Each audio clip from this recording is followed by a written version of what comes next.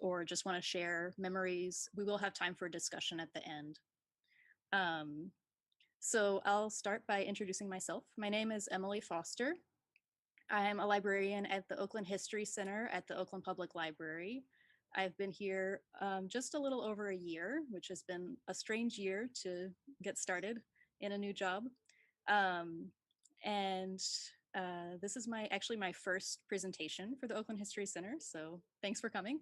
Um, and yeah, I've been doing all sorts of things here. One of my big projects has been working on the COVID-19 Community Archive, which is um, going to collect memories from people of this time and share them with future generations who are researching what it was like to live in Oakland and the East Bay through the COVID-19 crisis.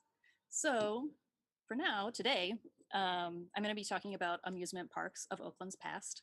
So it's a little more lighthearted topic. And we're going to be mostly focusing on Idora Park, but we're also going to talk about things that were around Oakland, not in Oakland proper. So some things in Emeryville, Alameda, San Francisco. And I'm going to start sharing my screen in just a second. So let's see.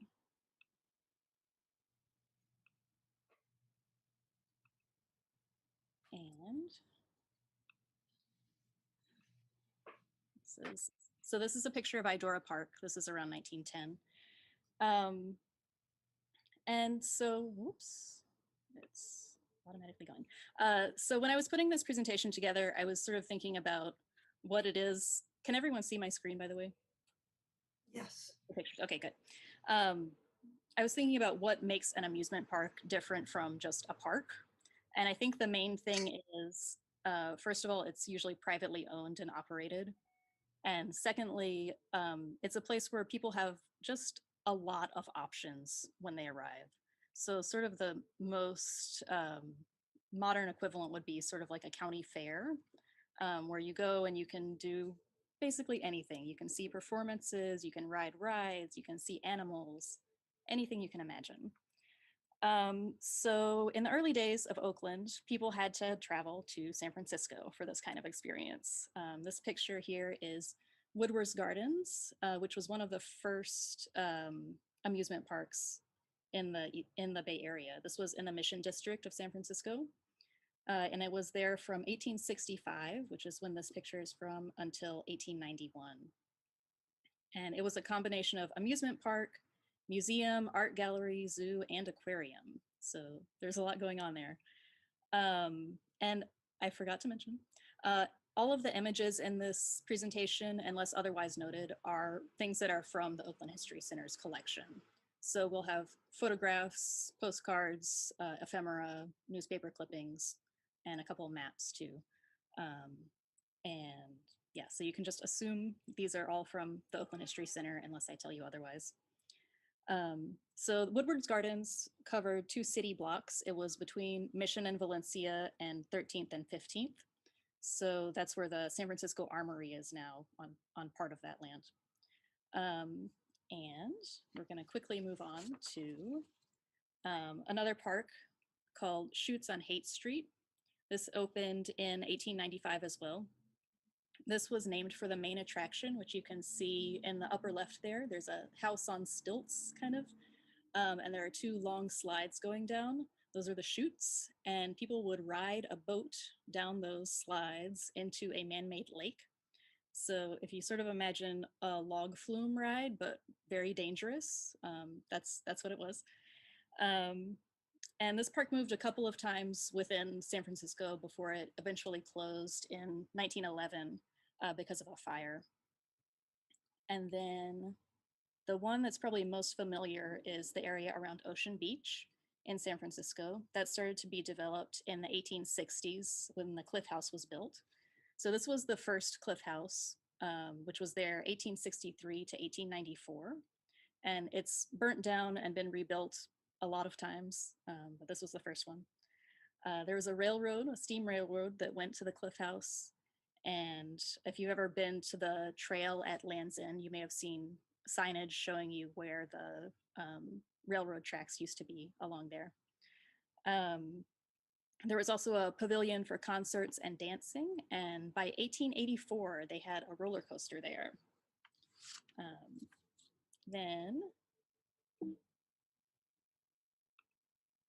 Sutro Baths opened just north of the Cliff House in 1896. It was a huge swimming pool complex. There were 7 pools, mostly salt water. And they also had a museum. A lot of items from their museum came from Woodward's Gardens, which had already closed at that point. This was there for a long time. The building was sold in 1964, and the plan was to raise it for a high-rise apartment building, but it actually burned down 2 years later, and the plans were abandoned. So if you go to Ocean Beach, you can still see the ruins of Sutro Baths there. Emily, we have a question. Do you know how they filled the pools? They filled it with water from the ocean.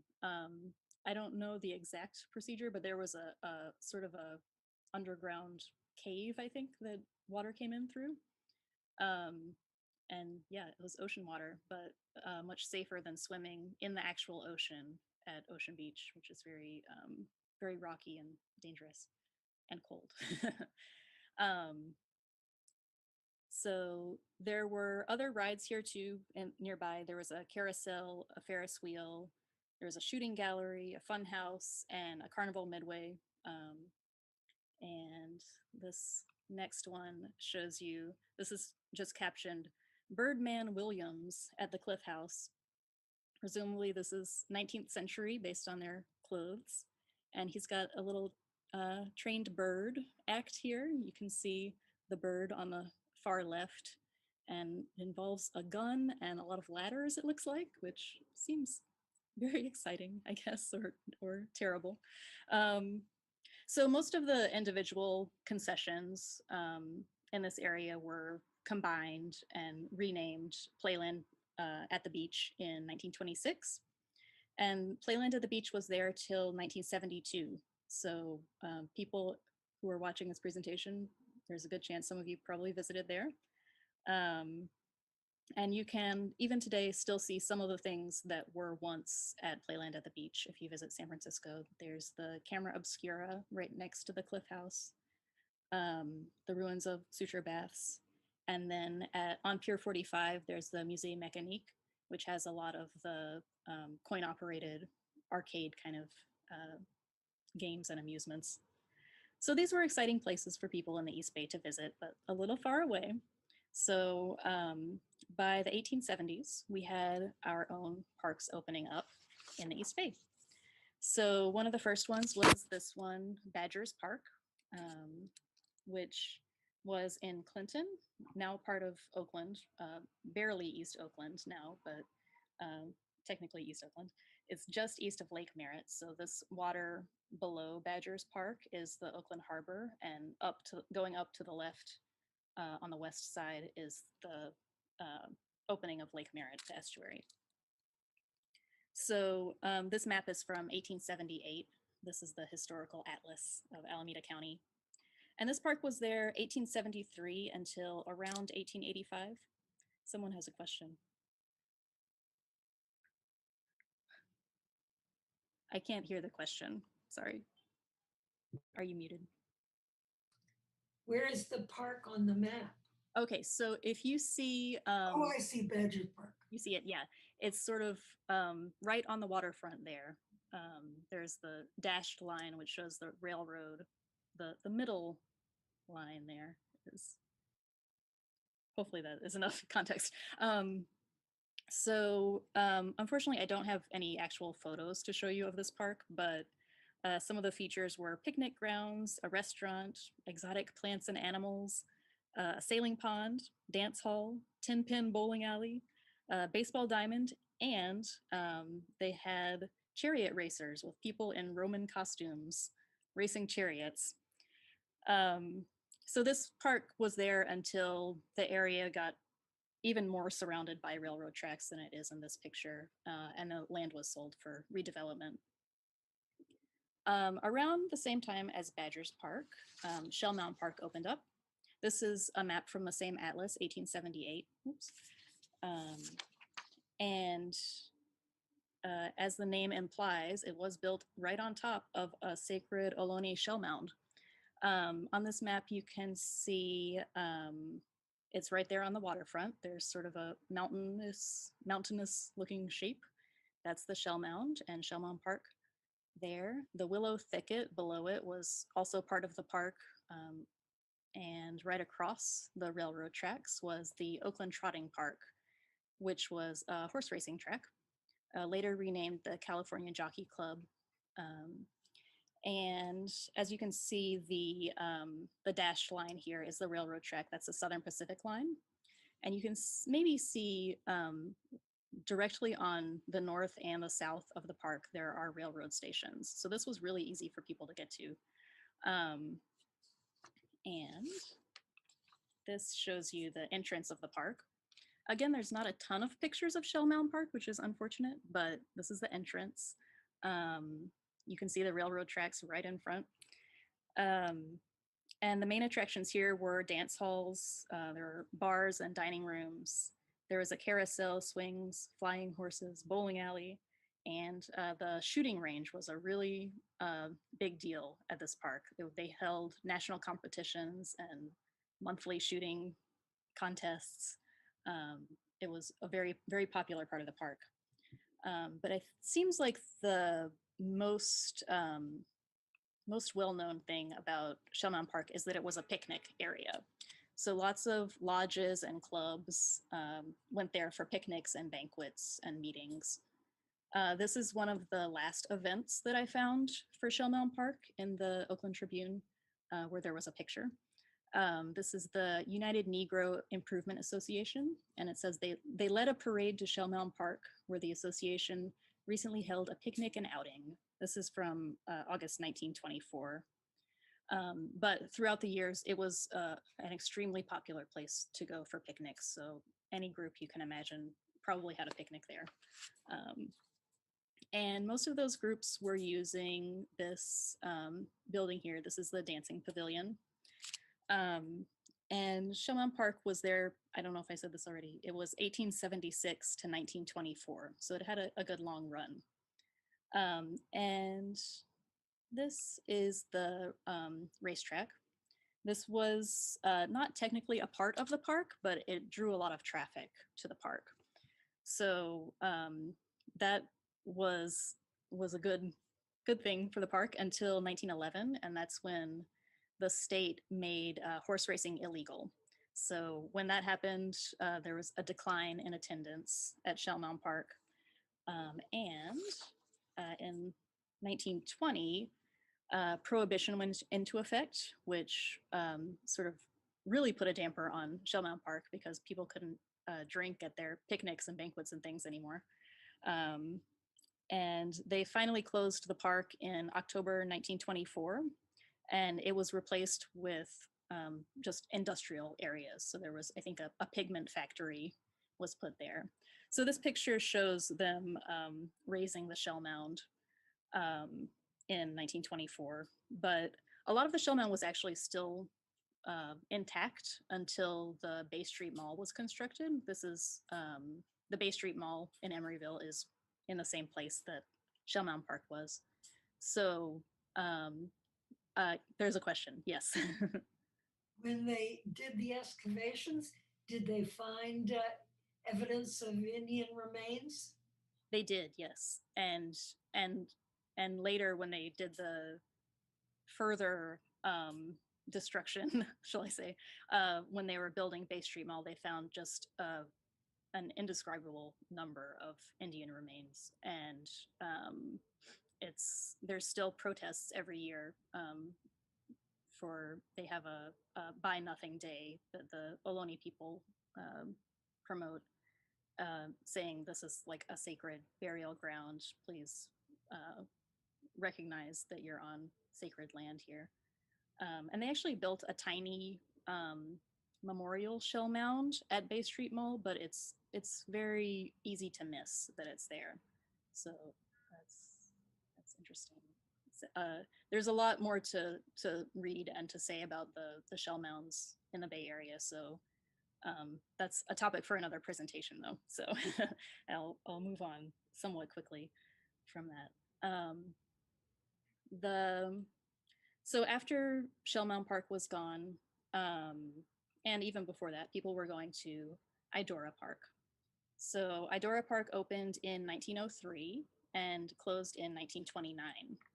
So it was right here. This is 58th Street on the north, 56 on the south, Telegraph on the east, and Shattuck on the west. So I just like that this is colorful, I guess. It's not a great map, but so before we start talking about Idora Park as a park, I want to show you this map. This is the Realty Syndicate's Real Estate and Electric Railways. So this map is actually one of the only things that's not from our collection. This is from the California Historical Society's online collection. We have a really similar one here, but I wasn't able to get a good picture of it, and it has not been digitized. So I just want to show this to show you how big of a reach this one company had over the East Bay, or over Oakland. So all the areas in red here are under their control, either land they owned or railroads that they were operating. So their Realty Syndicate is really famous for operating the key system, which had electric railways and streetcars all over the city. But they were chiefly a real estate development group. So the reason for operating the key system and the streetcars was not like serving the public good. It was they wanted to make their real estate valuable so that they could sell it. So that's a spoiler for what eventually happened to Idora Park. So this is a streetcar. On the left, you can see the entrance for Idora Park. Idora Park was built on land that was owned by the Realty Syndicate, and it was at the end of a streetcar line that was also operated by the Realty Syndicate. So there's actually a name for this kind of park at the end of a streetcar line. It's called a trolley park. And the concept behind them was basically to generate revenue for the streetcars at non-commute times. So evenings and weekends when people weren't really riding. They wanted something to be out there so that they could encourage people to get on the train and pay their fare and go to the park. So before Idora Park, there was another park here called Ayala Park, and it was basically an undeveloped picnic ground. And in 1903, a company called Ingersoll Pleasure and Amusement Park Company leased this land, and they opened Idora Park. So this is the entrance building. This is where you would pay your 10-cent entry fee or present your tickets that you'd purchased at one of the ticket vendors in town. And when it was built, Idora Park was advertised as a really great way for people to save money because they wouldn't need to travel to San Francisco to spend their entertainment dollars or nickels or whatever. And reportedly, it was very similar to the Chutes amusement park in San Francisco when it first opened. So here's a couple of the tickets. The admission was 10 cents. And then once you were inside, some of the attractions would be included in that admission fee and other things you would have to pay extra for. And you can see there's a Wrigley Day here offering free gum and free admission. That was something that companies did from time to time, was sponsor a day at the park where they would give people free tickets for publicity. So the grounds of the park themselves were really lovely. There's lots of big trees and like fountains and flowers. This is a little concession stand under a willow tree. Here there's some more trees, and the caption is "Winter Scene in Idora Park." So they're gloating about our lovely Oakland weather here. So there's a lot of space here for those like kind of classic park functions, both outdoors and indoors, where they hosted a lot of banquets and picnics and meetings, just like Shell Mountain Park had. This one is a picture from 1907, and it's captioned "Ready for the Merchants Exchange Banquet." So, um, but there's also just so much stuff packed into this park. This map is from May 1910, and this is from the Tribune. They're advertising Tribune Day, which was an annual free admission event sponsored by the Oakland Tribune. And I'm not going to do a really close look at this map, but I'm going to show you most of the things that are pictured on here in closer views. So this is some advertisements. These are both from the first year of the park, 1903. On the left, this is the attractions they were showing for opening day. So they've got Scenic Railway, a great coal mine, which I think is like a miniature version of a coal mine, I'm guessing. I didn't really see a real description of it, although I saw many articles saying it's very interesting. Laughing Gallery, refreshments, gardens and lawns, high-class vaudeville theater, toboggan slide, miniature railway, and then how to get there. And then a few months later, this other one is from July of 1903, and they've got a lot of new things already. That's why I wanted to put both of these to show you just like how often they were changing things up. So they've got things like new technology on display. The baby incubators had just been invented. They've got animals, seals and sea lions, balloon ascensions, which we'll talk about more in a minute. Throughout the years, they also had just a huge number of events and spectacles, things like auto shows, pet contests. There were high diving exhibitions of both people and horses doing high diving. And basically just anything you can imagine was there. But the aeronautics was really very exciting when the park opened. So the Wright brothers did their first flight in 1903, and Idora Park was hosting kind of regular exhibitions of different types of flying machines in the early years. So this is one of the most notable ones. This was Captain Baldwin, Thomas Baldwin. He flew this ship, the California Arrow, as far north as 65th Street, and he circled over the park before making a landing.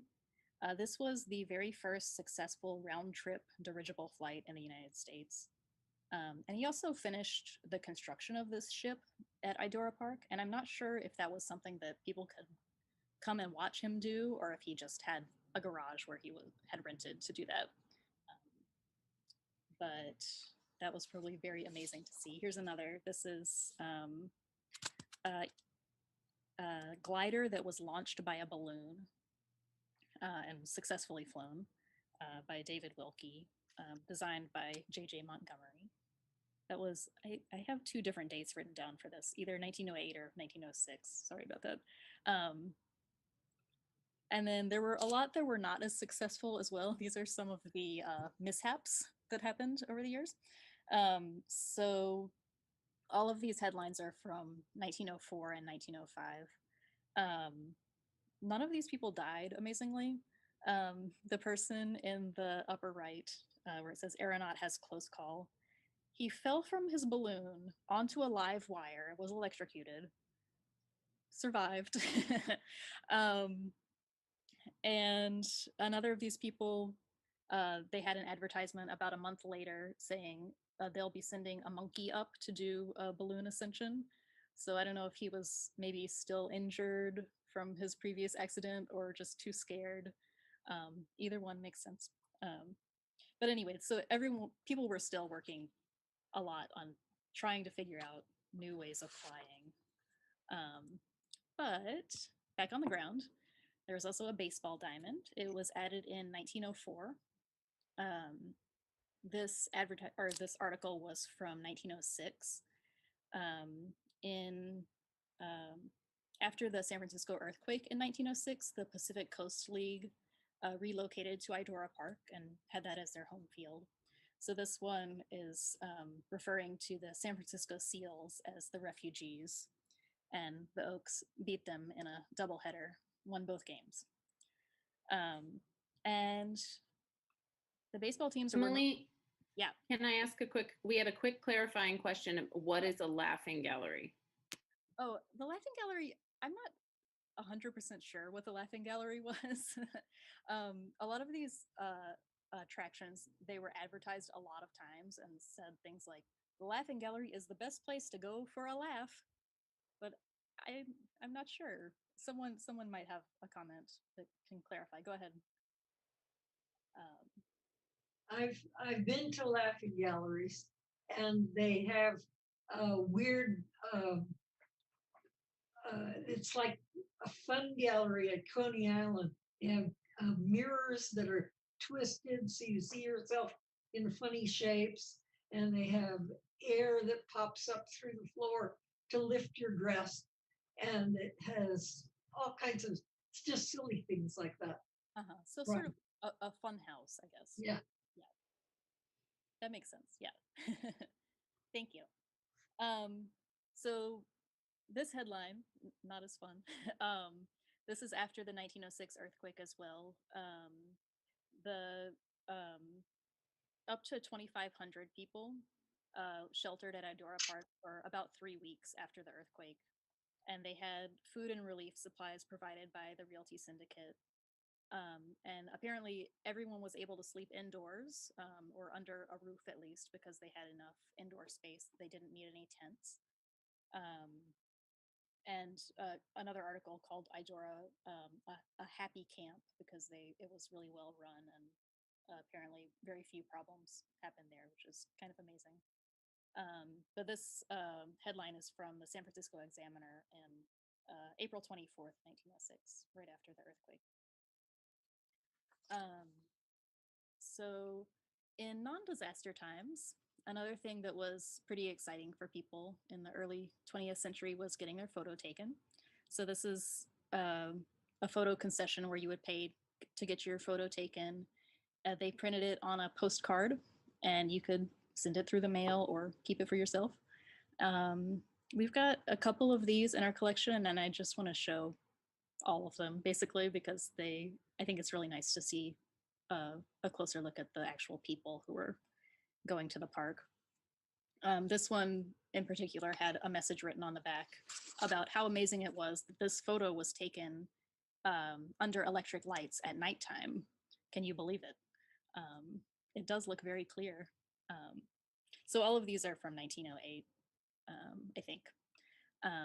This one's both cute and sad. She's sitting there all alone, but maybe this was their only chance to get a picture of their kid. And the next one has a celebrity here. Does anyone recognize who's in this picture? Okay, we've got on the far right, Jack London. And at the driver's seat, his wife, his second wife, Charmian. Jack London was a pretty frequent visitor at Idora Park. He would take his kids there, and one of his daughters, Becky, wrote sort of a short memoir about her memories of going to the park with her dad. And apparently he was a war correspondent, so he would come home infrequently, but when he did, he would take her and her sister to the park and have a great day. And then at the end of the day, she was very sad to see him go again. But speaking of Jack London, he also wrote about two of the other parks, both Shellmound Park he wrote about in Martin Eden, and he wrote about Badgers Park in Valley of the Moon, but he called it Weasel Park instead of Badgers Park. So that's our last picture of people sitting in cars. And next up we have animals. So the Oakland Zoo was started in 1922. And before that, we had this very sad looking bear pit in Idora Park. The bears look super cramped in there. And I think people were definitely throwing food into them and trying to poke them. Not ideal by today's standards, I would say.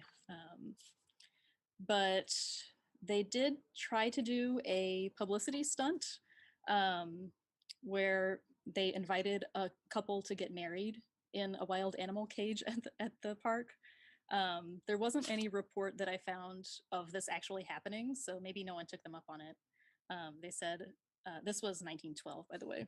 They said they got one response from a woman who was game, but she didn't have anyone to marry, so she just needed to find that part and then she would do it. But I didn't see a follow-up, so maybe it didn't work out for her. But I like that this says, the company will guarantee perfect safety. How? I don't know. There's also an ostrich farm. This was put in 1913, and it's a little more spacious, at least, based on this photo. But ostrich feathers were a popular fashion accessory for a time there. So this would be a place to not only see ostriches, which is pretty exciting, but also maybe get a souvenir to add to your hat. And there's also, at some point, there was a monkey house in later years. We don't have a picture of that, unfortunately. And there were also a lot of live performances happening at the park. This is a little outdoor bandstand. And this is the amphitheater, another view of the amphitheater. So this one is, the postcard says bandstand on it. This is obviously the amphitheater. I'm not sure if this was like, this giant thing replaced that little wooden bandstand, or if they were parallel, two separate bandstands. It's hard to say. But this was a venue for touring musicians, as well as things like wrestling matches and other like open air spectacle kind of entertainments. This picture is Henry Ohlmeyer's band in 1910. There was a separate indoor theater as well. Here we have the theater building in the background, and the park is decorated with some lovely paper lanterns for some sort of special occasion. There's another view of the theater building. This was one of the first things that they built at the park. And initially it hosted a rotating bill of traveling vaudeville acts. The first act to play there was the Republic Minstrels. They did two shows a day when the park first opened. And here's a really typical vaudeville bill. This is from 1903 as well, from the summer. They've got the Tramp, who's probably a clown, balancing act, Spanish dancer, contortionists, illustrated songs, and moving pictures in 1903, which were very, very new and exciting. And amateur night on Fridays. And for the 4th of July, of course, they had fireworks. This is the theater or auditorium again, and this maybe looks like some of our homes during the pandemic, totally decked out in plants. And this is just to show you an idea of what was happening in those two venues. These would have been in both the amphitheater and the theater. So they've got 4 different bands that each have a month-long run. And then they've got the Idora comic opera season, and then followed by the grand opera season. This was all 1911. So after the 1906 earthquake, Idora Park got a resident theater company. The Tivoli Theater Company from San Francisco relocated to Idora Park, named themselves the Idora Park Comic Opera Company. And this is one of the things that people really remembered and loved about Idora Park. A lot of the reminiscences I've read from people are all about like seeing this group perform, and their leader was named Ferris Hartman. Whoops, I went too fast. So they mostly did comic operas and light operas, as their name implies. So if you think of like Gilbert and Sullivan or Victor Herbert, that's the kind of stuff they were doing mostly. This one is a postcard showing a comic scene from The Tenderfoot, which was a 1908 musical. And a member of the company who's probably most well known to us is Roscoe Fatty Arbuckle. He was a famous comedian in silent movies. This is a screen cap from a movie that he made at Idora Park. That's his co-star Mabel Normand on the left. This was from 1915. It's a one reel Keystone comedy. You can watch it on YouTube. I wouldn't totally recommend it. It's not great, but it does show moving images of Idora Park. So they're riding the carousel, they're feeding the bears, and they go down the mountain slide, which we'll see a little bit later. So that's pretty cool that they filmed this at Idora Park. And apparently it was his idea, his suggestion. The company, the Keystone Company was thinking like we should do a movie at an amusement park. And since he had worked with the comic opera company at Idora Park in 1912, he thought Idora Park would be the perfect place. Let's do it. And this was really good publicity for Idora Park. They had newspaper articles for weeks before this movie was filmed, saying, "Come see it being filmed. See how they do it. You might get a chance to be an extra in the movie." And then after it was filmed, they had more newspaper articles about like everything that happened and how the person making pies was so sad to see her pies used to be thrown in people's faces, and so she made worse pies the next day for them to throw. So yeah, it was a big publicity for the park, even though they don't actually name the park in the movie. So you can watch it and have no idea where it's happening, but at the time, it was good advertisement. So 1906, a huge skating rink was put in. It was advertised as the biggest skating rink in the world. It was also the biggest building on the West Coast that had a roof that was not supported by posts. So they have steel beams in the roof, which was somewhat new, I guess, at that time, to have one that big at least. Here it is again. So they had lots of windows to let in natural light, which you can see here.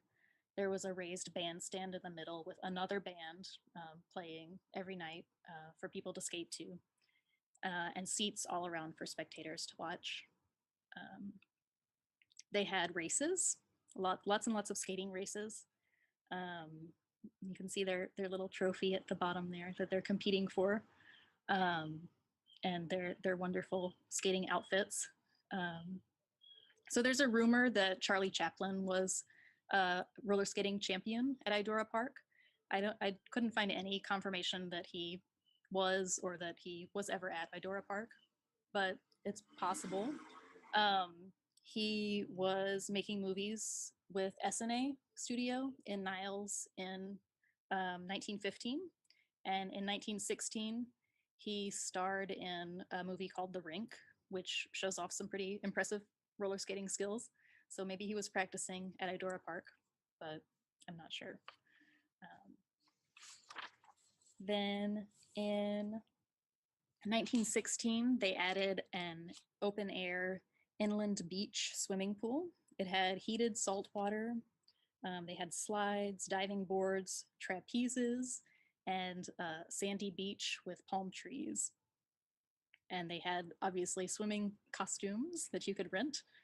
And they offered free swimming lessons in the summers that were sponsored by the Oakland Tribune.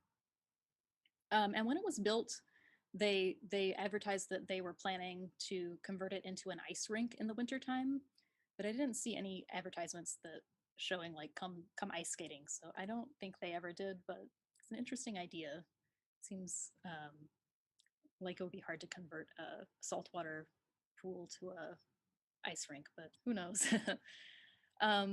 But it was used at least once for something other than swimming when this famous evangelist, Amy Semple McPherson, did a mass baptism. This was 1922, and depending on which of the two articles about this are correct, she baptized either 100 or 1,000 converts in the Idora Park pool.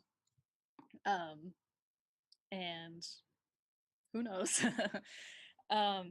So last but not least about Idora Park were the rides. So I don't know if this qualifies as a ride, but this is the Fagiol automobile train. I'm not sure how to say the name of this company because I looked it up several times how to pronounce it, and each place I looked had a different pronunciation. So I'm just guessing. But the Fagiol brothers were in the automobile business in Oakland, and they made cars, buses, trucks, and automobile trains. This is from 1915. They also had one like this. I'm not sure if it was the exact same one or a different one, but at the Panama Pan Pacific Exposition in San Francisco. So 5-cent fare, you could hop on, ride around. Or you could ride the Idora Park miniature railway system, also 5 cents. This is the Barrel of Fun. I'm not sure if this is maybe the Laughing Gallery or if this is like one of those rides that has like a spinning cylinder that you try to walk through. I didn't see any description of what this was, but it's an interesting shape at least to look at. Then here's in the foreground the social whirl. Again, I think that's a spinning thing where the floor spins around, but no description of it anywhere, so I'm not sure. And oops, here's another view of the barrel. There's a archery concession on the left here, a roller coaster in the background, and I believe this is the carousel in the middle with the sort of cone shape roof. Here's the tickler. This was new in 1908. And to me, this looks like they're just in half of a barrel with casters on the bottom and they're bunking into like very thin metal poles on their way down. But there was an article describing this when it was new, saying that the cars are made of steel and that, quote, it was necessary to make this course unusually durable owing to the tremendous strain to which it is subjected. So they were at least trying to make it safe, but doesn't look too good. These are the flying airships, sort of boats on chains that spin around in a circle. And they also had a circle swing, which was sort of just a circular plank of wood that spun around, which is a thing you can still ride if you visit a Renaissance fair, I think. And here's something I mentioned before, the mountain slide. This was literally a fake mountain that you slide down sitting on your butt on a burlap sack. And in the center here, there's the entrance for the auto race course. Here it is again. You can sort of see the tracks, so it looks like a little bit like a mini roller coaster. And I've got a couple. Yeah, this one shows what the course looked like. This is, did I already say this was new in 1908 as well? So a lot of these rides look a little bit tame by today's standards, a little bit. But I think it's important to remember that they basically had no safety precautions like we would have today. So accidents did happen. This one, the headline kind of gives you an idea how serious the injuries were. If the headline is amputation not necessary. So this kid was thrown from that ride we just saw, the auto race course, and both of his legs were broken. Horrible. His family later sued the park for $10,000, and this was 1912, so that was quite a serious injury. I didn't find a ton. I didn't search a lot for injury articles, but I didn't find a ton just when I was going through. So maybe it's safer than it seems, but not in every case. This one is a ride, which you can tell is going to be a big deal because the entrance is basically a castle. I think it's really interesting that they made a postcard that does not show what the ride is at all. You can sort of see the name of it. Um, this is the Thompson Scenic Railway, and here's a picture of what it actually was. This was at the park's opening in 1903, and this is um, a, a early roller coaster. Sort of looks pretty tame, and over the years, it sort of went down in popularity because it wasn't as thrilling as some of the newer things. But here's a view from on board, which I think is a really great photograph. Um, so this company who built this roller coaster advertised another one around the same time that went up to 25 miles per hour. So for people who had never maybe ridden in a car before, that might have been just amazing. But later they built other roller coasters. This is the Race Through the Clouds, which is a little bit faster, a little bit steeper. And it looks about the same, in my opinion. At first, I thought this was the same roller coaster that they renamed, but it's actually a different one that's a little bit more thrilling. Another one was added in 1922, the Big Dipper. We don't have a photo of it, but we do have this illustration, which makes it look pretty exciting. And there's a couple other ones throughout the years. There was another early one called the Figure Eight, which was kind of gentle, like the Scenic Railway. And then the very last one was introduced in 1927, was the Thunderbolt. And that one was, they said, probably rebuilt from the Big Dipper, but to make it totally different and exciting, they just did a new configuration. And so eventually, Idora Park closed. So this announcement on the left here was in the Tribune, December 10th, 1928. And the article underneath this quoted the management as saying, the property has become too valuable for amusement purposes. So basically what they had planned all along happened. They made the land valuable by getting people to go there and having streetcars to go there. And in 1928, the Depression was raging. So 10-cent admission was probably getting to be a little much for people. And a lot of the contracts for the concessions were expiring at that time too. So the time was right for the company to turn this into houses. Initially, they said their plan was to make this area into office space and apartment buildings, but they ended up doing single family homes, which are still there today. And this was, it claims to be the first area in the West to have underground utilities. There's some dispute to that claim, but it's definitely the first in Oakland. And so this is a map from 1929 showing the subdivision.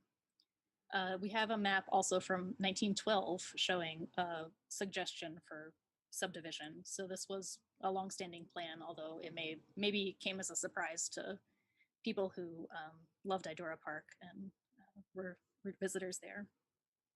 So after Idora Park, another option was Neptune Beach, which was in Alameda. This was open from 1917 to 1939, and it was in the area where Crab Cove is today. It had a swimming pool with fountains. It had rides like Ferris wheel, roller coasters, and you can see the circular swing ride thing in the foreground here. And there were really nice views of the bay from all the rides. Here's almost exactly the same view, but in a color postcard. Another thing that Neptune Beach had that Idora Park did not was parking. So since Idora was built as a trolley park, they didn't really they didn't really consider having a parking lot, but by the late 19 teens, that became really important for people to be able to take their car there. So there were also lots of special events that happened at Neptune Beach. I think the pool seems like it was one of the main draws, but they hosted things like the 14-mile around the island swimming race that happened every year. They had prize fights, beauty contests, and it was also surrounded by sort of vacation cottages, some of which are still there today. So it could be like a fun weekend getaway for people. And Neptune Beach sort of fell to the Depression. So throughout the 1930s, crowds were getting smaller and smaller, and eventually they went bankrupt in 1939. So they held on for a good long while, but when they closed, their rides and props were auctioned off, and their carousel actually went to Playland at the beach. So that was the end of an era for amusement parks in the East Bay. Neptune Beach was the last one that was really here, and today there's not really an equivalent of anything like this nearby. So yeah, that's also the end of my presentation. So I'll stop sharing my screen here, and if anyone has questions, you can ask questions, or if you have memory from visiting any of these parks, you can share. Someone in the beginning, earlier on in your presentation, asked, do we know, when you were talking about Shellmound Park, asked, do we know the tribe and why are we saying Indian? Yes, we do know. It was Ohlone people. So, sorry, I apologize if I said Indian. I think it's just an error. So yeah, the whole Bay Area, the whole area around the Bay Area had lots and lots of shell mounds. So the one where Shellmound Park was one of the biggest and one of the ones that was around for the longest time. So yeah.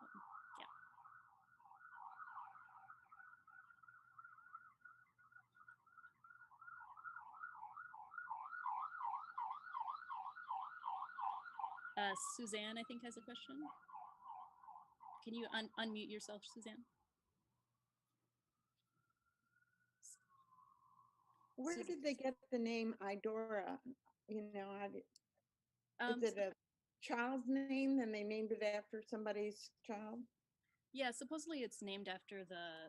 About using any of these plants. I went swimming in Flyshacker outdoor pool in San Francisco. That was up for a long, long time. That was a lovely place to swim.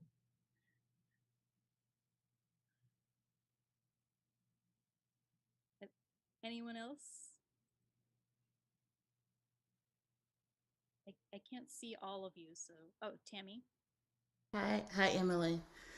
In your research, did you find anything around like the demographics of the people who use the parks? It looked like it was mainly at least middle class folk. You know, people have some level of means. And like, were there any parks that tended to be places where you know Black or Latino people congregated more than others? Did you find anything around that? Yeah, I'm not sure so much because a lot of the research that I am able to do is based on looking at the Oakland Tribune, which was a very conservative newspaper, and looking at postcards and other advertisements, which mostly feature white people and people who look like they're well dressed. But I don't know if that reflects the reality of what the park was like, or if that's just the image they were trying to present. So I'm not totally sure. I'm sorry. I don't. Yes, Martha. But you did have that picture of the uh, uh, Afro-American group that gathered at Idora. Yeah, that was at Shell Mountain Park. Shellman. Um, yeah, there was at least one African American group there, but I don't know For picnics and on stuff an like average day what it was like. I think Dorothy has her hand raised. Hi, Emily. Thanks for this presentation. I just wanted to say about the question, to address the question about the demographics. Yeah. Shell Mound Park was, as far as the evidence that we have available in the History Center, it was frequented mostly by white people, but it was open to other people as well.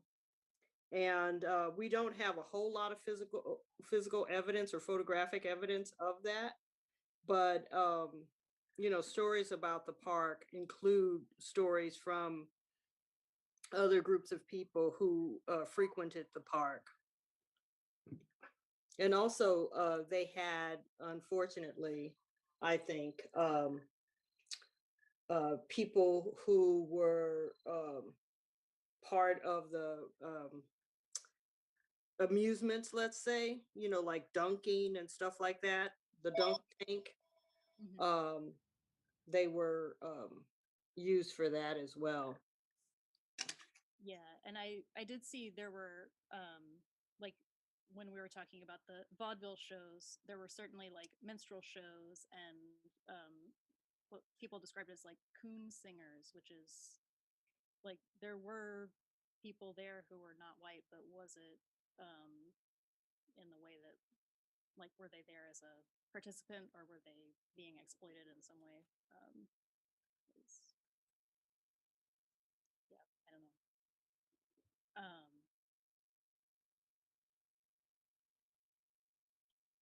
Yeah. Anyone else have questions or thoughts to share? Dorothy. Suzanne?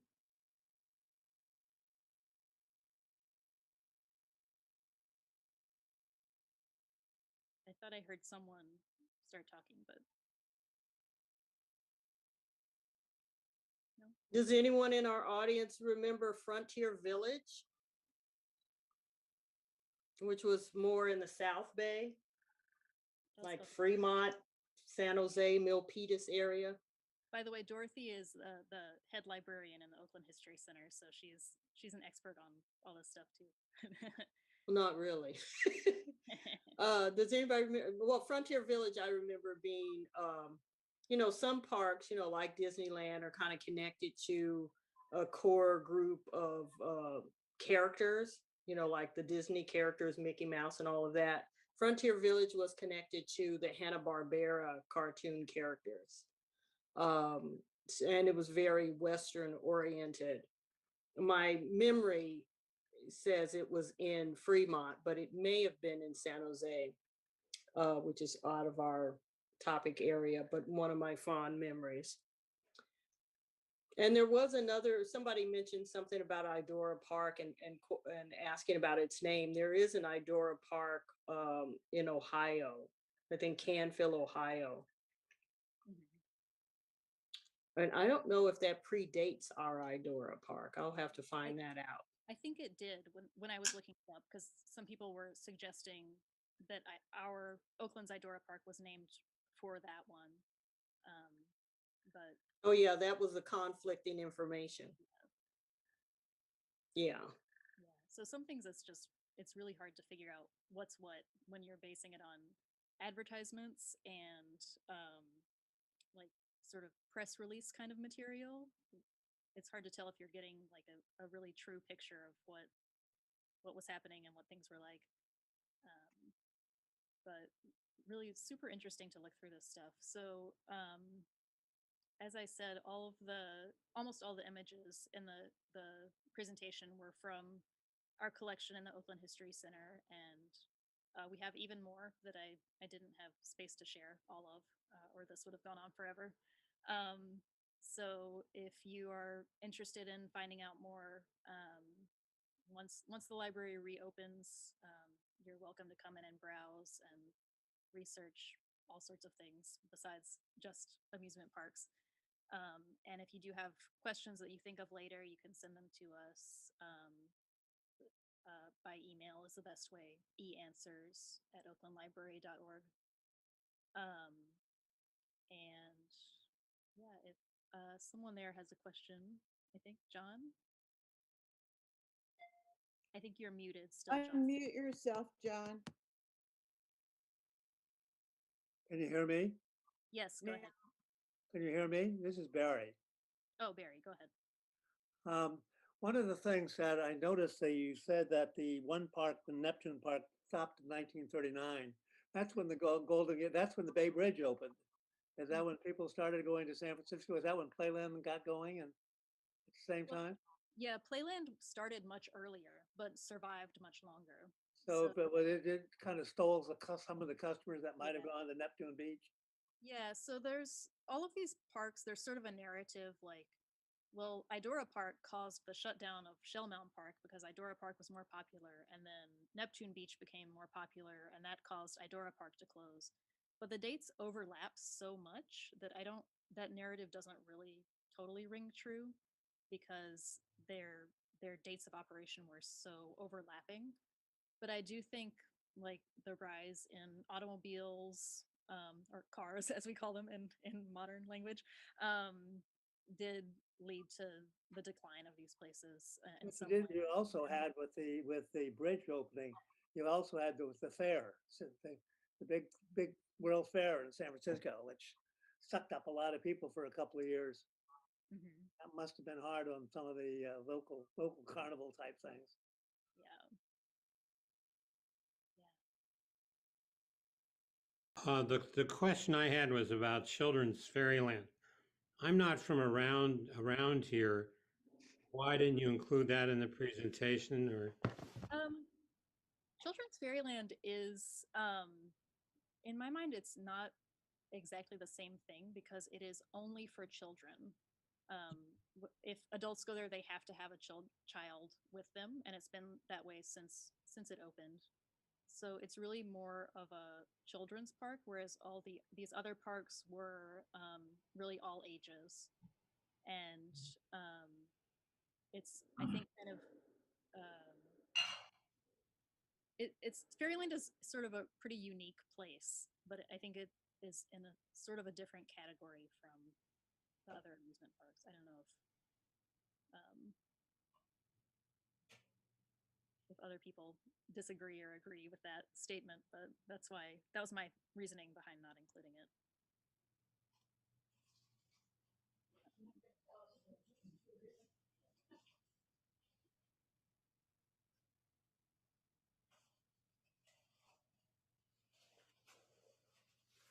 Emily, were there other quirky things that you didn't get to add that you would like to share about any of the parks or things that you wonder about? Yeah, that's a good question. A couple of things I think I sort of briefly mentioned there were high diving horses at Idora Park, but I didn't mention that there were advertising they were challenging amateur riders to come ride these diving horses off of a 40-foot platform into a pool. And they said no professional equestrians or acrobats are allowed, only amateurs. And I think that was maybe 1912, but it just really highlights like how different things are from today's world where no one would do that. You would be sued so quickly. But that was a really amazing one. And then I saw there was an advertisement for Eugene V. Debs speaking at Idora Park, one of the few like political speech kind of events that I saw there. But that was certainly a famous person who was there. I think another thing that really replaced all the carnivals is a Disneyland. Disneyland and the big commercial operations took over, and the little carnivals couldn't compete, and travel became so much easier to get to Disneyland. So a lot of the things that were at the playlands at the beach are now a couple of Disneyland on the east and Disneyland on the west. Yeah, and people sort of talk about amusement parks and theme parks as two separate things, and maybe I would put Fairyland more in the theme park category, because everything there is really about fairy tales, and like Disneyland, everything is about Disney characters and Disney properties. Whereas amusement parks were sort of more of a free for all kind of feel, where uh, if you had some archery equipment and you wanted to rent an archery concession for the year, you could do that. And I think that's sort of um, an interesting contrast. It's sort of the amusement parks are more of a carnival sideshow kind of vibe, instead of a really tightly controlled, character driven experience like a theme park is.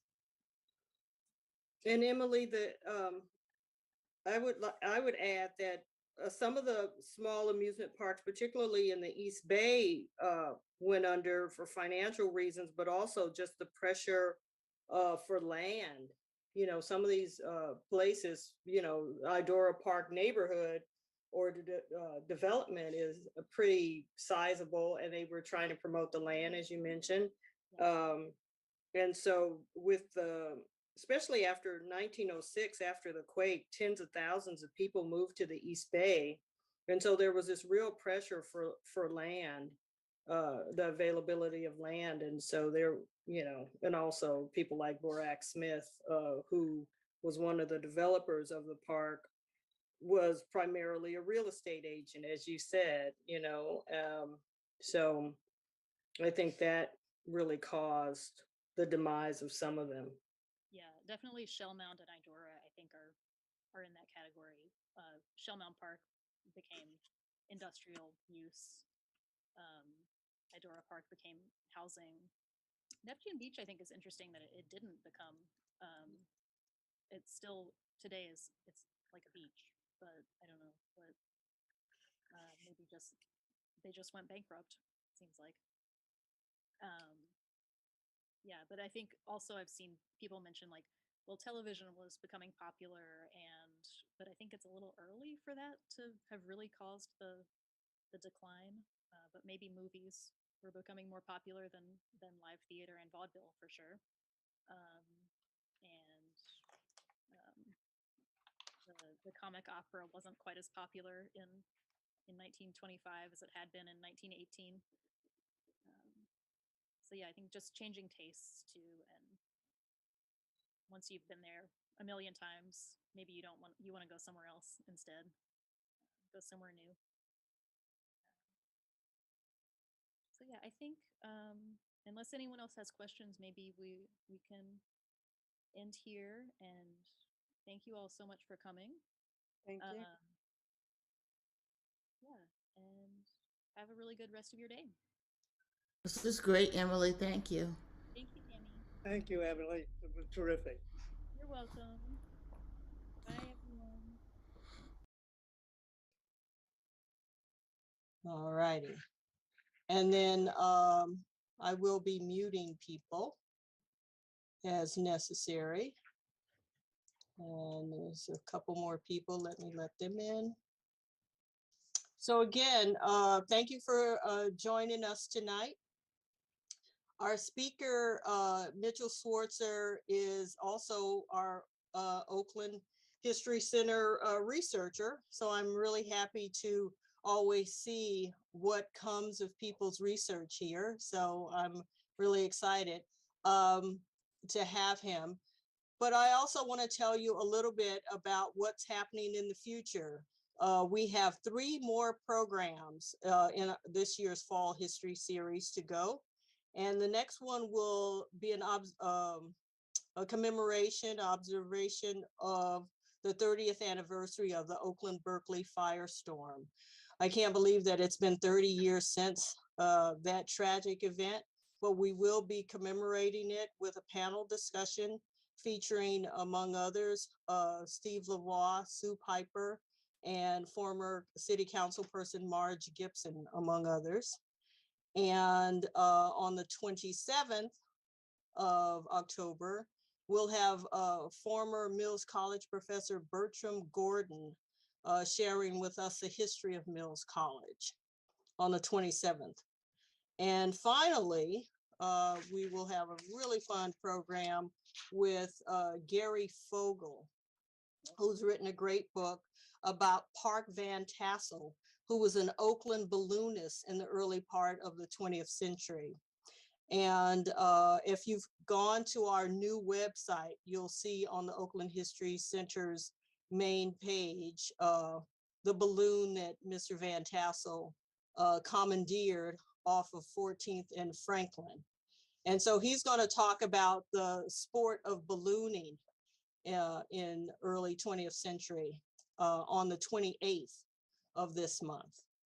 So with all that shared, I'm going to toss the program over to my colleague, Steve Lavoie.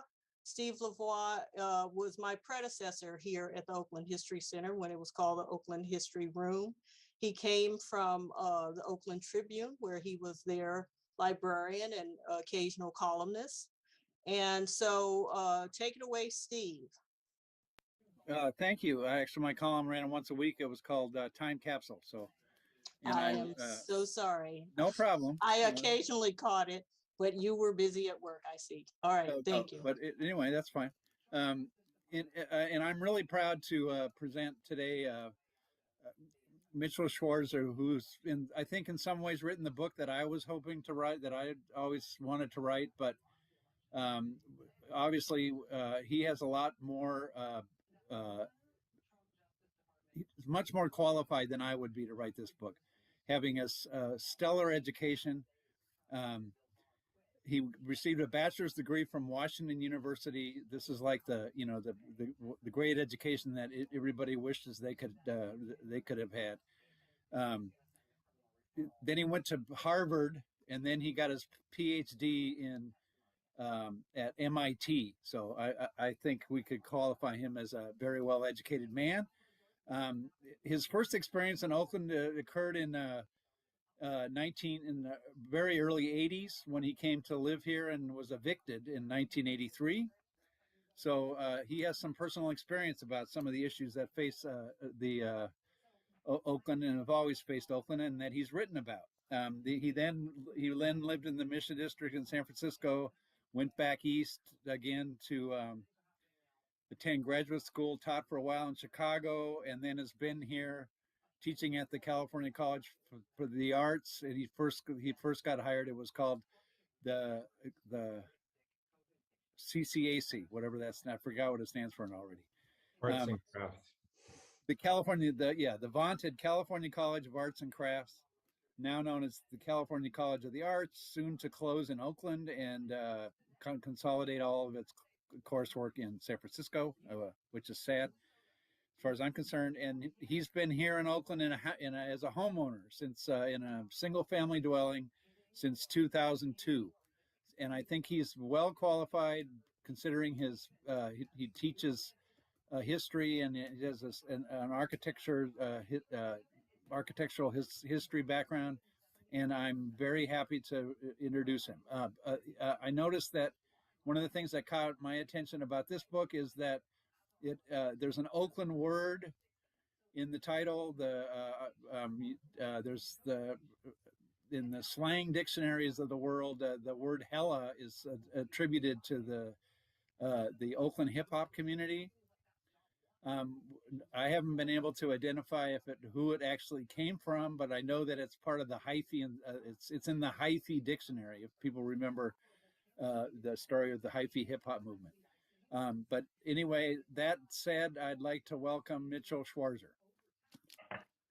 Thank you, Stephen. Thank you, Dorothy. Thanks to the library for inviting me. I'm gonna share my screen now because I want to give a brief presentation of the book. Can you all see that now? Okay. I'm going to begin with talking about a few personal where I'm coming from and a few biographical details, because the first question I've gotten at every event so far this fall has been, well, why did you write this book? What got you to want to do this? So I'm going to try to start to explain that. And then I'd like to give an overview of the book. I grew up in New York City, right on the edge, both in Queens and then later on Long Island, in the 1960s and 70s. And my father, was very fascinated with New York City at that time. It was like, the largest city in the country, one of the largest in the world.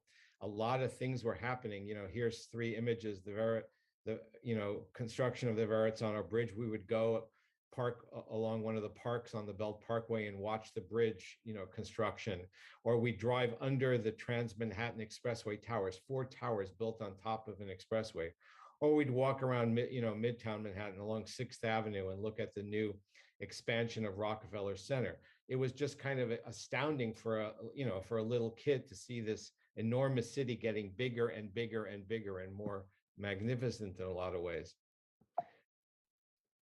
But at the same time, I also, in the 70s, I started to notice some differences. This is a photograph of the South Bronx in the mid-1970s, which, like a lot of parts of New York City, were being abandoned, falling apart, subject to arson, extreme poverty.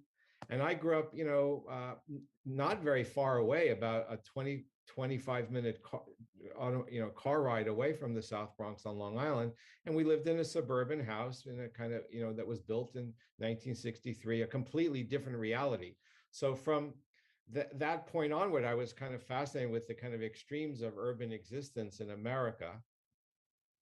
And it continued later. I went to college, as Stephen said, at Washington University in St. Louis, and one of the first classes I took was a class on urban history in the fall of 1975, and we saw some of the last buildings of the Pruitt-Igoe homes being demolished. We were there for we did a whole walking tour of the abandoned homes, and then went for the final demolitions. And St. Louis was a magnificent city that was really declining dramatically in the 70s and ever since then, actually, for that point. And then I went to graduate school at Harvard to get a master's in city planning right after Washington University. And there was kind of a much more vibrant city. This is a photograph of Harvard Square. I later got my doctorate at MIT, a couple miles down the road from Harvard Square. So I experienced, again, the kind of ups and downs of cities, Cambridge, Massachusetts, which became a high-tech biotech university center, and then, North St. Louis, which was largely being vacated during those exact same decades. I got to San Francisco and Oakland in 81, and quickly went, after about a year and a half, went to work for the San Francisco Department of City Planning. And then afterward, decided to go back to Boston, to MIT, where I got the doctorate. And then my first job was in Chicago at the University of Illinois. And this is a view of the Circle campus at Chicago. And then finally, I've been a professor at CCAC and CCA, both in Oakland and San Francisco, for the last 26 years. And this is a photograph on the left of myself and my wife in 1981 at Lake Merritt. And this is what I look like today on the right. This is a photograph of me and a set of students touring downtown Oakland about 3 weeks ago. And this is a photograph of the cover of the book, Hellatown, which was published, I think it came out officially on the 28th of September, so not that long ago. University of California Press. And here is, just for your information, just a table of contents, which really deals, as you can see from the titles, and these are the chapter titles in the table of contents, really deals very much with typologies, right, of both infrastructural typologies and building typologies, streetcars, industry, the rise and domination of automobiles, parklands, major league venues like civic buildings, then freeways and the BART system, deindustrialization and the rise of the port and airport, housing, both in the flatlands and in the upper hills, attempts to revitalize downtown in the 1960s and 70s, and the large kind of, one could say, kind of failure on a lot of counts on that end. And then finally, shopping centers and storefront streets, which deals with the attempts to suburbanize Oakland. And then later, from the 1980s onward, the amazing influx of immigrants from Latin America and Eastern Asia, who've revitalized a lot of the storefront streets around the city, as well as more people known nowadays as gentrifiers, who revitalized a lot of other storefront streets. So what I'm going to do now is basically go through, I'm just going to kind of, it's a big book, it's over 400 pages. I can't cover any, in any great detail for the talk, but I can give you a flavor of what's in the book as an encouragement for you to, get the book yourself and read it at your leisure. I'm going to give you a few, I'm going to divide this talk into time periods. This is the first time period from 1900. The book basically starts around 1900. So I don't really cover the 19th century all that much, although I do talk about it, because you have to at various moments. But so, and I want to just alert you, look at those numbers right away. 1900, Oakland had about 67,000 people. It was not even a mid-sized city. It was a small city, relatively small city. By 1930, the population quadruples, a little over, and that's really due to a couple of things. One, the great influx after 1906, the San Francisco earthquake, brought a lot of people and business over to Oakland. And then in the teens, the World War I brought really kind of catalyzed the industrial development of Oakland in a lot of ways. A lot of industries moved to Oakland at that time. And transportation, I'm going to start off each of these subsections with transportation. This is a map of the Southern Pacific electric lines. So these are the electrified lines. A lot of them could be called interurbans. They're linked streetcars, effectively, a little bit longer, a little bit faster, but different than railroads, and they're powered by electricity. And they led from various parts of Oakland, Berkeley, and Alameda to the Southern Pacific and also the Western Pacific, the Alameda moles, these jetties that were built out into the bay to shorten the distance that the ferries would have to travel. The further you could get the trains into the bay, the shorter the ferry ride would be. The trains travel faster than ferries, and so. But this was really, along with the quay system, which was even more extensive, and here's a view of the quay pier, right? And so here you can see that long trestle out onto the bay where the trains would come, the interurban trains would come, and passengers would transfer from the trades onto ferries to continue their journey to San Francisco. This was really, as I talk about in first chapter of the book, really like in a lot of cities, completely expanded the scope of Oakland, right? Oakland was a walking city up until this point. Pretty much everything, most things were downtown or in West Oakland or a little bit on the east side of the lake. It was the kind of place you could walk comfortably. And what streetcars did is they allowed people to come from much greater distances.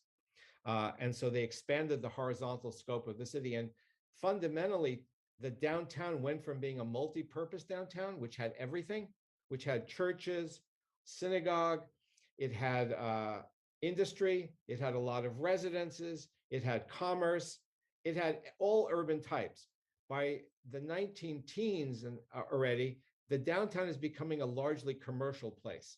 The churches and residences move out northward and eastward, and the industry moves out because all of both residents and industry are coveting larger land. They want more space for land. And so you have this kind of horizontal development out from downtown of a lot of building uses, building functions. And downtown starts to develop new types of functions. Tall buildings like the Tribune Tower, built in the 1920s, large movie theaters like the Esquire,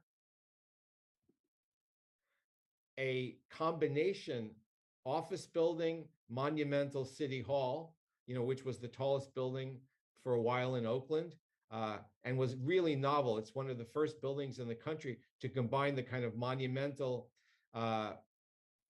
treatment that was given for a civic building like a city hall, with its cupola, with its various cornice lines, and attached columns with the shaft of really what could have been, if it was separate all by itself, of a common office building at the time. Department stores. This is a view of the new cons. The removal sale refers to the fact that the department store, like a lot of the department stores in Oakland, moved over time northward from this one, in this case, from 12th and Washington to Broadway, right across from where City Hall is. And there's the marvelous interior dome. And industry. Industry is moving out. So here's a map of Oakland. There's Lake Merritt. This is the downtown. Here's Alameda. And this is basically just that you can't see the details, but it gives you a sense.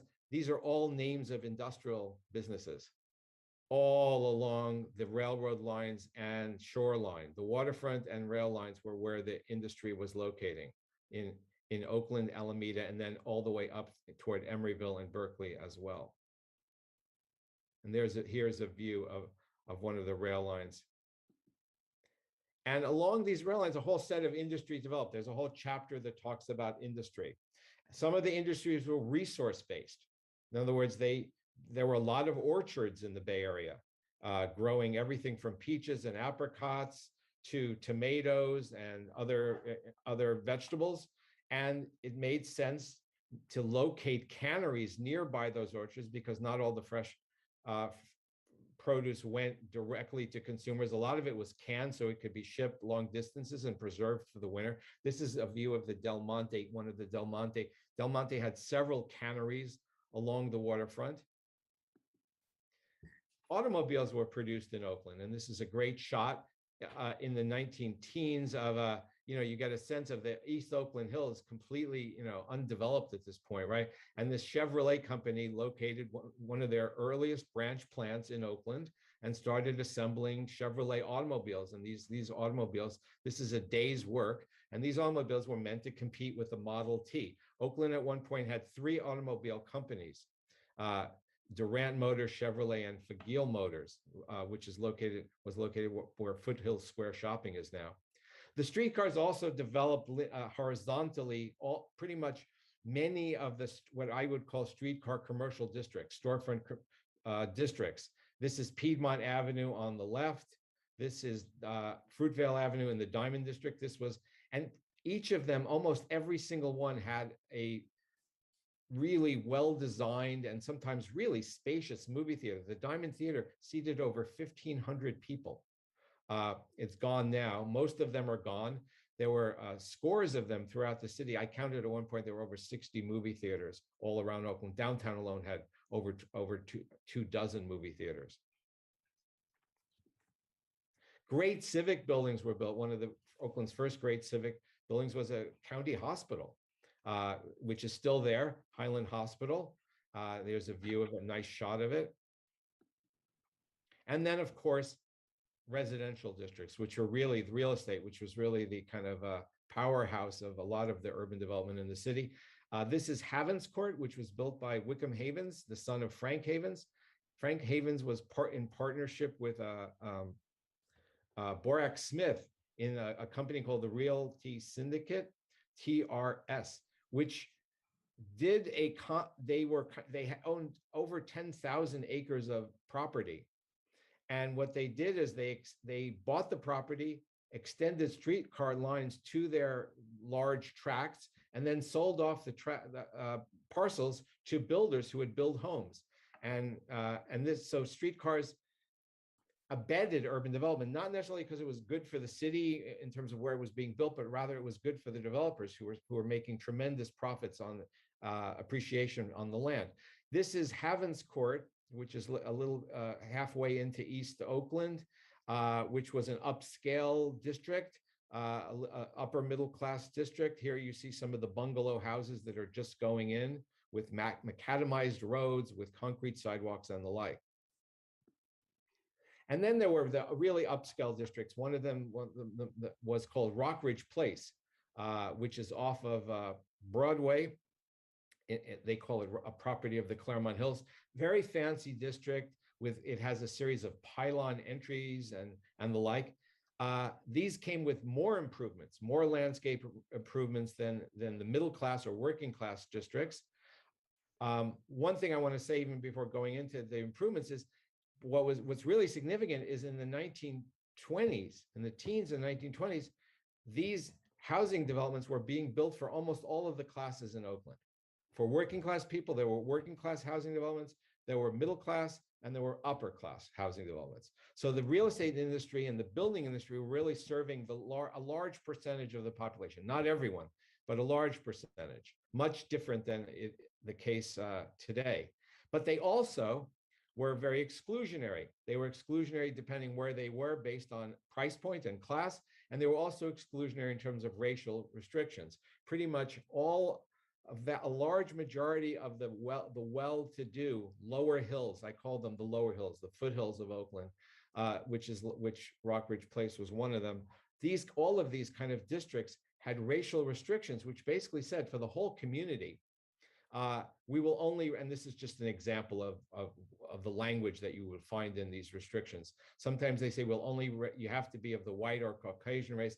Other times they specify, no Mexicans or no blacks or no Asians. Each one has its own particular language. But what it meant is that streetcar Oakland really was, the streetcars as a form of technology really were abetting stratification racially and class. They allowed people to move further away, the wealthy to move further away from others, and from whites to move further away from people of color. So the technology, you think of technology typically as aiding individual freedoms, but it was not doing so for all people. It was doing so for people who were white, and certainly people who were white and affluent. 1930 to 1950 are the years of the Great Depression and Second World War and the immediate aftermath of the war. And you see the city, this is the population in 1940, 300,000, a little over 300,000. It's a largely white city at this point, 95%. And the Black population is rather small, 2.8%, and others, including Asian and Latinos, are about 6.6%. So that goes above, I know, 100, but those were those stats, and I just copied them literally. But it's roughly that, those numbers. So we're talking about a roughly white city in 1940. This is going to change dramatically after 1940, and I'll show you the numbers as we go on. But the 30s and 40s really were a time when government starts to take a bigger role in developing Oakland. Up until this point, it's really through the 20s, it's really, aside from City Hall and the Memorial Auditorium, there were, and a few other mostly civic gestures, most improvements in Oakland, the streetcar system, for instance, it's all private. And now you start getting governmental intervention. Here's a view of the Caldecott Tunnel that will connect now Oakland with central Contra Costa County. Notably, it does not provide, it or the Posey Tube, which connected Oakland a little bit earlier with Alameda, neither of them provided space for streetcars. So really, we start to see these new improvements, including the Bay Bridge, all of which, two of the three, the Bay Bridge had provision for streetcars for interurbans actually, on the lower deck. There were two interurban lines going on the lower deck, which replaced the Key System Pier. But basically, the city is becoming more vehicular all through the 30s and all through the 40s. The last streetcars in Oakland shut down in 1948, and the interurbans run about till 1958. And after 1958, there was no mass rail transit until the opening of the BART system for about 14 years. This is a really interesting structure, though. Here you have a view of Emeryville before it becomes a shopping utopia, when it was pretty much all industry, steel plants, paint factories, and the like. And this is the Bay Bridge distribution structure, which is kind of a forgotten innovation in the Bay Area. It was really our first freeway. It was a tiny freeway, but it continues off of the Bay Bridge, and there are no trains and automotive lanes are separated on different levels vertically. So drivers can move unimpeded. There are no stop signs, there are no signals until you get to MacArthur Boulevard out here or north into Berkeley over here. it's a kind of proto freeway, and it really sets the stage. Remember, the bridge opens in 1936. It really sets the stage for the development of freeways afterward. During the war, shipbuilding became a big industry, like it had been during the First World War. Second World War, it continues.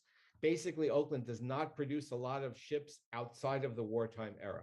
The numbers are far greater in that period of the First World War and then the period of the Second World War. This is an aerial view of the Moore shipyard and two of the moles, the one in the Western Pacific and the Alameda. And other public improvements happen. Oakland tries to build parks from the teens all the way into the 1930s, does not do a very good job of it. I tell the story of that in the book. Oakland never really builds a Central Park or a Golden Gate Park, a big accessible park that people can walk to from all over the city or get to very easily by public transit. The big park that gets built in Oakland is eventually called Joaquin Miller Park, but it's located up in the hills. It's a little harder to get to. But alongside that planning failure is a tremendous planning success, and that is the development of the East Bay Regional Park District, which starts in the very late 1920s and proceeds through the 30s and afterwards. And three of the original four parks were in Oakland: the Round Top, Lake Temescal, Redwood, and then Grass Valley. So actually 4 out of the 5, and there's Tilden and Berkeley also. This was the alignment as of the 1930s. So on the one hand, Oakland doesn't build a great central park, which is really an enduring loss. On the other hand, we end up with a regional park district, which now has over 125,000 acres. It's the largest regional park district in the United States. And it's really a product of Oakland and Berkeley. So it's a tremendous planning success. So with all the failures, there come successes. You also start getting in this period, 1930s, development further and further up into the hills. As the lower hills are getting developed, Oak Knoll, which is near the intersection of what today the Warren and the MacArthur freeways, is developed at this point as a suburban district. And when we talk about suburbs, we really have to talk about Oakland as being a city of constantly developing suburbs, both outside of the city, but inside of the city, right? So, Orinda and San Leandro are suburbs outside of Oakland, but the Oakland Hills are really suburbs inside of Oakland. And it all depends on what decade you're talking about to get a sense of how suburban they feel, right? 1920s suburbs are different from late 1930s and 40s suburbs, which are very different from 60s suburbs and 80s suburbs. While you're having suburbanization in the hills, there's a tremendous housing shortage in Oakland because there wasn't a lot of housing construction in the 30s. The 20s were astounding, a number of homes were built. 30s, it levels off dramatically because of the Great Depression. And then when the war starts and there's an influx of workers to Oakland, in anticipation, Oakland has a vacancy rate of well under 1%. And so for the first time in the 1930s, the United States government recognizes this is a national problem and that they have to make some provision to build low rent housing.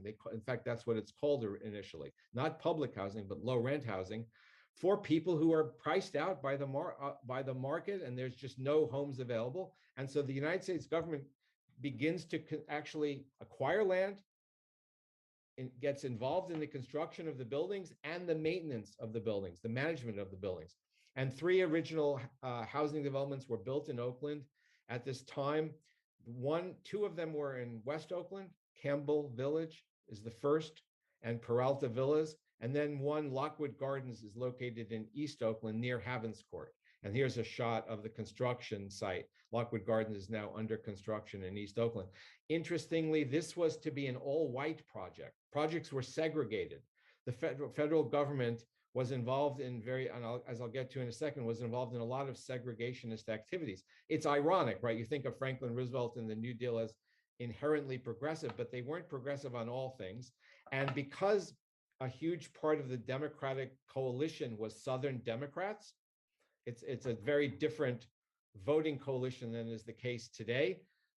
Roosevelt made concessions to the Southern Democrats, and one of them was allowing segregated housing projects. The West Oakland ones were mixed race. This one was all white.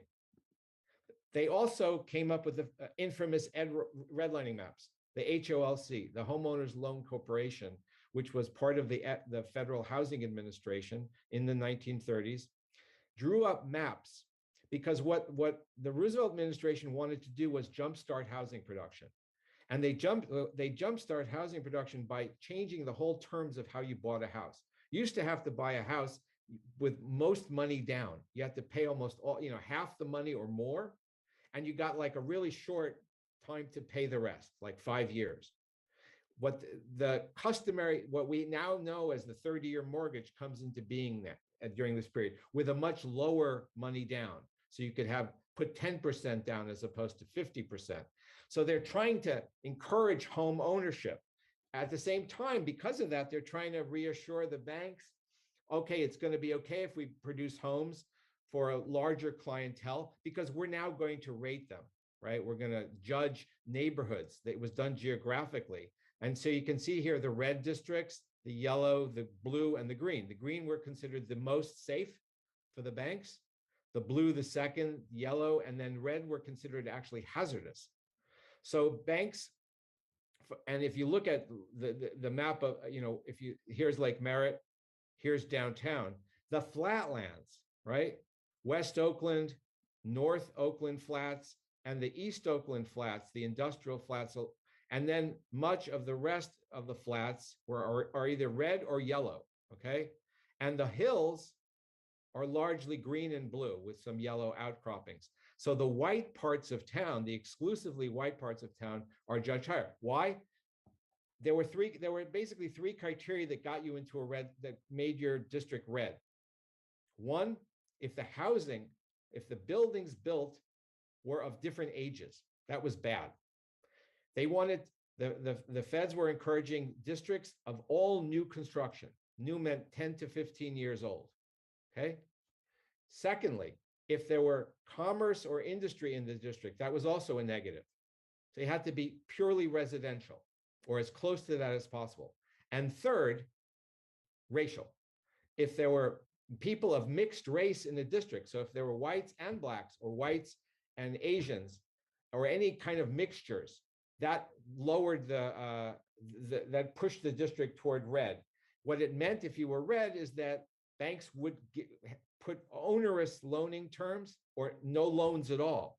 And so the legacy of this is really significant in Oakland and other American cities, because if you look at the red zones, those are the districts that really suffered from the 1940s all the way through the end of the 20th century, and even still to this day. They're the districts that did not get the kind of improvements and city services that the other districts got. It was really hard to buy a home in those districts. It was hard to improve your home. You couldn't get a loan for it was hard for businesses to locate in those districts. So redlining was a federal government program that applied to a great swath of Oakland. And I just wanted to include this, another, infamous event occurs, of course, in 1942, and captured by a photographer who did a lot of her work in Oakland, Dorothea Lange. Her collection is at the Oakland Museum. This is a photograph of Japanese families moving all of their possessions out onto the sidewalk because they're being evicted and their homes are being taken from them. And they're going to be sent to internment camps in the American West, in the interior American West, for the duration of the war. And they weren't compensated for decades afterwards, and then very poorly. So this was both redlining and the Japanese internment occurring both under the Roosevelt administration, a moment of shame. Oops, oh, sorry.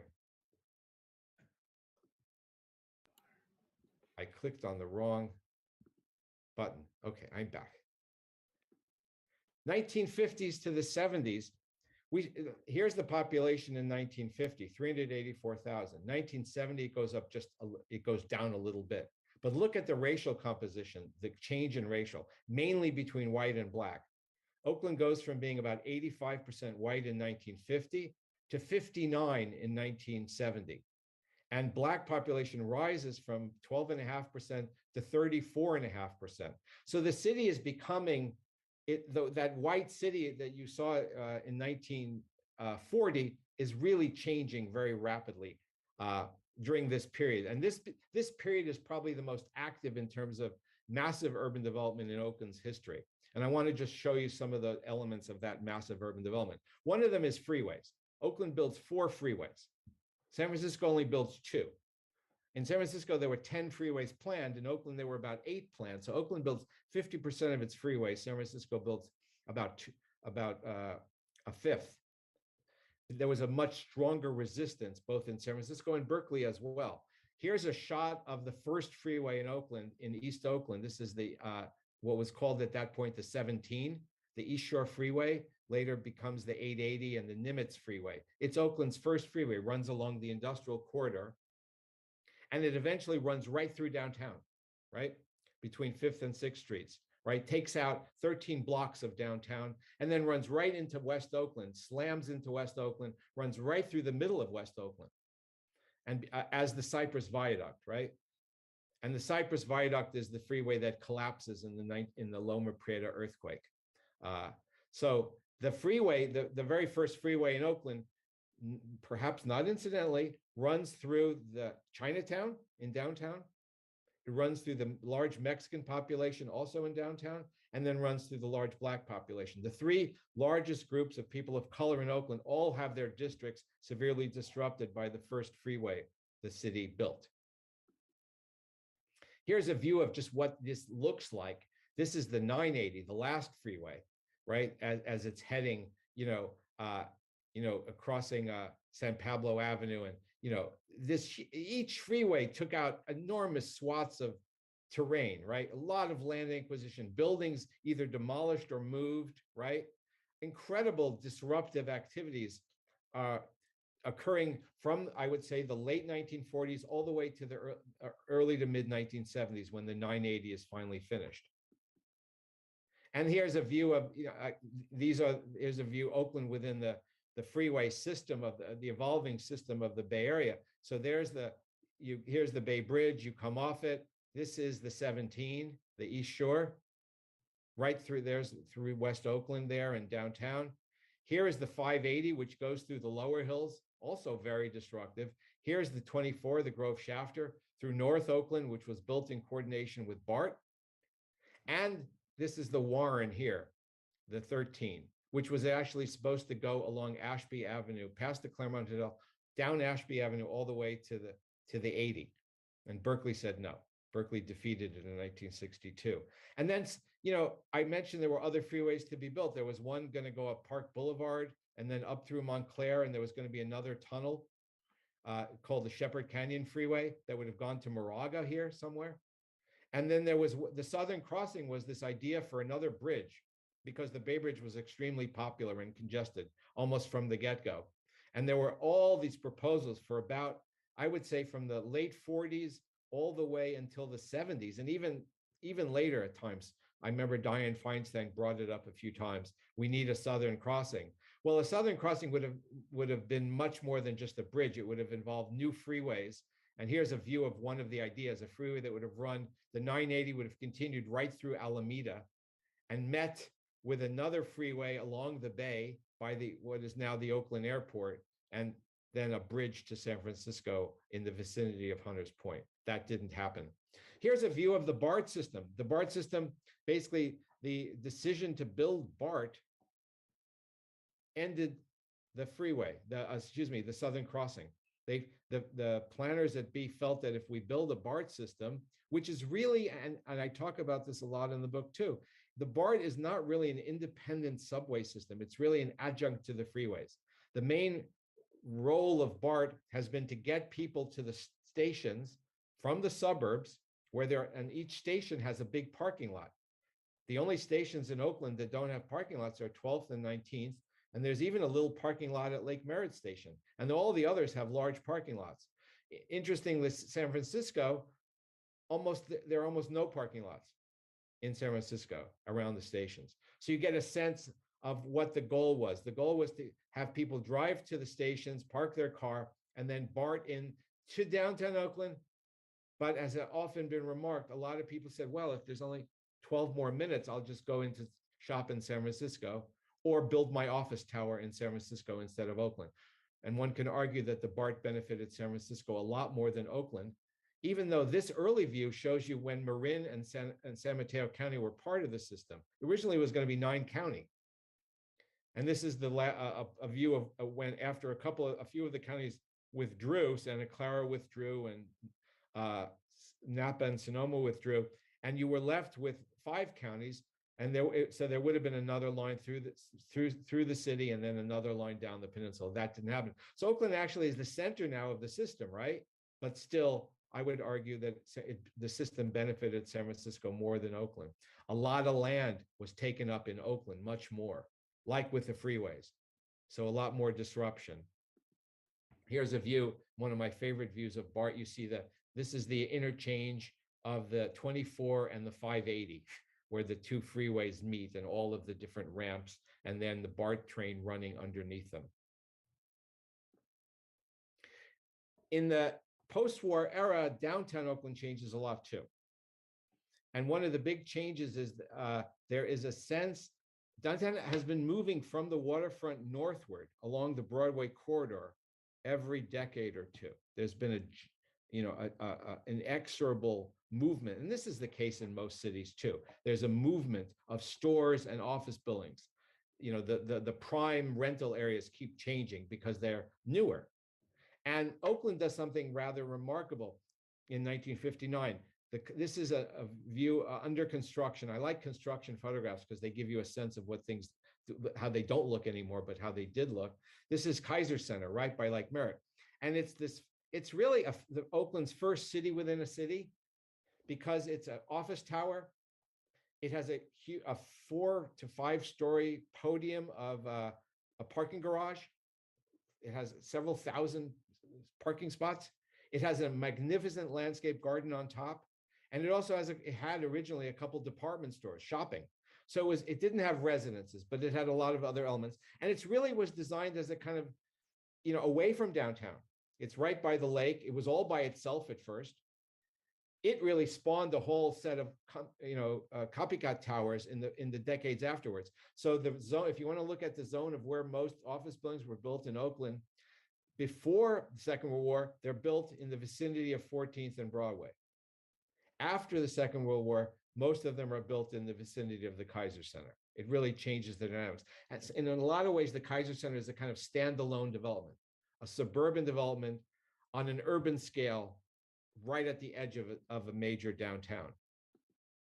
In response to Kaiser Center, I think in a lot of ways, the Oakland planners went a little off kilter. And what they did is they were worried.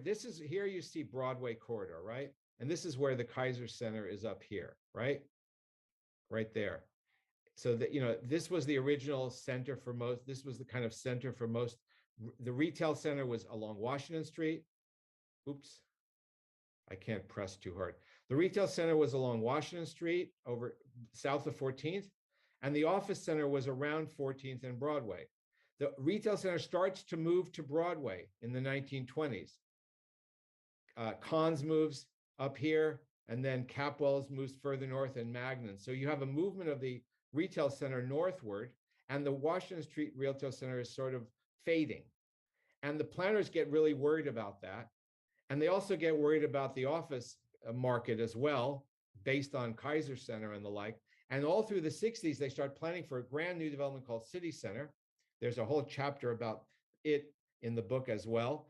And eventually decide to employ urban renewal tactics to clear out 18 entire blocks of downtown. Here they are. There's 15 right here. And then there's 4 more in Chinatown, and there's a couple more on the southern edge over here. It's actually over 18 when you count all of them together. There were plans to do much more.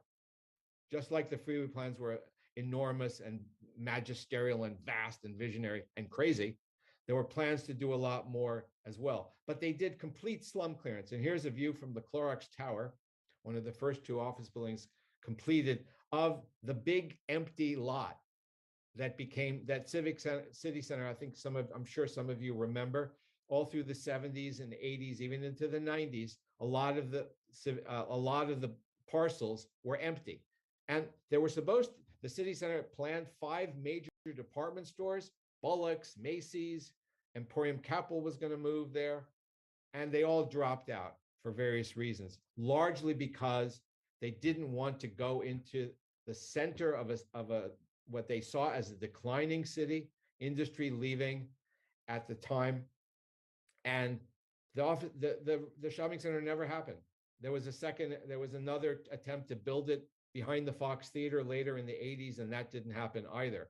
And Oakland ended up today with no department stores at all downtown, zero.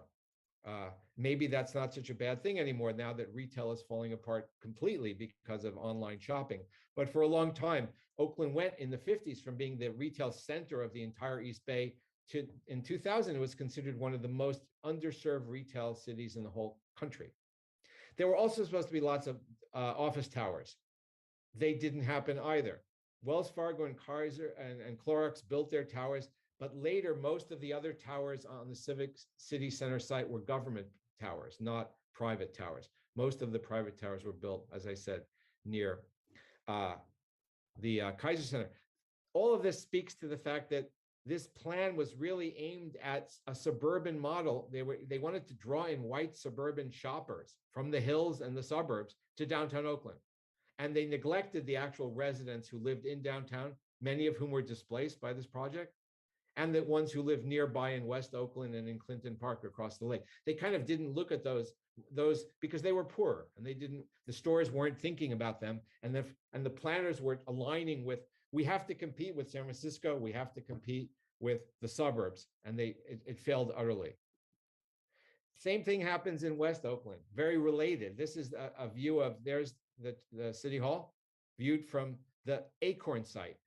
And Acorn was the largest slum clearance in Oakland, even larger than City Center, cleared out about 6,000 buildings, slum complete clearance, total clearance, both for industry and for residents. The industrial part did okay. The residential part did not fare that well. And the reason is that the plan for the Acorn was effectively a buffer. The idea was that you would turn a really poor district into a middle-class district, of mixed and a black district into a mixed black and white district. And it didn't happen. It didn't work out. Why? Because the white home renters or buyers had options elsewhere. They could go anywhere they wanted in the area. The blacks couldn't, because a lot of the areas were restricted at this point. So Acorn ends up becoming, it's not a public housing project, but in a lot of ways, in terms of its sociology, it starts to resemble public housing projects. West Oakland is really devastated in the 60s. I mentioned the Cypress Viaduct, the freeway. I mentioned Acorn. There's also the BART line, which runs through West Oakland. You have to ask yourself, why didn't they put it underground? They did it in Berkeley. Berkeley gets it underground. San Francisco in the Mission District, it's underground. West Oakland, it goes above ground. So they basically take out half of 7th Street. They demolish the entire half of the street. And this is a view on the left of what 7th Street looked like. Here's a view of what things are starting to look like. And then they build that enormous post office on 18 acres to complete the whole thing. So between the post office, the freeway, the BART, and urban renewal, West Oakland goes from being a very vibrant center of a Black community in Oakland to being kind of devastated commercially. And you see what it's never recovered to this day. Lot of civic projects. Again, you think about the 60s and 70s, big projects. One of the big ones that Oakland was really happy about, especially with reference to competing with San Francisco, was the Arena and Coliseum, right? Built in the 1960s. Another one, but at the same time, they wanted also to take Merritt College, which was located in North Oakland, along what was then called Grove Street, kind of the heart of a Black community as it abutted Berkeley, very politicized part of the Black community. This is where Huey Newton and Bobby Seale studied in the early 1960s. The plan came about, we're going to actually relocate Merritt College to the hills, which they did. And there were tremendous protests about that. The Oakland Museum was also opened in the late 1960s, and there were also protests about that on the part of, they had a Black advisory board for the Oakland Museum who were kind of overruled on a lot of things. And there were a lot of protests at the opening of the museum, because Oakland now, as I think I'm trying to argue, has really become a divided city, tremendously divided racially and economically. And the people at the bottom are not getting the kind of, they're not getting the gleaming new facilities oriented to them. Rather, it's being oriented to the white affluent population. So you get the birth of protest movements like the Black Panthers in the 60s and a large movement to save Merritt College, which doesn't succeed. All those industries which are closing after GM and others moved down, I would say from the early 1960s all the way later, they're replaced by the Port of Oakland, a lot of them in the area. The Port of Oakland becomes kind of a large, huge generator of income for the city, but not a lot of employment because it's a container port, right? And container ports don't employ a lot of people. They employ a lot of land, right? Huge tracts of land which you can store containers and large cranes, but not a lot of workers. So the industrial losses, and here's just a view of the industrial corridor in Oakland in the 1980s. This is actually a photograph from early 2000s. Oakland loses almost all those industries I showed you between the 1960s and the 1990s. And there are protests. This is a protest in the early 1960s by CORE, the Congress for Racial Equality, to hire Blacks. Blacks were not being hired by the BART system. They were not being hired by the Oakland Police. They were not being hired by the Oakland Tribune. They were not being hired by a lot of the restaurants at Jack London Square and the big department stores. Pretty much when the industry started laying off workers, when they started closing, a good situation for Blacks in Oakland, what had brought them to Oakland, right, from the 40s and 50s, a lot of employment in industry starts to fall apart. And through the 60s, 70s, into the 90s, the employment picture really worsens dramatically, especially for working class Blacks in Oakland. Whites are doing much better. Again, they have opportunities elsewhere. These are, some Eichler homes in the hills. These are some nice apartment buildings along the lake that were built. These are all from the 60s. And this is what Black Oakland starts to look like in the 60s. Filtered housing, right? Old housing that is subdivided into more units and poorly maintained because loans couldn't be gotten. And you get a lot of police harassment. I talk about this in the book. The seeding of streets to automobiles meant that streets were, in Black neighborhoods, if people were hanging out on the street, this was an opportunity for police to pull over and start questioning them, check them for drugs and other types of things, and start harassing them. Black Panthers are formed in a lot of ways to stop this, right? To actually follow the police cars so they wouldn't harass individuals. And then they expanded it to a much larger set of programs. And I just want to end now quickly with the last period. You look at 1980, the Black population reaches its highest percentage, 47%. And white population goes down. Other populations start growing. But look at 2020. The city population goes way up. And now you get a tremendous influx of Latinos and Asians, and now people who identify as mixed race. So that Black-white divide, which was present from the 50s all the way through the 90s, is really fading away, and you get a much more multicultural city now with all these groups, having various similar numbers in the city. And you see this in both the Fruitvale, which is an immigrant district. I remember the Fruitvale in the early 80s, very few Mexican businesses. By the time I got back in the 90s, I was astonished to see how much, it had become hundreds and hundreds of Mexican businesses. The Laurel is a kind of gentrifying district right now, as we speak.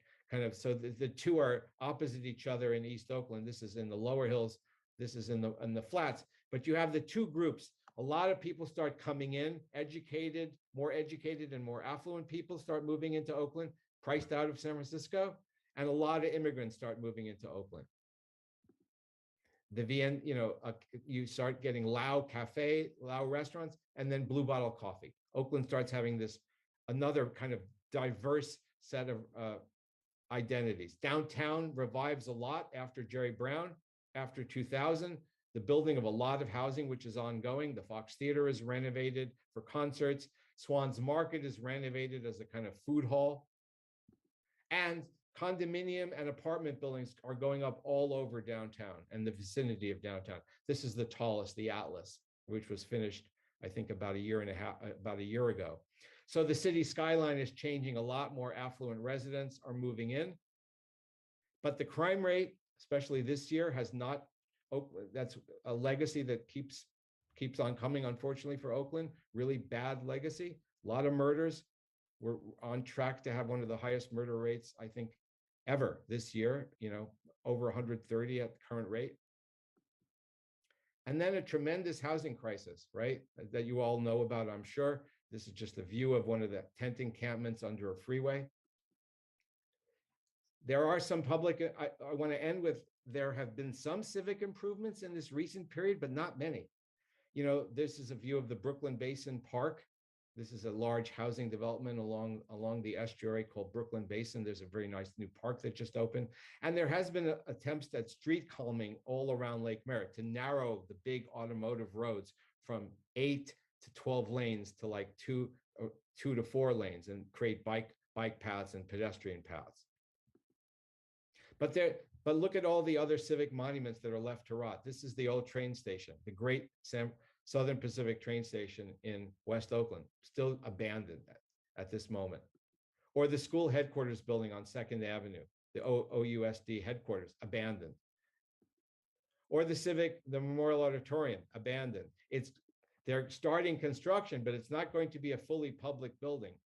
Most of it's going to be offices. There's going to be the theater, and then there's going to be this office development, which I think is really inappropriate for what was really probably the public building of Oakland from 1915 onward. And then a lot of protests and a lot of debate and discourse about what Oakland should be. Economic justice, protest against police brutality, protests about environmental and climate activism, protests about housing, and then the forgotten people of Oakland, the Ohlone, an attempt to, who are almost invisible for most Oaklanders and most Bay Area residents, have begun to stand up and buy land and try to develop a presence within Oakland. And that's all I have to say for now. Thank you. Thank you, Mitchell. And I'm wondering if anybody, we still have some time left, so I'm wondering if you'd be willing to field some questions. Yes. I think people can unmute themselves. Is that correct? And you can just jump into the fray if you want to.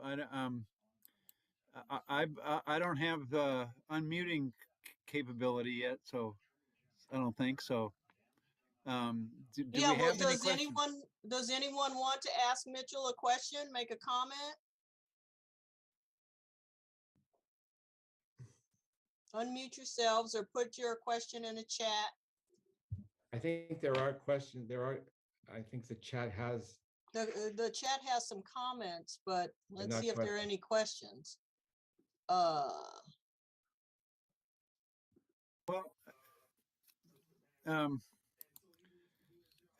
I have a couple questions to get the questioning started. I know a lot of the auto development in Oakland was inspired. Well, the sort of the streetscape was inspired by a gentleman named Harlan Bartholomew from St. Louis. And I'm curious if you know anything about this has always been a question since I've worked in Oakland for a long time. And we've always wondered why was Harlan Bartholomew so, why did he have so much interest and authority in the city of Oakland among its planners? Do you have any idea? And do you know anything about him? You went to Washington University, so I thought maybe because he's from St. Louis. I know a little about him. I mean, he's in St. Louis today. Nowadays, he's regarded as the great destroyer because he's the man responsible for destroying the whole district where the Gateway Arch is now. That was the oldest part of St. Louis, and he put they demolished that was a horrible urban renewal effort. Anyway, I think the reason is that he was hired as the first city planner in St. Louis in the 20s, in the teens actually. And Oakland didn't have a city planning department at the time in the 20s. It was just city planning was kind of a new profession in this period. He ends up doing 4 plans for Oakland, 2 in the 20s and 2 in the late 40s. For parking, for street widening, for major thoroughfares, for reorganizing the whole traffic circulation. And he does this around the country. It's not Oakland. It's other cities as well. He develops a large firm, and they get hired. It's one of the most successful planning consulting firms of mid-century America, the Bartholomew firm. So they get hired to basically cities that haven't developed their own infrastructure of planning.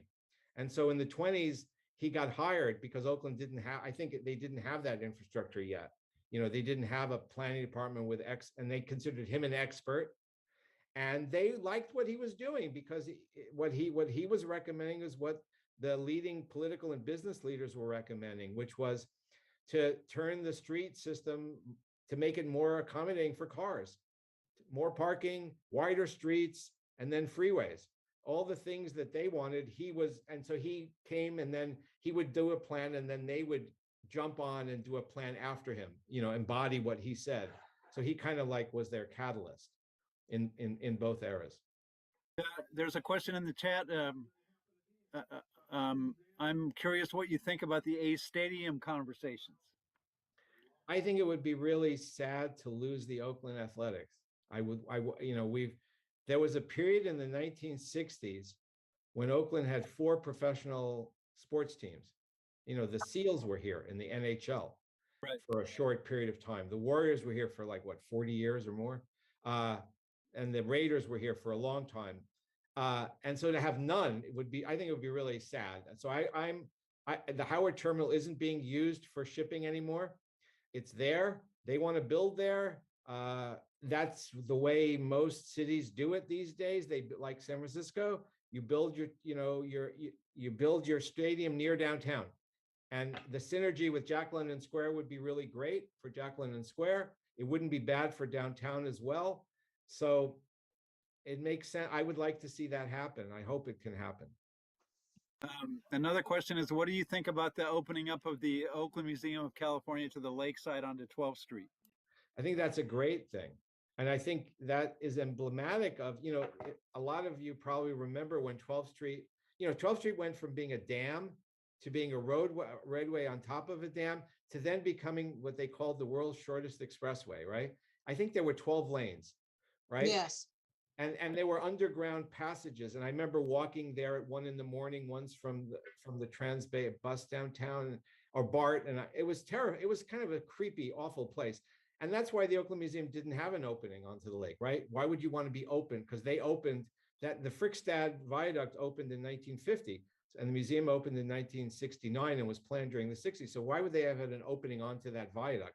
But once the viaduct was removed in 2009, it's wonderful. It's easy to go from the museum right to the lake, and so I think it's a great thing to have another museum opening. And that whole viaduct project was that's a story in itself, because it was it had to do with freeway development and that kind of thing. But anyway, it's a whole other question. And then Edgar Arellano asked, what history research resources did you use to write your book? And I think maybe he should get the book, because it's the bibliography is vast, but you might want to comment on that if you have anything to say. It's basically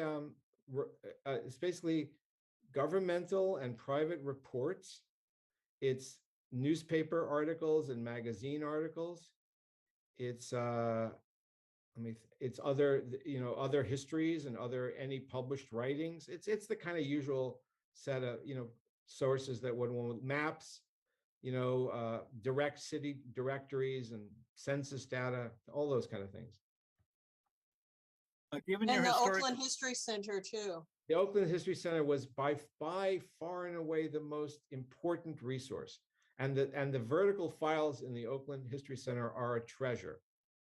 They are a treasure. That nothing. I tell my students, they look at me as if I'm completely crazy, that there's nothing like spending a day at the Oakland History Center with the vertical files and escaping to some other time period. And you completely lose yourself. And they look at me like, he's not, you must be nuts. But because they haven't caught the bug yet. But if they do, they'll Exactly. understand what I'm talking about. You can go down a rabbit hole here, that's for sure. And those are beautiful rabbit holes.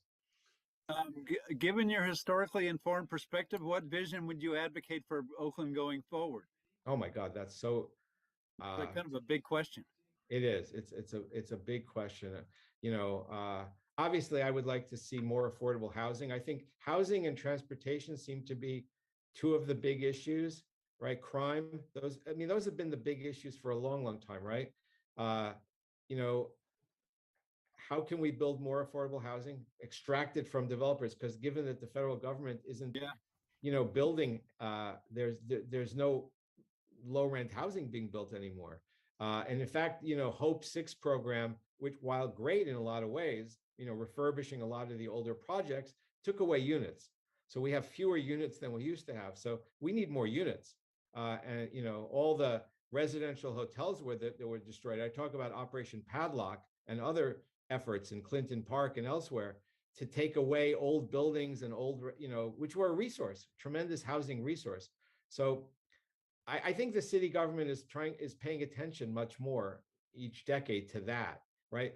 I think we went from a period 20 years ago when there had been very little private investment, in new construction, in around 2000 for for 20, 30 years, very little. And the Brown wanted that, and that it was important. But now I think there's a recognition that yes, private investment's really important, but we need to leverage that private investment so it benefits everyone.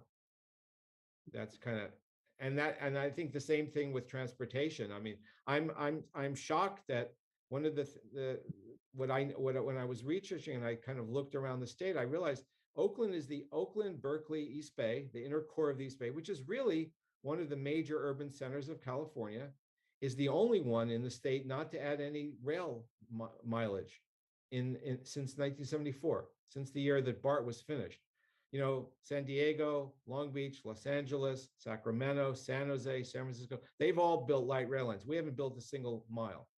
And that surprises me. We also still don't have a plan to expand BART, to build a second tube and serve maybe Alameda and some other Oakland neighborhoods. So BART can really start to function for more than just, I think there are 5 stations outside of downtown. That's it. Yeah. It'd be nice to have, 12 stations outside of downtown. In Oakland, you mean? I'd like to see big transportation improvements so we can get out of our cars. And I don't know if it's still the case, but for most of history, Oaklanders pay the most for public transit of anybody in the United States and possibly the world, because of the cost of BART, the cost of these short jaunts in Oakland, and the separate agencies, right? That's another issue I'd like to see. I mean, that's baffling for anyone who's not from the Bay Area, that we have I think we have over 20 transportation agencies in the Bay Area. Since BART is separate from Muni, which is separate from AC Transit and Samtrans, and you just go down. No other, New York has one. They run the commuter trains, they run the subway. Yeah. They're involved in the airports. Why is Oakland Airport competing with San Francisco Airport? It makes no sense. There should be regional cooperation rather than competition. We have a very divided metropolis, fragmented governmentally and agency-wise. That, some of the best things that have happened in the East Bay are when we have a large agency that combines multiple cities, like the East Bay Regional Park District or East Bay MUD. Those are great examples of a big agency that serves the park needs and water needs for both Alameda and Contra Costa County. They work a lot better than if every city built their own system. So they're models, right, for intercity cooperation rather than competition. So I would love to see more of that. And early models too. I mean, kind of pioneering efforts and sort of the progressive spirit of regionalization. So definitely. Um, There is a question about how can we open up the shoreline more in East Oakland for more walking and public access? That's a good question and a tough answer. Because you've got you've got the freeways and BART, and the rail lines they all parallel the shoreline. So getting from the residential neighborhoods in East Oakland to the shoreline has always been hard. And each time you layered another transportation infrastructure on top, it made it harder. So to get, let's say, the MLK regional shoreline, which is actually a beautiful park district. I go there a lot, especially when I go to the airport. I usually spend an hour there on either end just because I like it so much. It's hard to get. I've never walked there. I've always driven there, and I think most people drive there. They do have large parking lots, but I don't know. I think that's a problem. And the other issue is that Oakland, for better or worse, has devoted most of its shoreline to the port. The port controls the majority of Oakland shoreline, the airport and the actual container port. There isn't a lot of shoreline. There isn't open bay shoreline in Oakland with public parks, right? Middle Harbor is one of the rare, that's a beautiful place also. One of the rare examples of a park that faces the open bay. We just don't have that, because the port is so important. And I don't see that changing in the near future.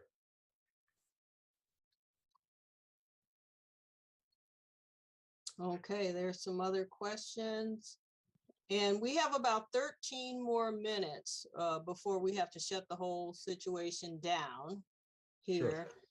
Mitchell, this has been fascinating. I am from St. Louis, so it was interesting to hear you open with commentary about Pruitt-Igoe. For those of you who want to pursue more information about that, there's a great documentary about it's called The Pruitt-Igoe Myth, which Mitchell, you may have seen. Mm-hmm. And it's about, the promise of public housing, or especially these kind of high-rise villages of high-rises that were seen as, I guess, initially as a solution to housing poor and working class people, but it didn't really work out. And the documentary talks a lot about how it was a failure in a lot of ways. Architecturally, it may have been kind of compelling to build this kind of housing. And Oakland had a little bit of that with more housing, which was on 7th and Market and ran down to about maybe Adeline Street. And that was taken down sometime, I want to say, in the 80s. So, yeah, it'd be interesting to talk to you more about that. Yeah, when I looked into, there's a whole section of the housing chapter on public housing. And what I found out is Oakland built very little public housing. They didn't build a lot because it was a Republican controlled city, all the way up to 1977. And they liked to spend government money when it benefited them, which meant roads, better, more roads, and urban renewal, which could actually, change Oakland into San Francisco. That was basically the goal, to turn it into a tourist and office center like San Francisco. So they didn't put a lot of money. There was a plan once to build some high rises in Far East Oakland on East Street that they had the money. They could have built several towers. They didn't. And I think Pruitt-Igoe failed. I want to stand up for public housing. I think public housing was and is a great idea. It's the way it was implemented in capitalist America, where it was starved of resources. There was no maintenance. It went from being not serving the poorest of the poor and largely unemployed people, but serving working class people. And it got away from that message because it was tainted so. And it was segregated also. That segregation also hurt. So the implementation of public housing, the idea was a great idea. I'm from New York, and New York has middle class towers. that are function really well, and it has public housing towers that function really well. New York public housing has its issues, but it's never been like St. Louis or Chicago.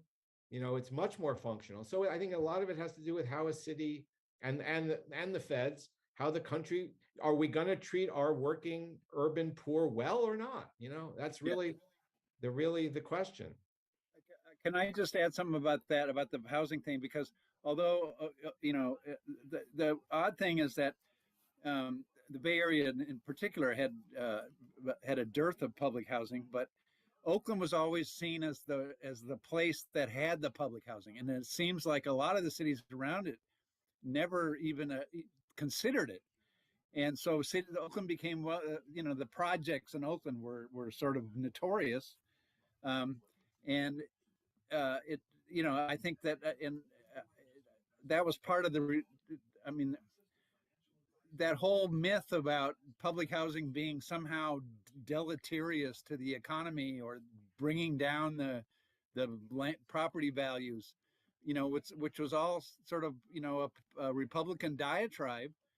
And it's just odd that that it's still, I think, perceived historically as the place where they put all the housing projects. It only because nobody else would take them. So I just wanted to point that out. Yeah, definitely.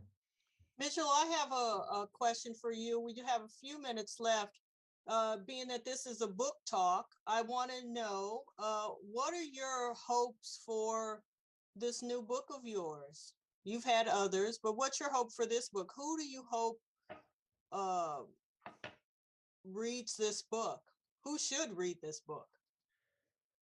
My hope is that I would like people to know more about where they are, because I think a lot of people want to change where they are, but it's hard to change where you are if you don't know a lot of its history. And so I would like as many people as possible to read the book. It's not written in a kind of super academic style I hope that's not theoretical and off-putting. Anyone can understand what I'm writing about. And if people go around Oakland and they know more about Oakland, they're going to be more likely to come up with ideas about improving Oakland and making Oakland a better place. So that's my goal. My goal is, I think what we lack here, coming from, being very familiar with, let's say, New York, where there's such an amazing discourse in the newspapers and magazines. I mean, New York just reflects on itself all the time. In California, I think one of the things we don't do enough of is reflect on about ourselves, about our triumphs and our failures. We don't have a newspaper anymore. Stephen worked for the newspaper. We don't, I got so much out of the Oakland Tribune. I mean, without the Oakland Tribune, I wouldn't know a lot about what was happening in the 50s and 40s, because they were writing about everything. Now they don't write. The East Bay Times is a shell. It's controlled by this horrible hedge fund, Alden Global Capital, that basically bought all those Bay Area newspapers to basically shred them and milk them for money. That they don't care about the newspaper. So we don't have a newspaper. We don't really have a magazine. I like, I think we need every effort to kind of get the stories out about what the history of Oakland, what's been going on. There are some great resources like East Bay Yesterday podcast. There's the Oakland side, but they're relatively small. Oakland. So I think everyone can contribute to that. As much as we can, to getting the story, the word out, and telling, like you said, Dorothy, at the beginning, Oakland has thousands of stories. So if I can tell a few stories, and that probably will provoke other people to look closer and develop new stories. So I'm putting in the chat for those of you who want to purchase, and I hope that's everybody wants to purchase Mitchell's book. I'm putting in the chat the UC Press's link to print out a flyer. It has ordering information. What you have to do is say that you're not a robot, and then choose the please print out a PDF. That's how they set up their order sheet page. And so please go, I just put it in the chat for everyone. And please go to that, click on order Mitchell's book, send it to a friend. The local bookstores like Walden Pond and Moe's and other bookstores, I'm sure will carry it. Pegasus, Pendragon, and so forth. Yeah, I know that East Bay Booksellers has it, Pegasus has it, Walden Yes. Pond has it. So yeah, they all have it. You can order it with a 30% discount from UC Press, but then they charge you for the shipping. So it kind of works out equal. Yeah, and then And support your local bookstores. Don't buy it from Amazon. Yeah, and it's actually a good price. They were UC Press was great. It's $26.95 for Oh, a that's hardcover fantastic. book. You know, that's a good price. So, you know, yeah. So people are thanking you, Mitchell, for a great talk. Well, thank you for Thank you, coming. CKB, for fielding some of the other questions that were a little off topic. Thank you very much, whoever that is. All right. So, Mitchell, thank you so much for sharing this important book. The library ordered many copies, and none of them, unfortunately, have arrived, but I'm really looking forward to reading it. But we can place hold. People can place holds on They them as have soon as they placed come out. lots and lots of holds. I did notice that today. Yeah. On both the electronic and the hard copy. Thank you. So Mitchell, thank you so much. Thank you for supporting the Oakland History Center and being one of our more avid researchers here. We really appreciated working with you this year. Well, I'll see you there in the near future, I'm sure. All Great right. to meet you online. Bye, Great to Stephen. meet you Thank online. you, Stephen. Yeah. Thank you, Dorothy. Thank you, everyone, for coming. All right. Bye-bye, everyone. Bye-bye. Remember, this will be online on the Oakland Public Library's YouTube channel within a week or so. Great. So look for it and send it the link to friends who couldn't make it tonight. And remind them of that you still got some coming up next week. So. Oh yes, the Oakland Fall History Series continues next week. We will be commemorating the 30th anniversary of the Oakland Berkeley firestorm. That's going to be Thursday, the 21st at 6 p.m. on Zoom. You can register on our website. We also will be getting a new website in November. So there'll be a link to that on our current website. So if you want to check out and browse around a little bit on our what our new website will look like, you can do that. So I hope to see a lot of you next week for the firestorm commemoration. We'll be hearing from a lot of people who had stories to tell about that. So good night, everybody. Bye-bye. Bye. Shopping with your parents can be embarrassing. Why would they sell jeans with holes in them? I'm going to speak to the manager. Mom! That hoodie is giving. You should get it. YOLO. Thanks to the Chase mobile app, your kid can shop independently while you keep an eye on their spending. So you can go from... We can be twinsies. ...to... How was shopping? Saw you stayed on budget. Thanks, Mom. Freedom for kids, control for parents. That's family banking from Chase. Account subject to approval. Chase mobile app is available for select mobile devices. Message and data rates may apply. JP Morgan Chase Bank N.A. Member FDIC.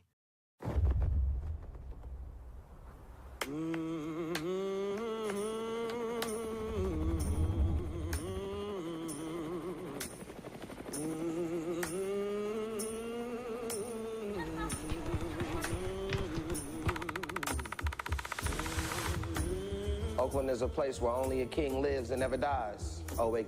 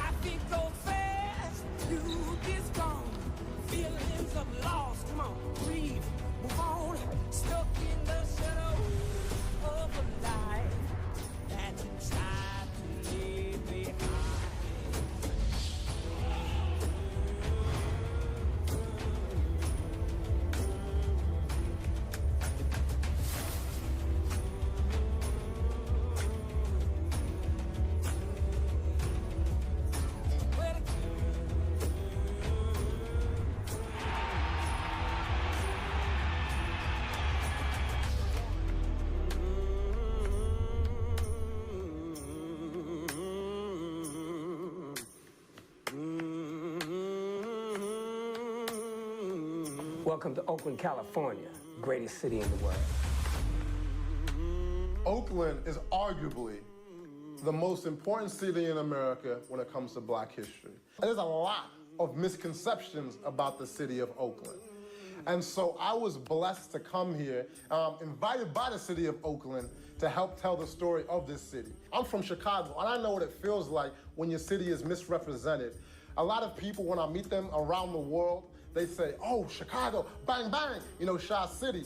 And I'm like, man, there's so much more to my city than the violence, right? I'm not naive when it comes to my city. There are problems. I've lost friends to the streets, you know, in Chicago. But the positive far outweighs the negative. And so I cannot tell this story myself. So many people came together to educate me on this great city and what it's all about. And I want to give a big shout out to the city of Oakland for inviting me here to help tell the story of your city. Because for me, I've been traveling around the world for the last 8 years nonstop.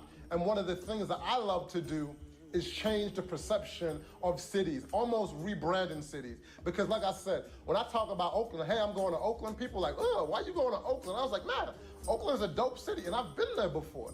And they don't know that, right? Same thing with my city of Chicago. So this is the first video that I've done in the United States of America. So I've done videos in Medellin, Colombia, where people think the perception is just cocaine, violence, and drugs. And there's a whole different side to it. And when people go, they're like, damn, I had no idea it was like that. And that's what a lot of people know me from, you know, from Passport Heavy. Or maybe it's Panama City, Panama, and showing the beautiful things down there, right? All the amazing people, the culture. Or it might be over in Asia, right? Where people are like, oh, they're just riding elephants, not knowing, you know, how developed they are, how advanced they are, you know, how rich the culture is, or even the cost of living. Or it might be Africa. That is why I came to Oakland, to tell the story and show the positive things, right? Because there's always two sides to a story. There's enough negativity about the city, and so in this video, in this series, I want to show you the beautiful things happening within Oakland. When you talk about Oakland, you got to talk about their sports teams, and they have some of the best in the business and some of the most prolific. And so when you're talking about Oakland, you got the X's, right, with the Raiders. You have the Oakland A's with so much history, and you have the Golden State Warriors. And so for me, my favorite sport in the world is basketball. And so when I rolled up to Oakland, I made a few calls, and then I was so graciously humbled when the Golden State Warriors invited us just to come hang out with them. It wasn't just to come to a game, I mean full access. And I can't tell you, I ain't even gonna lie. I mean, as cool as I am, I was like, oh, stop, man. Yo, the boy going to practice. I've never actually got to go to a practice facility in the NBA before, so it's a big deal for me. I'm not gonna act cool and act like it wasn't a big deal. And I mean, full access. So we roll in, and this practice facility is like in this hidden place in the city. Nobody would ever guess. When I say full access, we got to shoot around on the courts and just talk to some of the players, and everybody was so welcoming from the top of the organization down to the bottom. And obviously, you know, you got Curry, man, breaking records, winning championships. I'm just sitting there watching right across, you know, just practice. When I say everybody was so cool, because we went to a few games this round. Coach Brown was super cool, saw him a few times. Quinn, I don't know why I ran into Quinn so much. I ran into Quinn a legit 5 times when I was in Oakland. And then we'd just always chop it up. He's like, yo, how do we keep running into each other? But we all, you know, do community work, go out to certain schools, go to certain people, and talk, but at the same time, you know, it's not forced. You know, I think, you know, we all have a great relationship with the community. And then we got to go to the games as well. The games were absolutely incredible. We went to 3 games, and I was even more excited because, so our brand strategist, Arnold, you know, just one of the coolest guys in the world, he also does like our graphic design, anything about our brand, how it looks, that's Arnold on our team. And he's from Australia, and he's never been to a basketball game. So he's like, oh man, and he knows about, you know, he knows about the Warriors, even all the way in Australia. And so he was just all giddy going to the game. I don't even want to imitate his accent. Oh, good day? No. Let me just keep it normal. And so we went to the game, had the time of his life. And there's this one player on the team, man.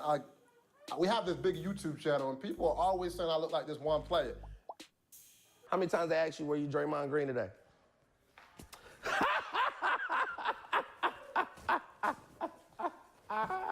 You think you listen to Draymond? Draymond!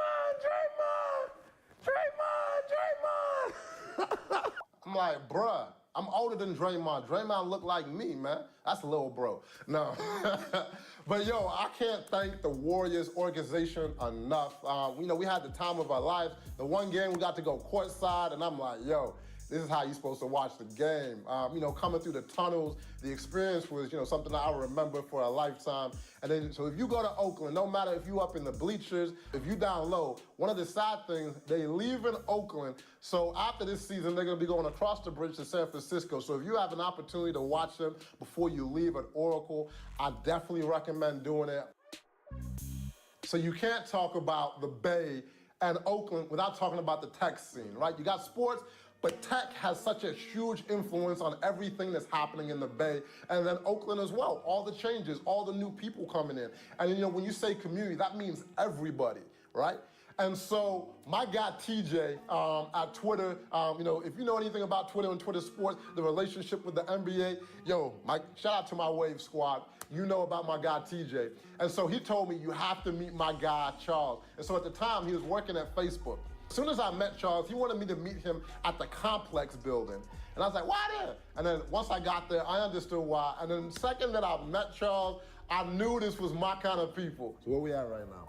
We in Oakland. This is Complex. This is a place that has been a good resource for me. I throw parties out here. The owner, Oscar Edwards, has been gracious to allow us to use his space. And we kind of come here and vibe. I try and bring back that nostalgia of the music that we grew up on when, you had to have 3 feet between the girl when you could dance. We try and get back to that, because it's so different now as it regards to parties right now. So the first thing that hits you when you walk in here is just seeing some of Oakland's finest. We start with Kalani. We got Mr. Fab right here. Ooh, yo, this dude right here, I put out a post on my social media. This must be like the voice of the street. Literally on Instagram, just kept tagging. I was like, who should I get in this video? They're like, Mr. Fab. Well, we got him in the video today. I threw my first party in Oakland, was right here. It was a good vibe. Got the little DJ set up and the outdoor space. That's the one thing that's different about the Bay. Wow. People enjoy being outside. A lot of venues out here just have outdoor area. Yeah. Because people just like to be outside, you know what I mean? Man. Like the sun is shining, feels good. Some legal things out here that may be different other parts of the country. And then what would you say the impact of your events? What have they had on Oakland? What kind of impact? That's a great question. So the impact R&B House Party has had on Oakland, I think, is just providing a safe space for us. Yeah. I would say Oakland as a community just serves as a safe space for Black people in the Bay Area.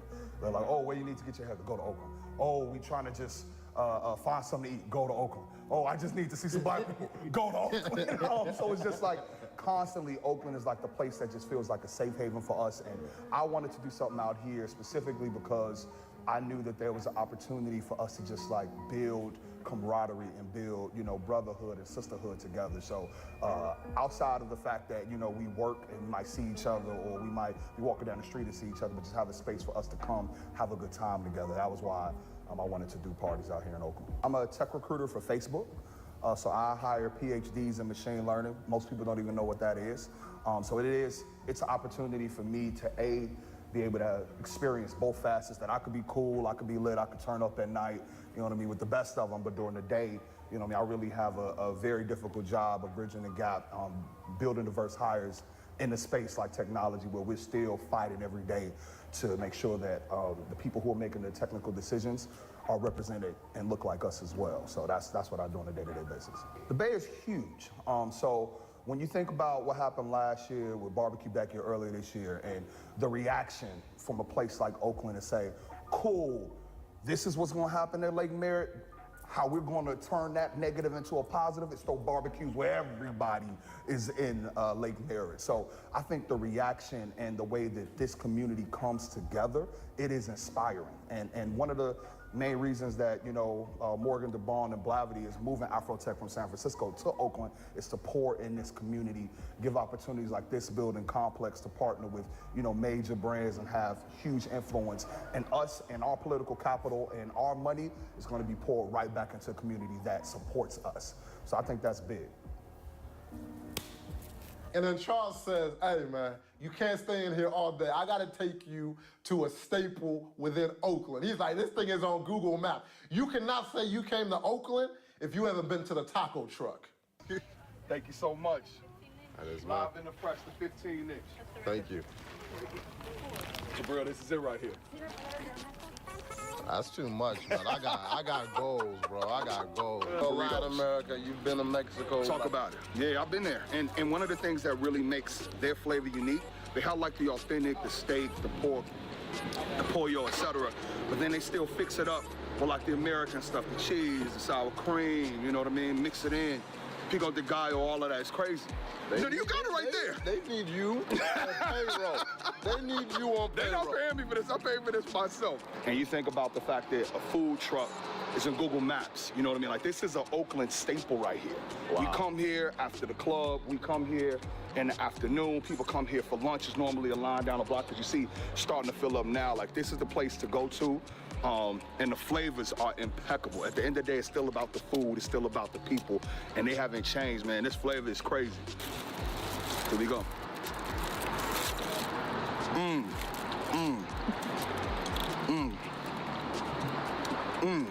What are we talking about?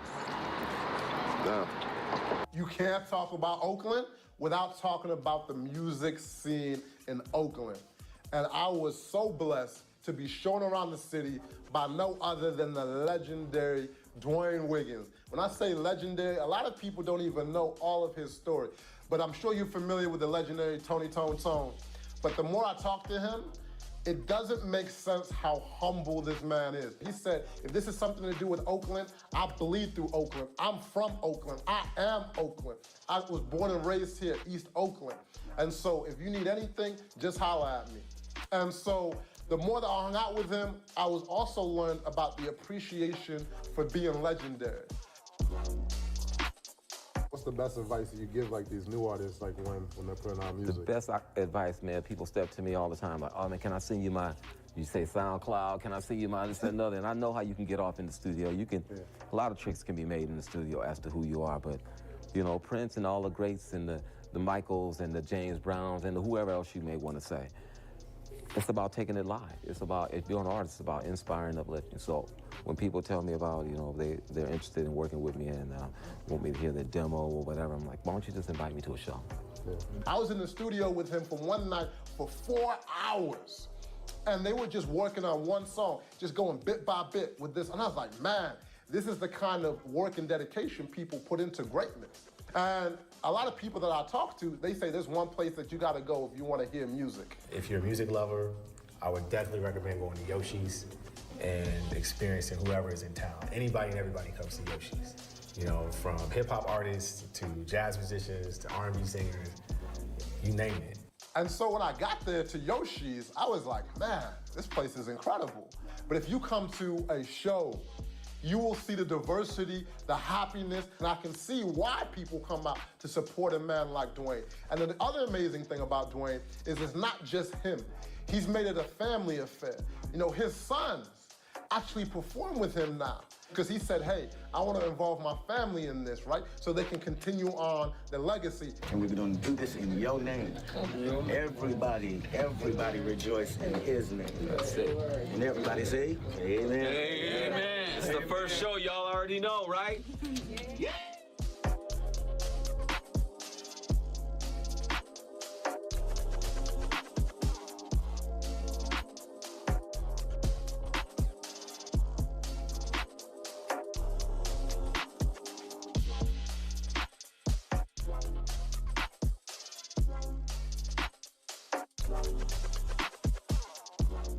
And then, so when we were driving around, there was one thing that he said to me that really made me kind of stop in my tracks. And I said, who is the most influential, you know, person or group that you know in Oakland history when it comes to black people? He said, without a shadow of a doubt, it's the Black Panthers. And then the one thing that he really educated on me, and the one thing he educated me on was the history of the Black Panthers and the good work that they were doing.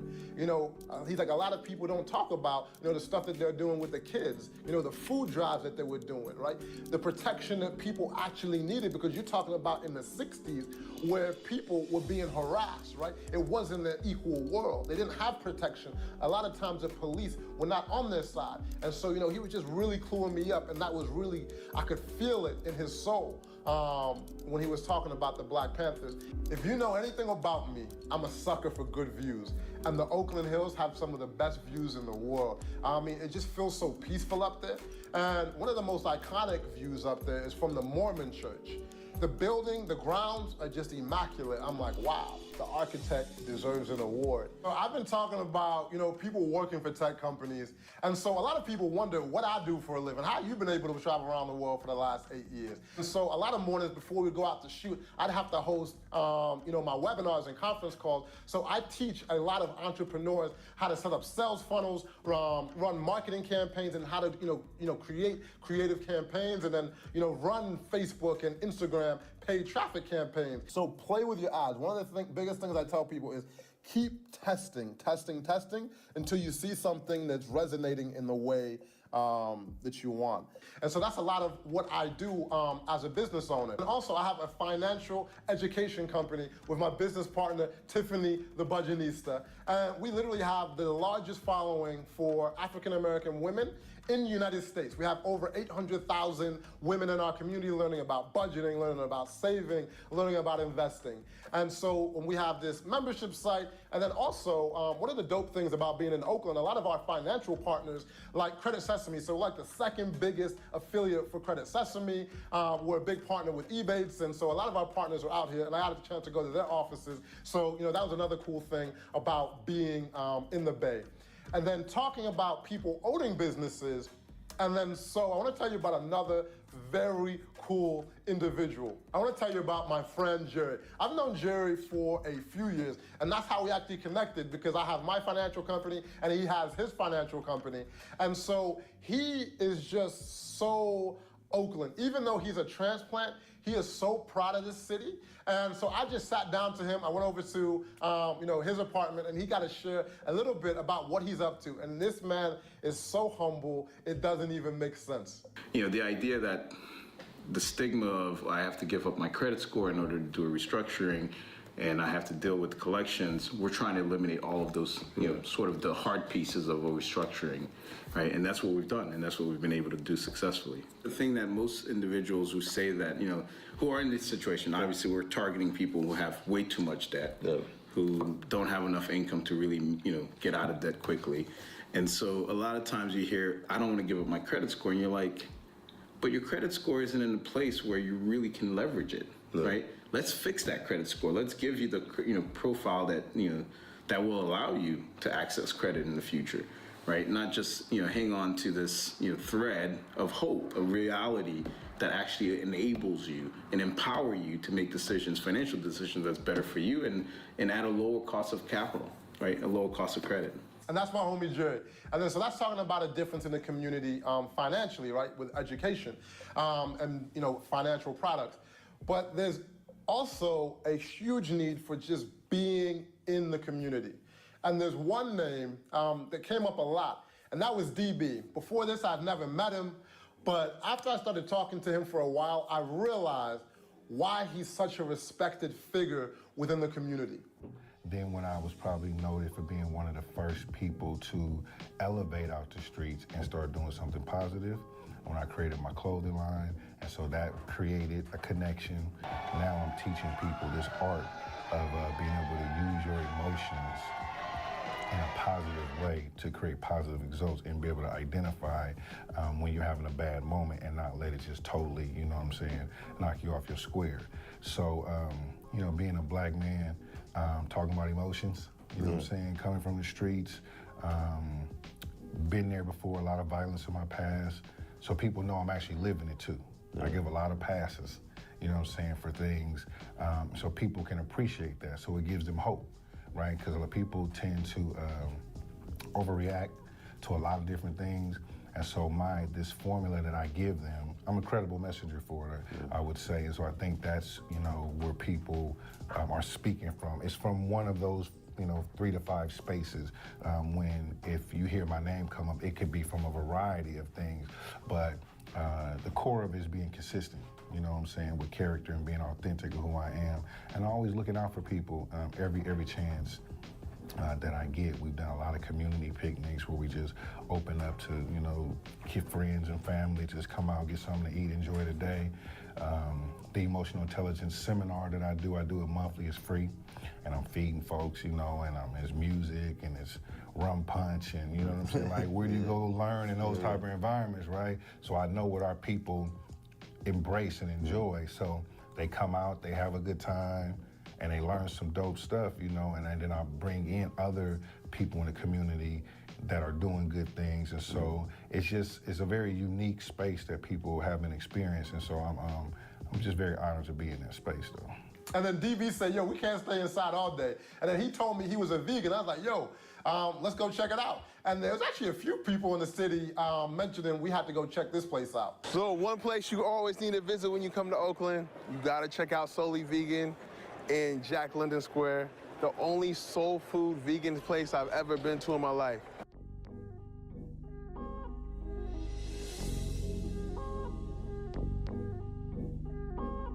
So I've been cooking this way for, for years, since I was 18. That's when I started developing my recipes and my flavor profile, which is specific to New Orleans. You have the Southern Fried Tofu Bowls, and the Southern Fried Tofu Bowls has the grits on the bottom, Southern Fried Tofu on top of it, and then the okra gumbo that tops the dish.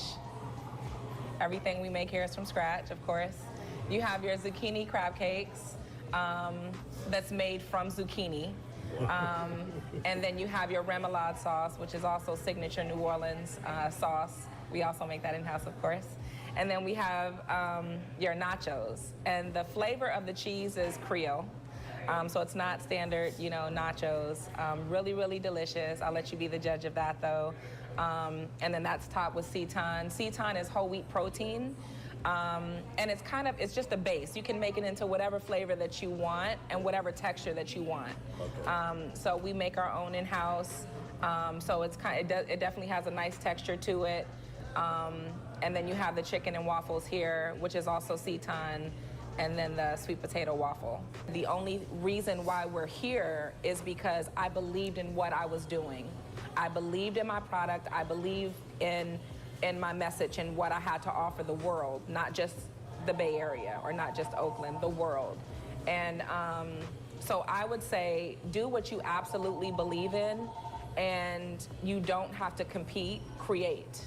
So the vegan food, it was good. It was such a different concept. And, she had such an inspiring story, how she literally started from, the bottom and just really believed in her idea. And now she's, has the plans to take it nationwide. And I have to send the biggest shout out to our producer, Katora. Like, this video would not be what it is without her. She put together things that I didn't even know were possible. And so I have so much joy when I can look at someone on the team and they can do something that I cannot do myself, and that's her, Superwoman, making things happen. So one of the things that I love most about Oakland was obviously the community, right? Y'all don't have the biggest attractions in the world, but what makes this city special, the restaurants, the people, the community, the changes that's happening, and how people come together. When I talk to people, I can't tell you how proud I was. A lot of cities like to separate. They're like, oh, the white people in the city do this. Oh, the black people in the city do this. But a lot of times, when I was talking to people, they're like, no, the white people out here are marching just alongside with the black people when something's wrong. Someone's acting out. People come together as a community. And I remember the first time I came to Oakland, that was one of the first things, my homegirl Nancy told me. She's like, yo, down here, downtown Oakland, it's a community. Don't think it's just the black people, the white people. She was like, nah, everybody comes together. And, that reminds me a lot of our team. So, like I said, I gave Katora a shout out, my man behind the camera, Mr. JP Jean-Paul Isaacs. It was so funny. Let me tell you a funny story about this man real quick. He goes by the name of JP. He don't want me to tell this story.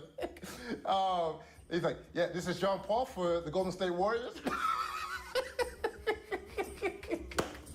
Oh man, let me not put him on blast. But yo, I gotta give him a big shout out. One of the best filmmakers in the world, man. This man's been to the Oscars. Just an incredible filmmaker. You might think this is a big production, but literally, this was a one-man show with the help of Arnold, you know, doing this entire video. And a lot of videos this size, these are like 10-person crews. But now we just a small, efficient team making it happen. And so this is, we can't describe everything that we need to do about Oakland and do it justice in just this one video. This is a 3-part series. We have so much more coming. We rode up to Pac's old apartment and then learned that, like, literally, Pac gave credit to Oakland making him the man that he is. Oakland giving him the game. Like, these are the words coming out of his mouth, right? We got Mr. Fab. Oh, yeah, let me give Mr. Fab a shout out, man. Man, you can catch ads out here. I mean, you know I'm in the dope era, man. Most requested, literally, I put on the gram, I said, who shall I get if you want me to talk about Oakland?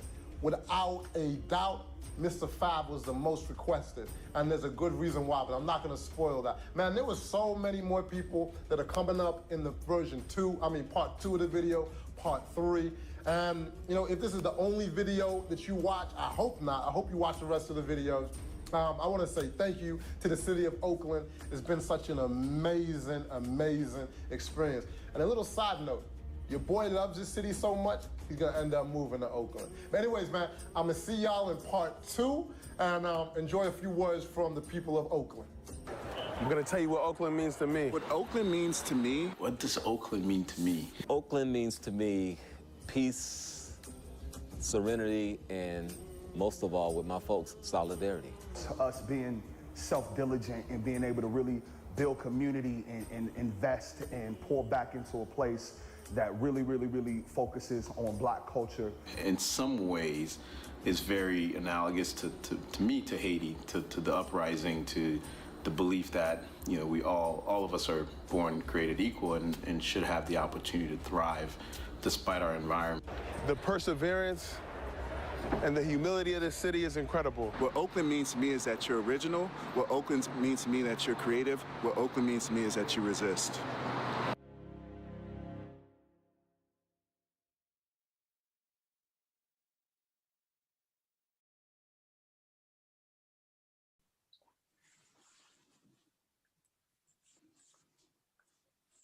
Okay, well, we're going to get started tonight.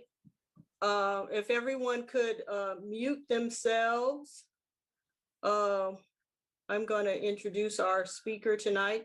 Thank you all for coming to our event as we are continuing to offer all of our programming via Zoom or other types of electronic resources. And tonight's program is going to be a really interesting one, I'm sure, because what we do a lot of in the Oakland History Room is help researchers who are working to build historic narratives as much as possible. But a very interesting part of that research has to do with digging into the genealogy of the subjects that figure prominently in our historical narratives. And expanding and broadening those narratives is really important to the work that we do in the Oakland History Center and the work that several similar agencies throughout the state and the country are doing to try to expand our understanding of what has gone before and the histories that have gone before. So tonight, our program, Revisiting Historical Narratives Through Genealogical Research, we have with us Mariah Ulinskas. She is an audiovisual archivist and a PhD candidate in public history at the University of California, Santa Barbara. Her research focuses on the impact of post-war redevelopment programs on communities of color with a focus on community archives. She is a founding member of the Community Archiving Workshop, popularly known as CAW, a collective of film and video archivists who work to help communities maintain intellectual control over their legacy recordings. She manages CAW's Trainers project, which I've participated in. It's a wonderful project. And the Audiovisual Collections Care and Tribal Archives project. So help me in welcoming Mariah. Mariah, take it away. All right, can you hear me? We can hear you, yes. Let me share, make sure I share the right screen. It's always something that makes me nervous. All right, can folks see the first slide? May give me a thumbs. Okay. All right. So thank you, Dorothy, for having me here tonight. And thanks for everyone for showing interest in what to me is really one of the most fascinating, but often overlooked parts of historical research, which is biographical sketches. As Dorothy mentioned, I'm an audiovisual archivist, meaning that my primary concern is around photographs, film and video, and audio recordings. And in this role, I'm often tasked with processing, which is like fancy archival speak for just organizing and describing what we refer to as orphaned collections.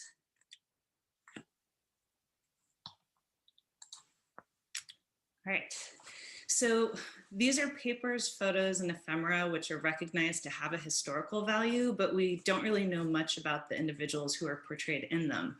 And in order to describe a collection, we have to do some detective work to tell the story of the person or the people in it. The Kazumi Takahashi collection, some of which you see here, consisted of hundreds of loose photographs, a couple of photo albums, some letters, and a yearbook. If I remember correctly, this collection had been acquired in an estate sale by a collector who tried to sell it to the San Francisco Public Library because of its documentation of San Francisco's Japanese American community. But Susan Goldstein, the city archivist, managed to get the collector to donate it instead.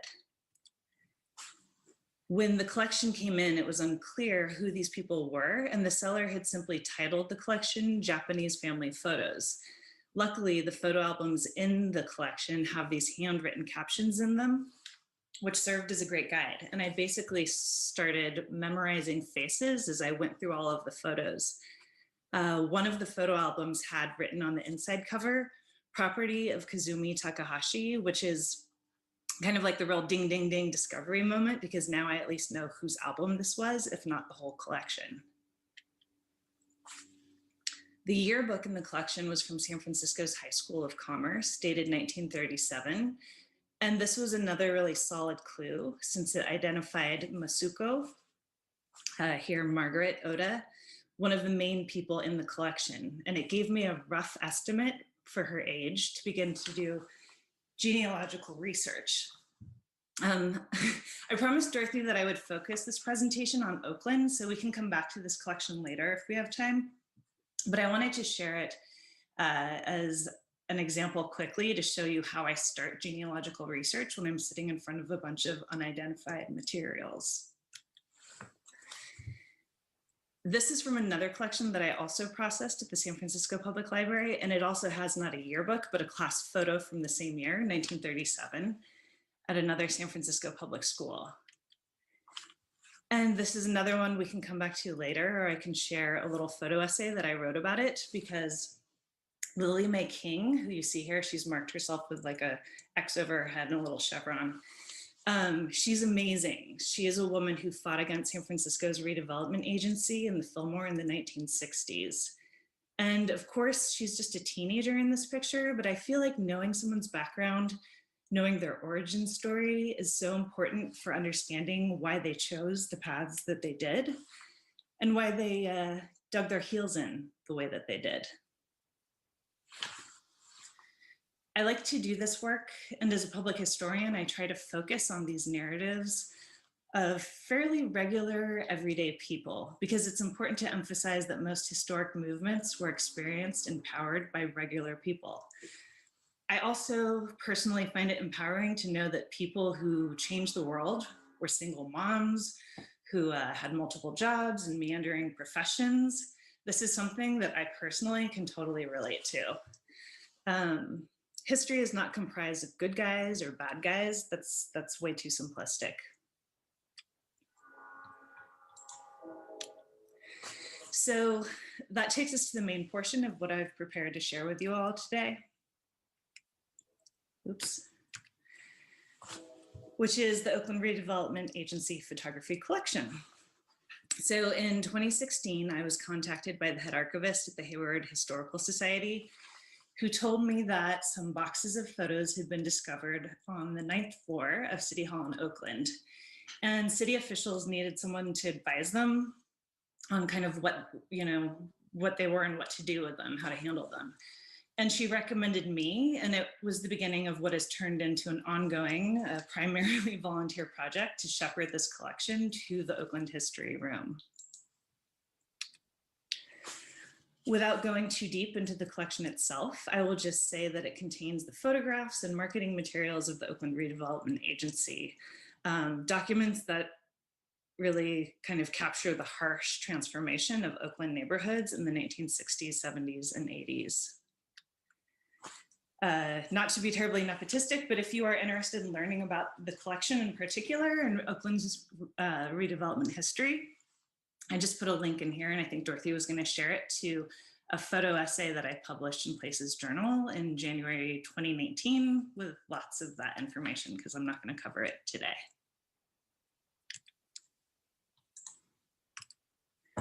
So the Oakland Redevelopment Agency Photography Collection, I'm wishing we had given that a shorter name, it's a mouthful, documents Oakland's historic arc of redevelopment from 1960 to 2000. It contains tens of thousands of photographs taken by development agency staff, and the early photos are meticulously labeled and organized. As I was processing the collection, certain figures showed up again and again, faces and photographs, names and meeting minutes and such. And I used this particular clipping, which is from an agency annual report, as a guide as I began to go through the same process I described of memorizing faces in the photos, identifying who everybody is. And I began to hone in really on, frankly, the two people in this story that are not white men. And that's Lillian Q. Love, who you see here, and John B. Williams. So Lillian Love and John Williams are actually perfect foils for telling the story of Oakland's redevelopment during the 60s and 70s. Williams was the head of the redevelopment agency, and he was a transplant from Cleveland who came to Oakland in 1964 specifically for this job. An interview I found with his wife, produced shortly after his death in 1976, states that the reason they had moved to Oakland was because of the lack of opportunity for advancement that he faced in Cleveland, where he worked in the Department of Urban Renewal and Housing for 9 years. His wife is quoted as saying that in Cleveland in 1964, Black people weren't heading up agencies, even though he was doing all the work. Lillian Love was born in Texas, but her family moved to Oakland when she was a small child. She was a fierce community defender who, among other things, headed the Oak Center Neighborhood Association, which took on not only the Oakland Redevelopment Agency, but also the Federal Housing Administration in a fight to save her neighborhood from redevelopment. She cited her father as her inspiration. He had unsuccessfully fought the displacement of his family and his home in the 1930s when the Peralta Village public housing complex was developed or proposed for development. Love herself joined the Oakland Redevelopment Commission in 1966 and served as an officer on the commission until 1970. But I didn't know anything about them. I didn't know any of this when I started processing this collection, and very little information was actually available. When I Googled for Williams, all I got over and over again was reference to this piece of the 980, which is named after him. The Oakland History Room has biographical files for people important to Oakland history, but there was no record for either Williams or Love in there, so I basically was starting from scratch. I contacted AMLO, the African American Museum and Library of Oakland, to ask if they had records on Williams or Love. And the archivist at the time, he's not there anymore, when I called him, he said to me, he was like, "Oh, John B. Williams, we don't have a file on him, but that name sounds familiar." And I was like, "That's because you're located like right on the John B. Williams freeway. Like literally right there." So John B. Williams' name was not ringing any bells in 2017 when I started this research. Amazingly, AMLO did have a file on love. It contained 2 documents, a program for choir performance from 1944, not very helpful, and a 1975 nomination form for recognition by the East Bay Negro Historical Society. The latter was a real boon because not only did it have the information for which her nomination was justified, but her resume was attached. And what it showed was that aside of her work as a teacher and a social worker and co-owner of a furniture business with her husband, Lillian Love's resume was majority voluntary service. And I think that's something that's really important to highlight, that it's not always the work we get paid for or the work we do to pay the bills that defines us, but the work that we dedicate ourselves to with our heart and soul, which she did. Her resume is 3 pages long, and minus the first couple of lines on the very first page, it is all about her volunteer work. To understand Lillian's roots a bit better, I used OPL's Ancestry.com account to do some genealogical research. The great thing about using Ancestry, if you can get access to it, is that often other people have already done a lot of the work for you and you can access it, such as this family tree that I found Lillian on. I will say though, Ancestry is prohibitively expensive. And even though most public libraries have accounts that you can access, if you're inside the library, I really kind of hate Ancestry and recommend Family Search, which is not quite as thorough and not as well designed, but it's free. And I think that public records should always be free. Through both of these databases, you can access census records. And these can tell you so much about somebody. So searching under Love's maiden name, which is Menoweather, I was able to pull the 1930 census, which shows Lillian's family living with her maternal grandparents and 2 of her mother's brothers at 1003 Poplar Street in Oakland. It's probably impossible for you to see this on this screen, but Lillian's maternal grandfather, Henry Rice, owned the house, which is no small feat for a Black man born in Texas in 1862. The kind of information that they gathered on the census back then too is really interesting. Like they note that he does not own a radio. Like he owns the house, but he doesn't own a radio. Today, that address is smack in the middle of what is now Peralta Village, so that corroborates with Lillian's story about the loss of her family home. The 1940 census shows that Lillian's father now owns the home, though it also says that the address is now 1023 Poplar and that he was born in Illinois instead of Texas. So one thing to keep in mind is that census data can be incredibly inaccurate and should be taken with a grain of salt. I was able to pull up Menoweather, Lillian's father's 1942 draft card, which now says that they live at 1033 Poplar, as do multiple city directories, which I also checked the family's addresses against. A couple things could be happening here. Address numbers did sometimes change. Lots could also be subdivided and new addresses created. I did wonder if maybe Lillian's grandfather had subdivided his property and let his children build their own houses on it. This research is totally possible to do looking through property records and things like Sanborn fire maps, but it's not really the information that I was after. It's really hard to not get bogged down by details like this when you're researching, but I was trying to stay really focused on what it was that I was looking for, which is stuff about Lillian. So I went back and pulled up voter registration records, noting that the 1033 Poplar Street address, again, is the primary one the family's listing. And really interestingly, Lillian, under her maiden name, is listed as a stenographer and a Democrat in the 1938 voters' records. In 1944, she's listed at the same address under her new married name, and she's now a housewife and a Republican.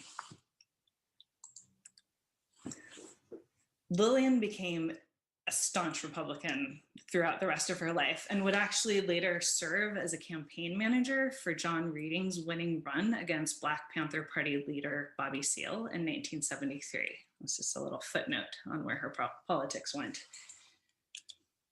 I found her husband, William Love's 1940 draft registration card, and you can see here that he lists initially 10333 Poplar as his address, but then on the sides, penciled in are 2 amendments to his address. So people are very mobile.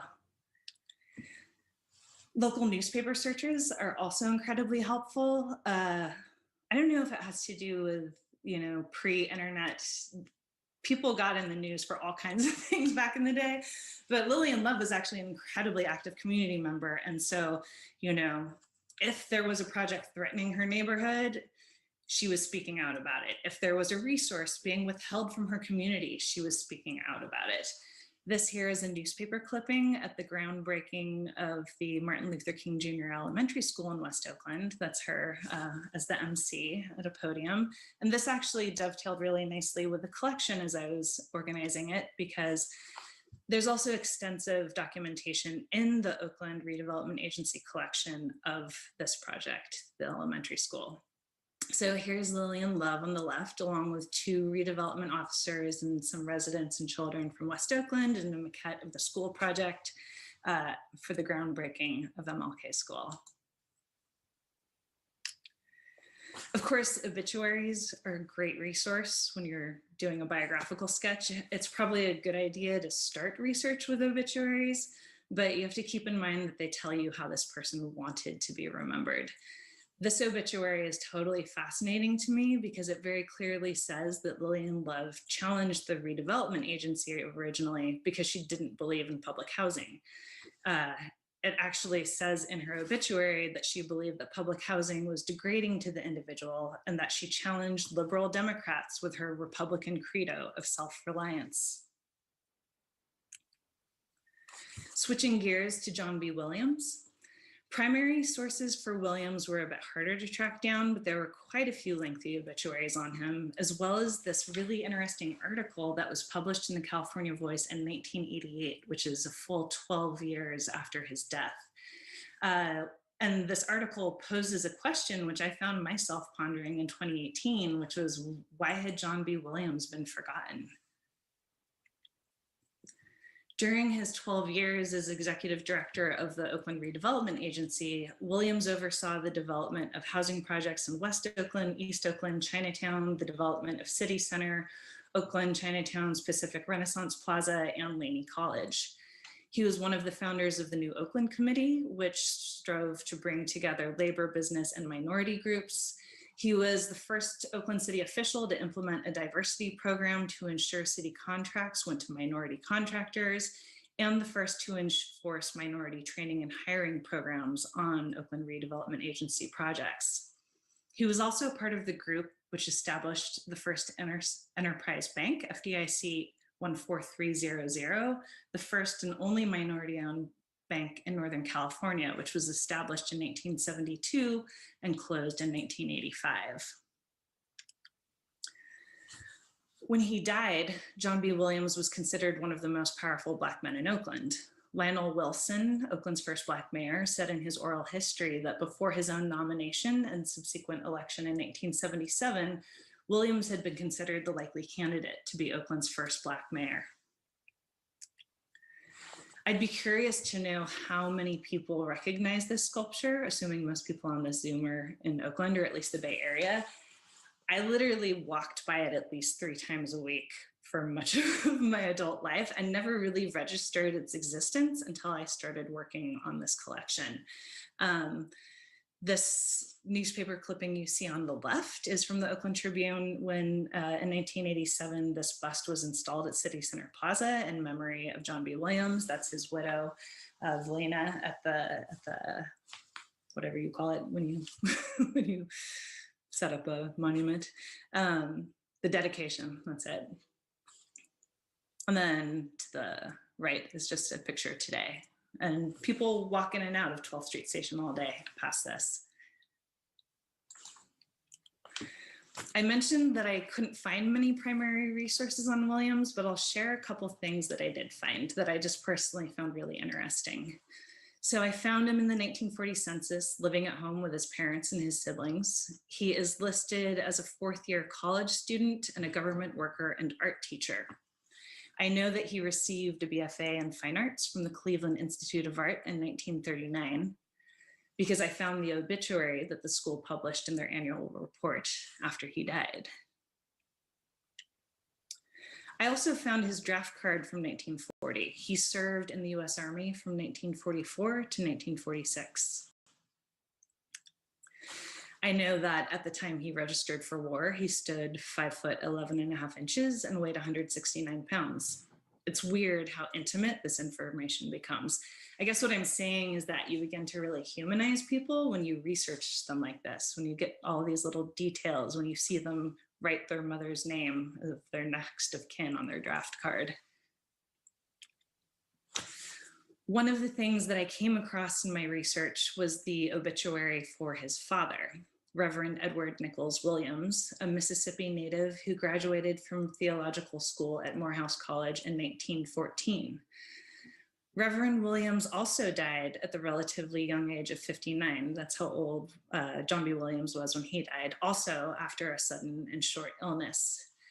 The obituary mentions that the night after he died, a pencil sketch of him was drawn by one of his sons, John, a graduate of the Cleveland School of Art.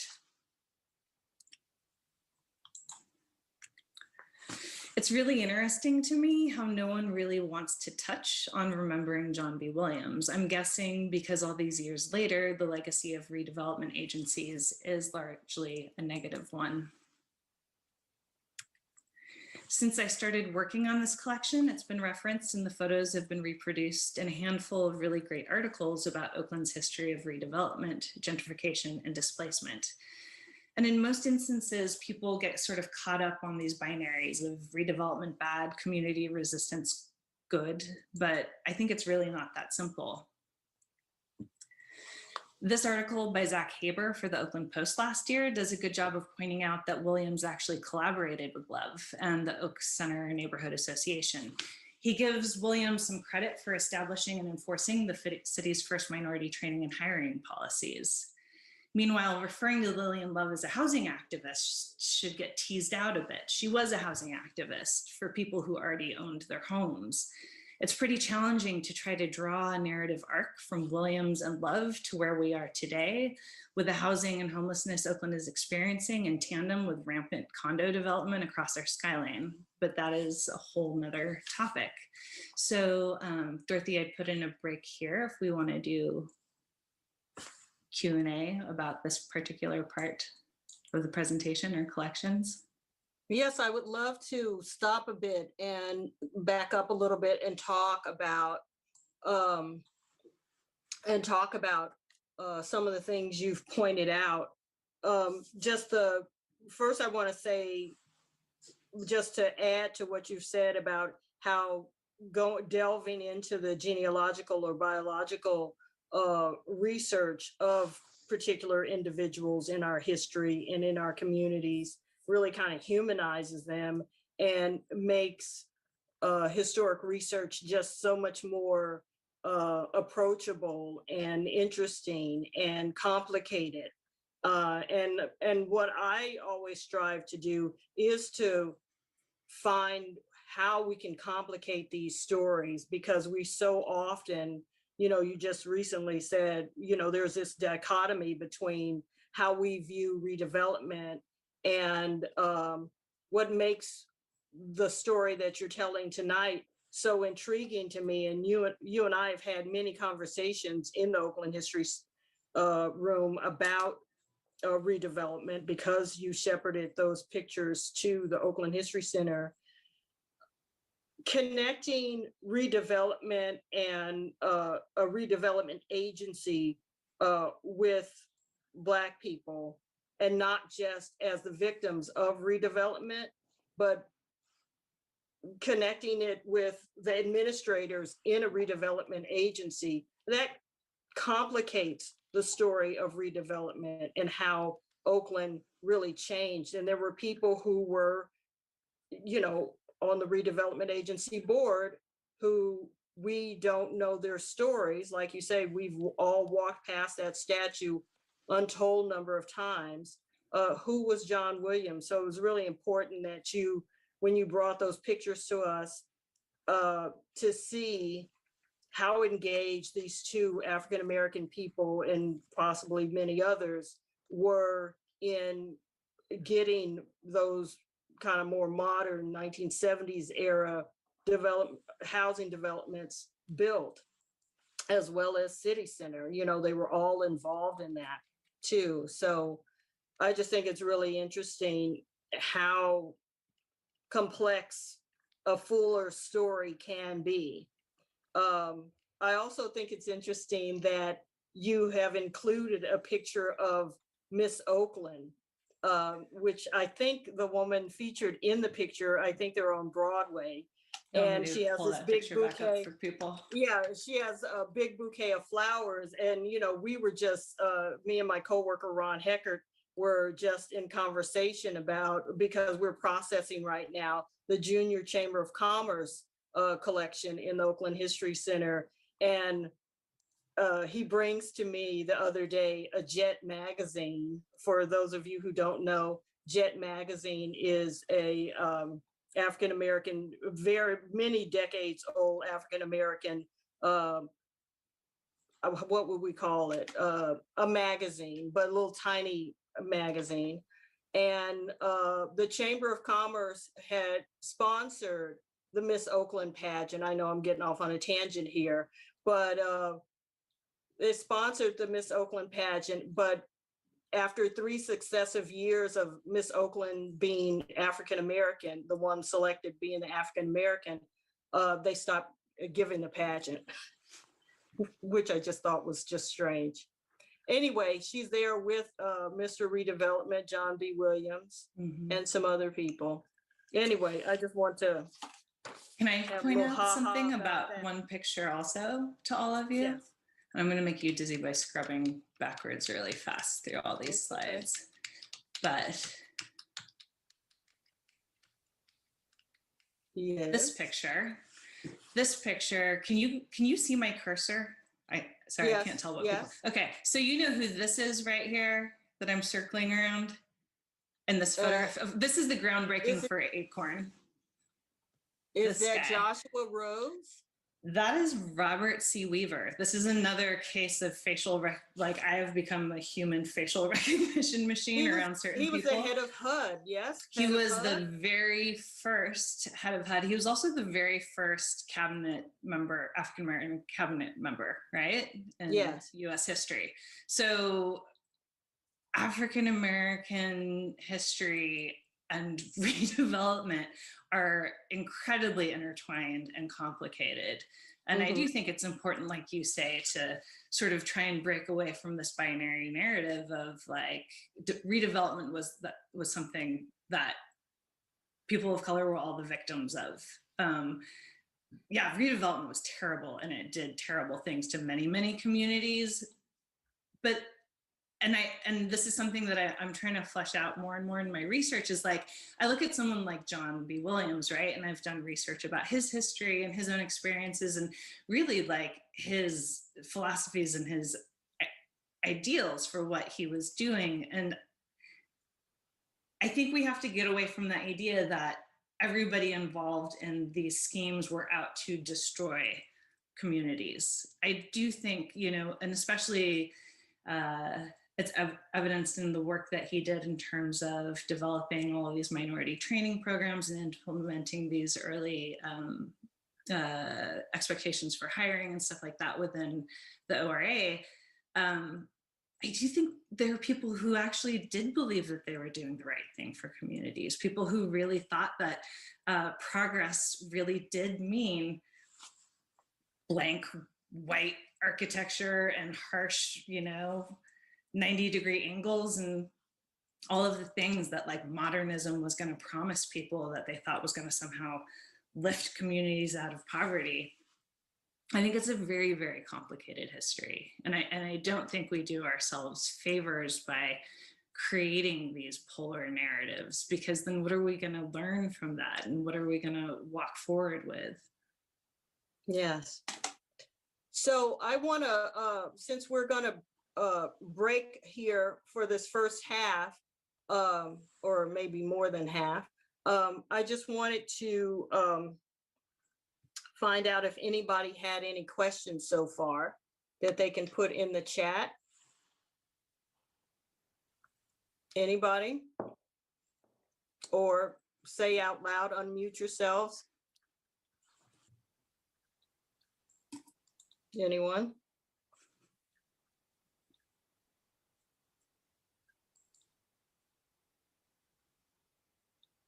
Okay, well, let's carry on, Mariah. Okay, let me scrub through my slides again.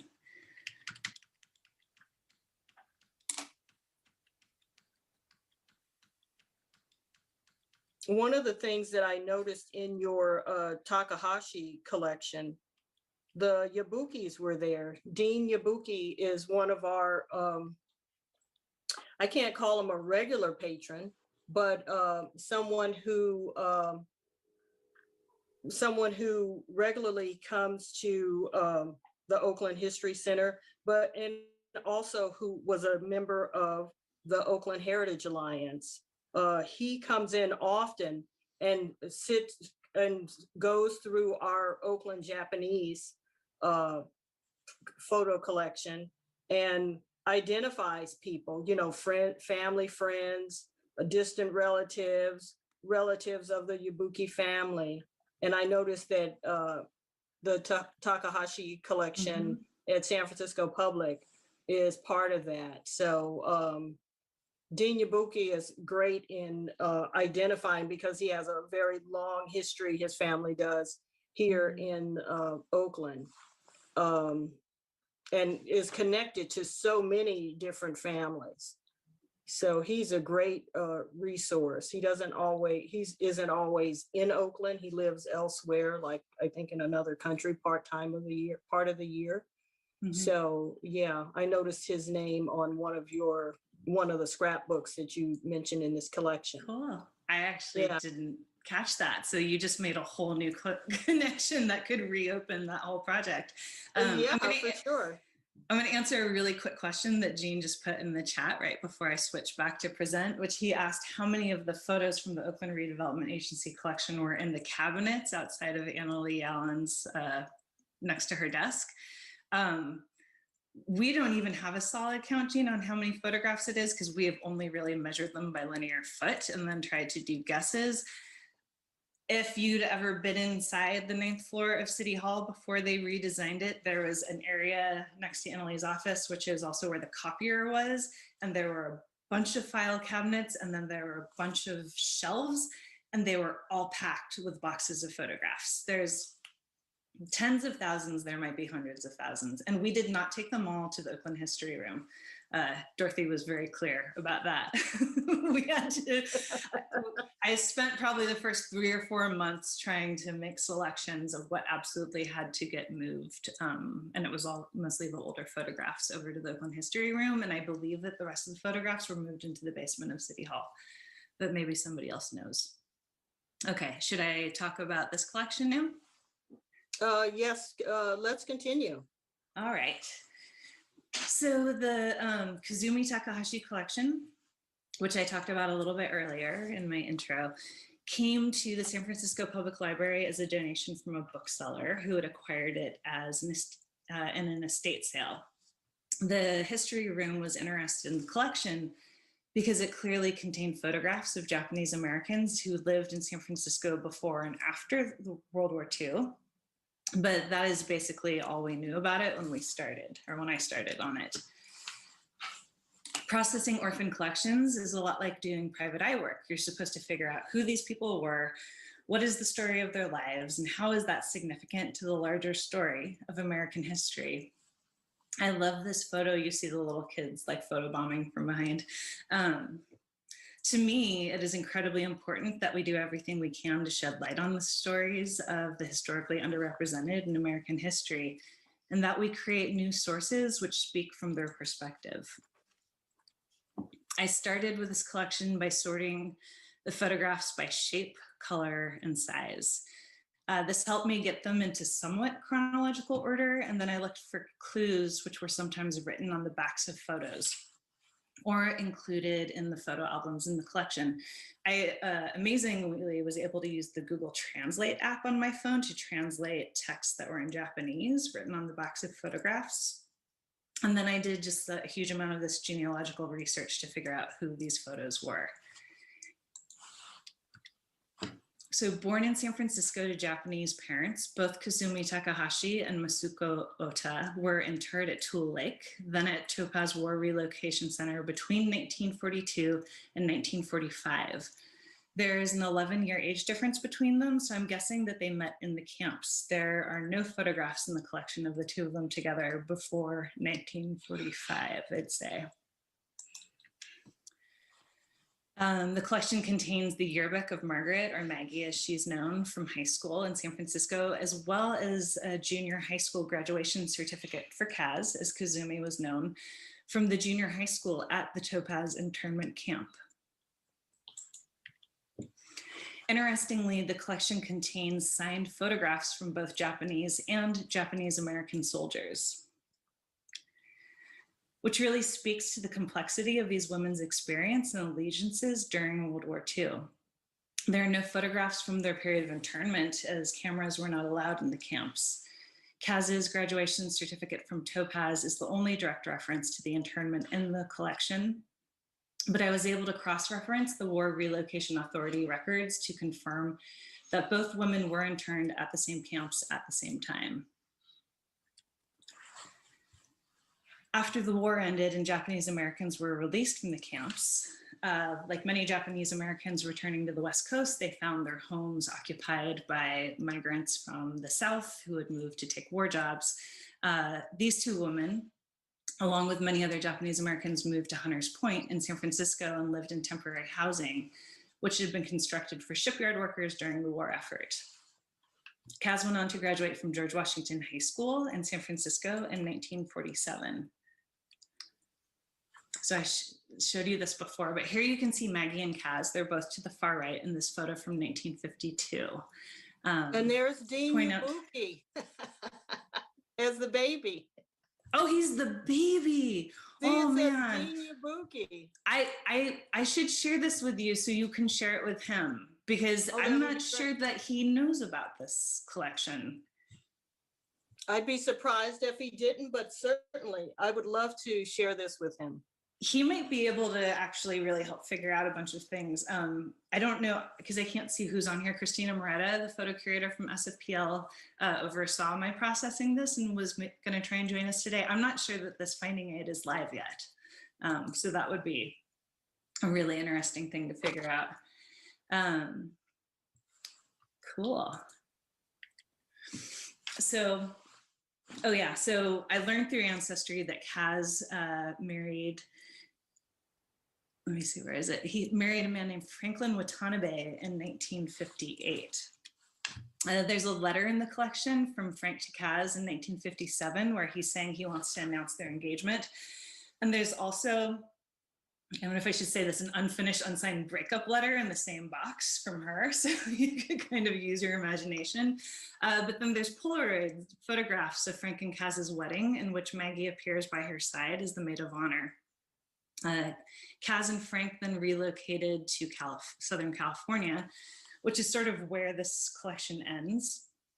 The couple had one son who I did try to trace. I think it's important to try and contact the families of orphan collections, but I didn't have any luck finding him.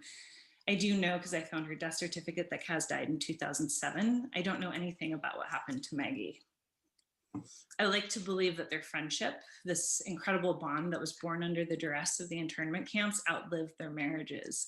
The fact that when Kaz died and her photographs ended up in a public auction, Maggie's personal photos and albums were mixed in with hers makes me think that maybe they came back together later in life.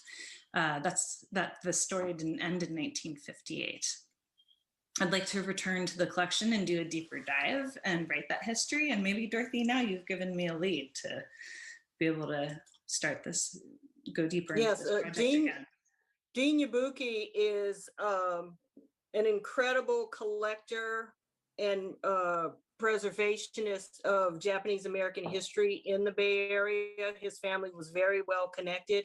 He's given us just gobs of photos, and he has stood very patiently and excitedly, actually, to identify each person and their relationships to each of the other people in the photos, their wedding photos, and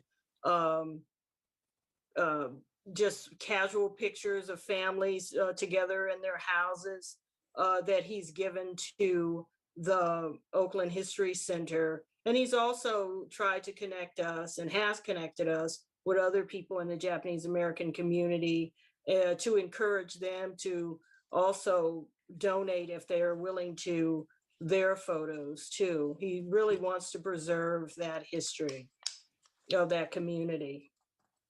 Well, you definitely need to connect us to each other. So Yes, for sure. show him For this sure I picture will. that he's a baby in. That's amazing. Yes, that's so funny.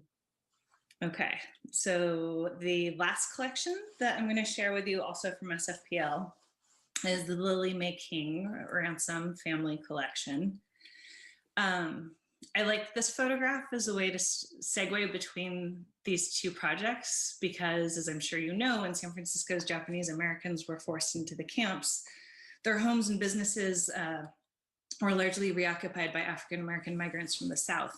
And this class photo from a San Francisco elementary school in 1952 shows a predominantly African American class with two Japanese American girls whose families must have found a way back into the community once the war ended.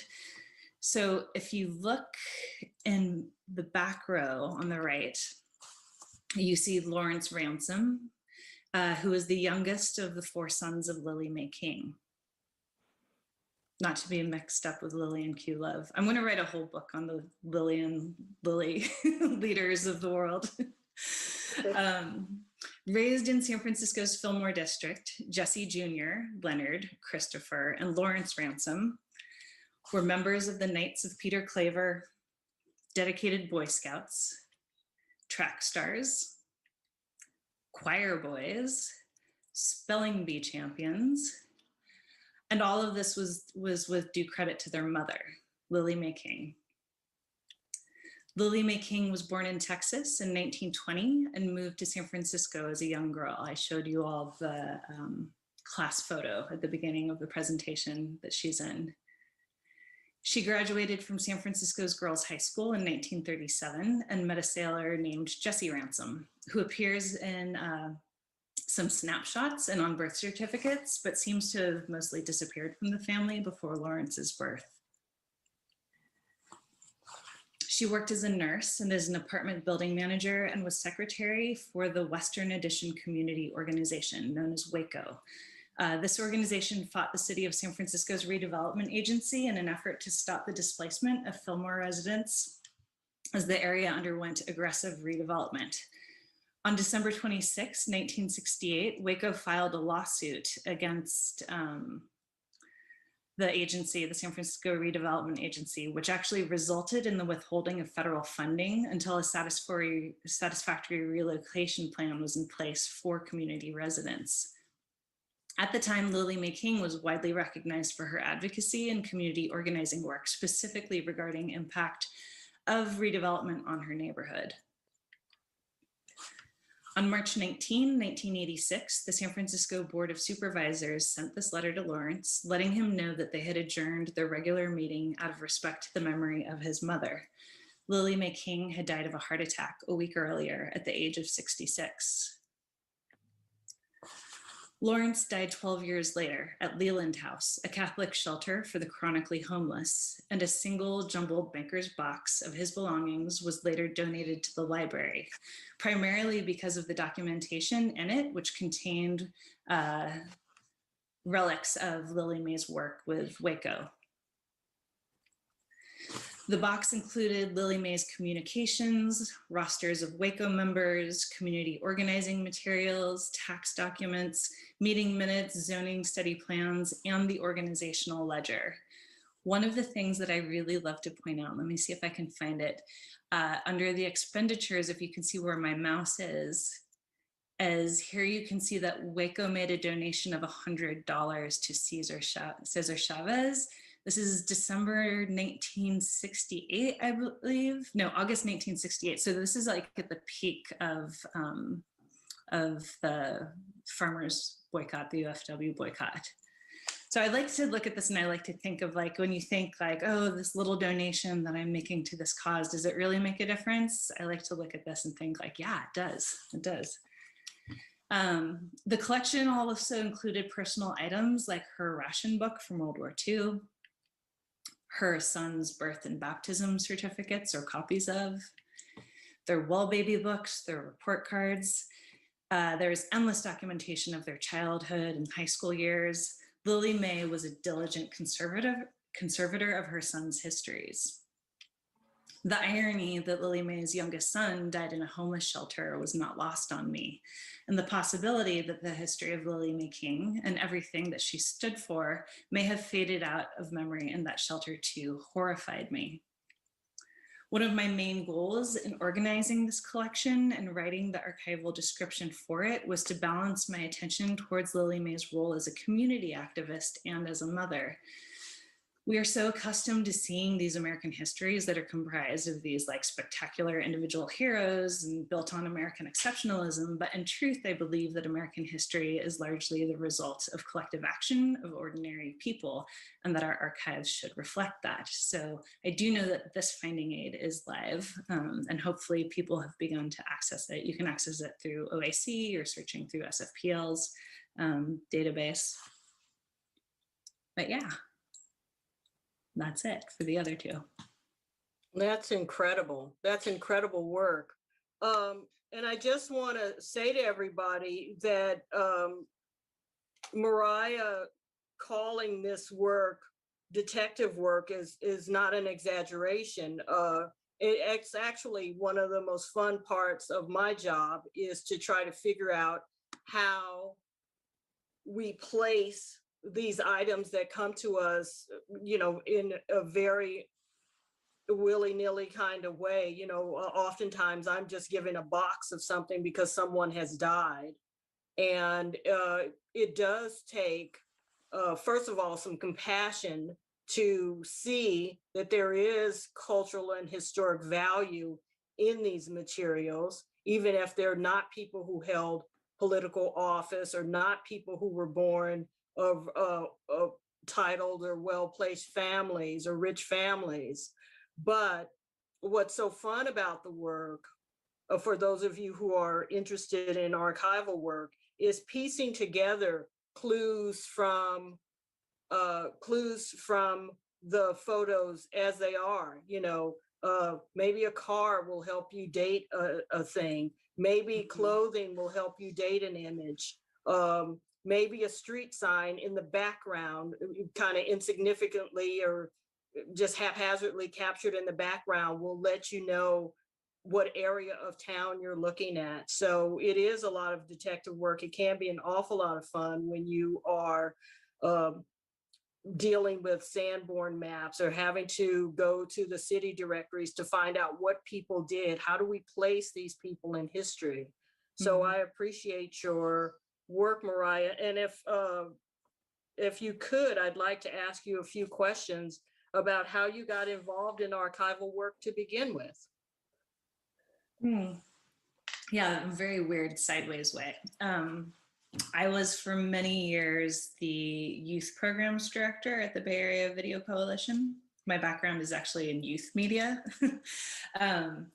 And BAVAC had a preservation department and lost the head of the preservation department. And I ended up, you know, nonprofit style, like, well, now I'll just head two totally different departments. While I was overseeing the preservation department, I learned a lot about audiovisual preservation and started working with a lot of BAVAC's clients, which were a lot of archives. I worked with the Fales Library out of New York. Worked with SFPL. I got to know archives, and I realized how much I loved archives and archival work, and decided to pursue that as sort of a new field for myself. And the thing that I definitely recognized with one foot in preservation and the other in archiving is that preservation is really all about like, how do we save the vehicle? How do we make sure that this physical thing still works? And what I really cared about was storytelling and the stories. And so that's why I'm now studying public history, but still working as an archivist. Good. Oh, now you've gone all over the country doing these trainings of the trainers, helping communities identify and preserve their material. Would you say that there's a lot of support for community-based archiving, particularly in communities of color? Historically, no, but there definitely is more and more so. Mellon Foundation has a huge initiative around community archives right now. People define what a community archive is very differently in different places, but I feel like it's something that is really building momentum right now. The work that I do with Community Archiving Workshop is really focused on helping communities who have collections. A lot of times collections just grow naturally because your church or your organization has video cameras and you've been documenting all of these events. And 30 years later, these are now, we recognize historically really important events and you have the documentation of it.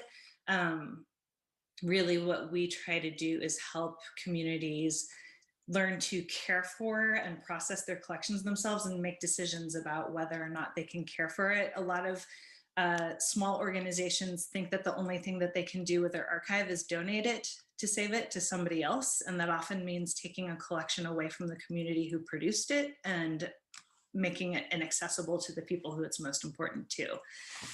So that is really the crux of our work in terms of community archives. But yeah, I do feel like I see more and more sort of momentum around knowledge sharing so that people learn how to maintain these things within their own communities. And I see more and more foundational support for allowing and supporting people in doing that.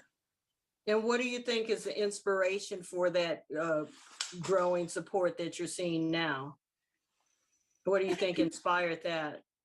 I think one, people have seen it done well in instances. And I think two, we're seeing, with the exception of some really large institutions, we're starting to see the typical institutions that served as archives starting to flounder. We have universities that are no longer focusing on their archives and collecting and are actually beginning to deaccession collections, which is quite shocking for people to see that a collection that's been donated is now being disposed of. I think that might be a lot of it actually, is just getting away from the concept that archives belong in storied institutions that have bell towers and stuff in them. Yeah. And the other thing I wanted to know, well, you said different communities respond in different ways. Can you give us like a couple of examples of how communities have responded to, salvaging, preserving their archives or not? I mean, what have been some of the arguments for or against? I'll tell you one that just comes straight to mind because it's where my head is at right now. I'm currently working, Community Archiving Workshop got a grant from the National Endowment for the Humanities to bring our workshop to tribal and indigenous archives. Unfortunately, because of COVID, we haven't been able to go do the work, but we've started doing it remotely through Zoom. And I've been meeting with a lot of the indigenous archivists that I'm going to be working with in the last couple of weeks. And there's one group that I had a meeting with last week who were explaining to me that their tribe, a lot of tribal and indigenous archives hold recordings that were produced by like anthropologists or like documentary makers and stuff like that, and the recordings have been repatriated to the community. So the community have these recordings that they didn't make, maybe that these recordings shouldn't have been made, but now they have them. And the people that I was talking to were explaining to me that their tribe had actually disbanded in the 1930s because of a drought. There was an extended drought in their community, and people actually disbanded and joined different regional tribes. And there was a whole generation which was born and began growing up in other tribes speaking other languages. And it wasn't until the 1950s that they actually returned to their own land and community. And there's a huge push to try to revive their language because there was a loss of language during that 20-year period. And those recordings that they have repatriated actually are going to help create an opportunity for that to happen. That's amazing. Yeah, I think so. I was thrilled. And can you say the name of the tribe? I honestly, the only reason I can't, there's not like a protective reason I can't, I'm forgetting which one it was because I talked to like 7 different people that week or 7 different tribes. So I would have to look at my notes to tell you, but it's in the Southwest. I'm doing a whole project in the Southwest corridor right now. So it was either New Mexico, Arizona, or Oklahoma. I would have to honestly look at my notes. Okay.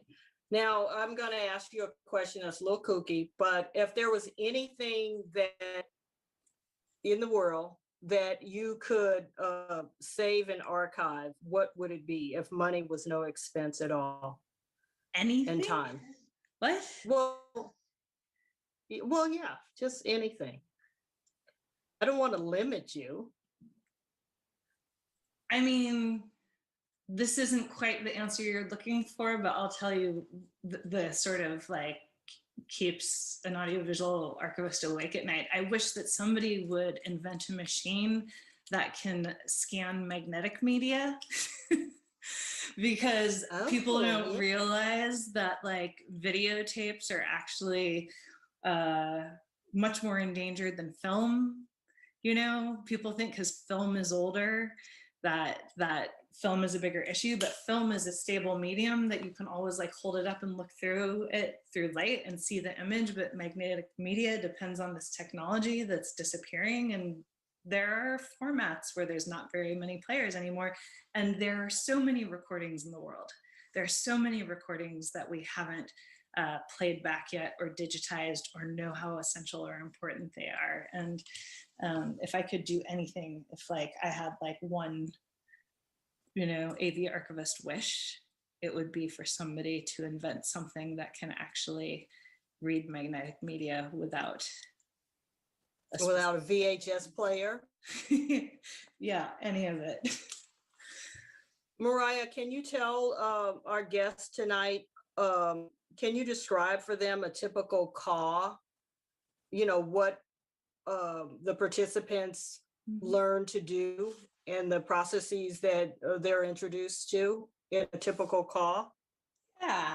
Yeah, and you can pipe in because you've participated in one. I have. Basically, a CAW is when we partner with an organization that has an AV collection that is what we call unprocessed, which means we're not entirely sure what it is. We don't have an inventory. We're not sure what condition the collection's in.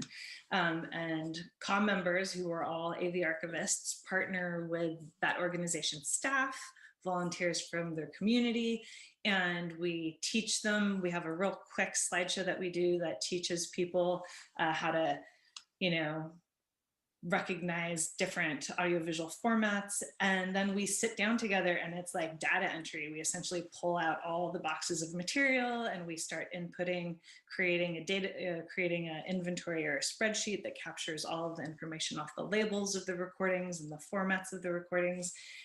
Film, we set up a thing and we teach people, that we end up doing a lot of it. We rewind the film and we repair the film. We repair like bad splices and things like that.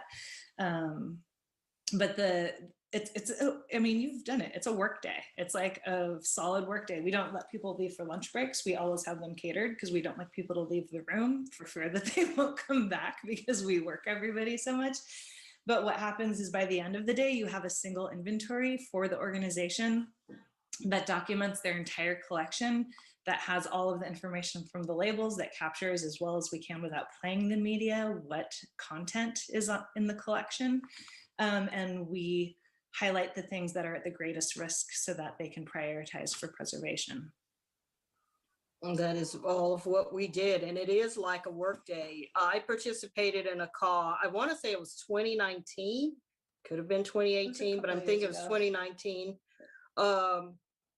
And I was joining Sean Dickerson because both Sean Dickerson is the acting archivist of the African American Museum and Library in Oakland, which is part of the Oakland Public Library system. And so he and I went up to Sacramento to spend a few days learning how to help our community members preserve their materials. So at the call we were participating in, we were at the Sacramento Public Library, their main library, in their history room. The Sacramento room is what it's called. And we had these collections of albums and video and audio cassette tapes and things like that, just boxes and boxes of this collection belonging to Sacramento room. And we went through it and we were collecting all the metadata, which for those of you not in this field, it's information about the information. You know, who's the producer, how long a tape is it? And the challenge is you can't stick it into a machine and play it because a lot of times people find in their collections, they don't have the machinery.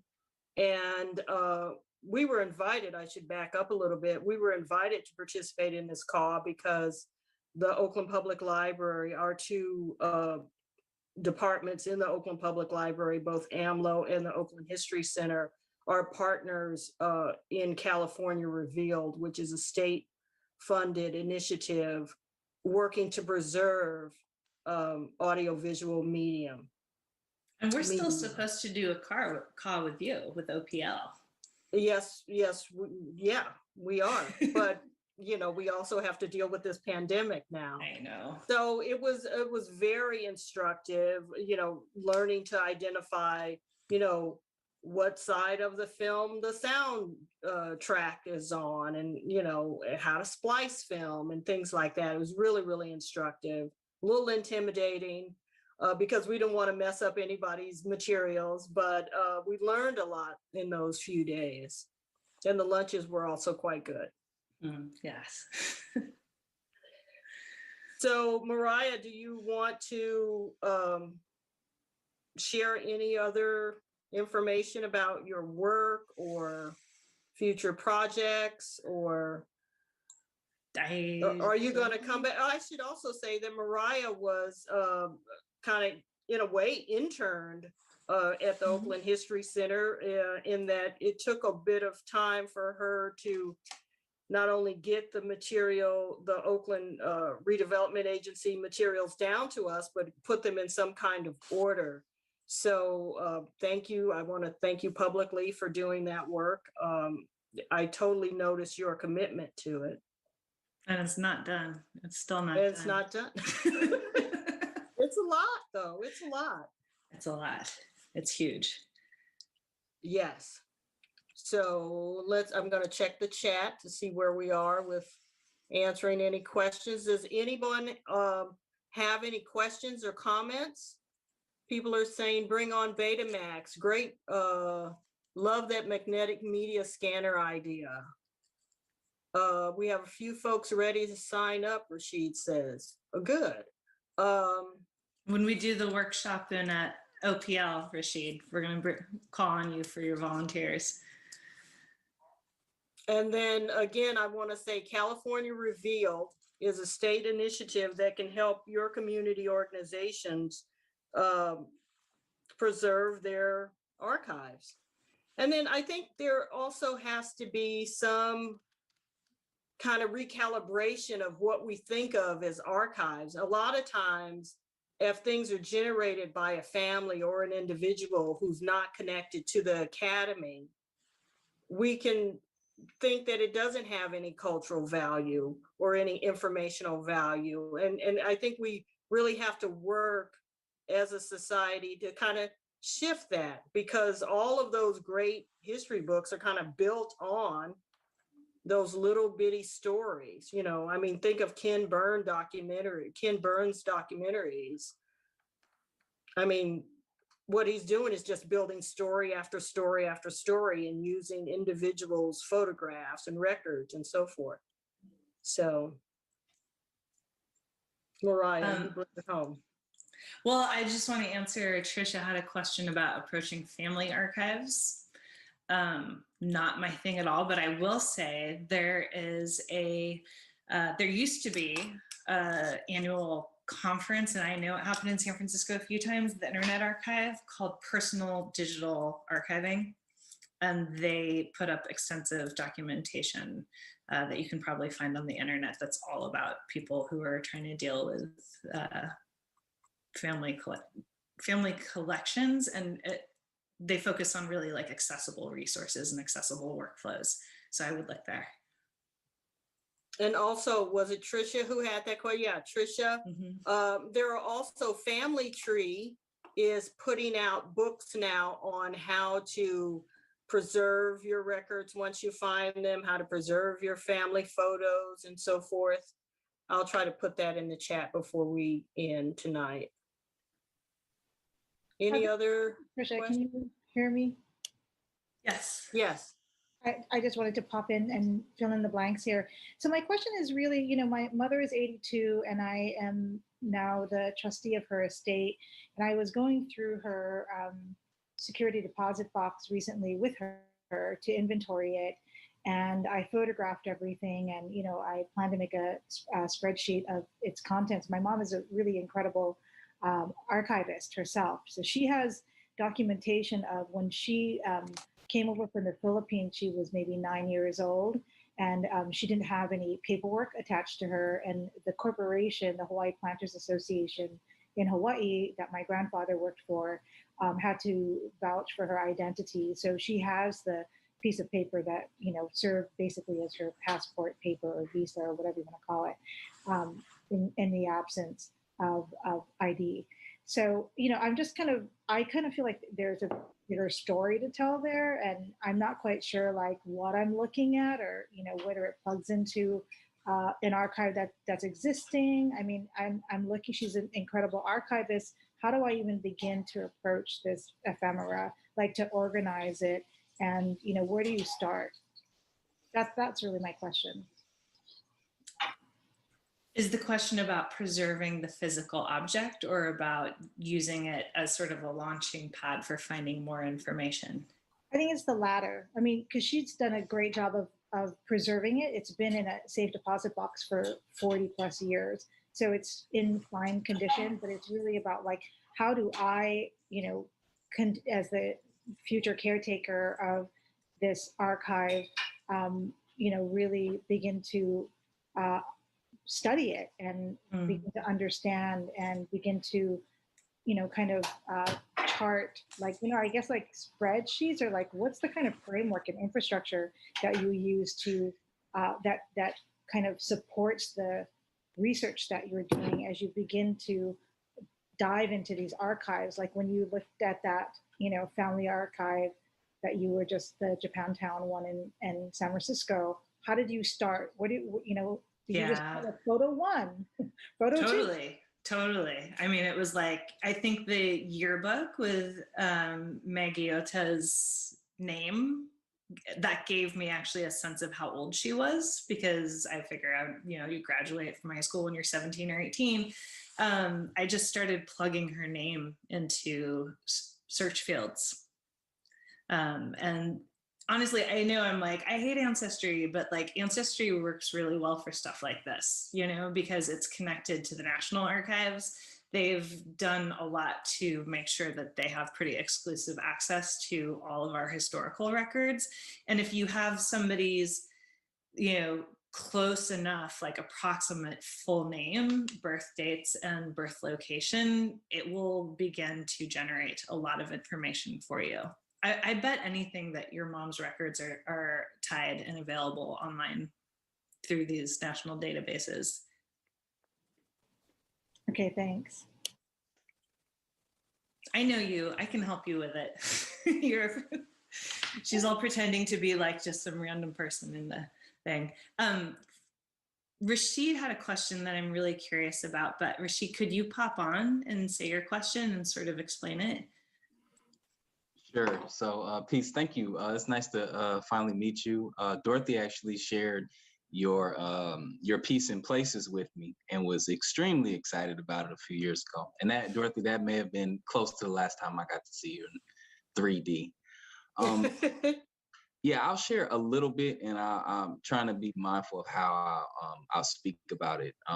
So I live in a city that does not have a history of well, let me say, the historical institutions do not have a history of being concerned with or preserving the stories of non-white folks. And I've been doing some of that work, and I'm interested in like hearing like what might be strategies for one, pushing those institutions, working with those institutions.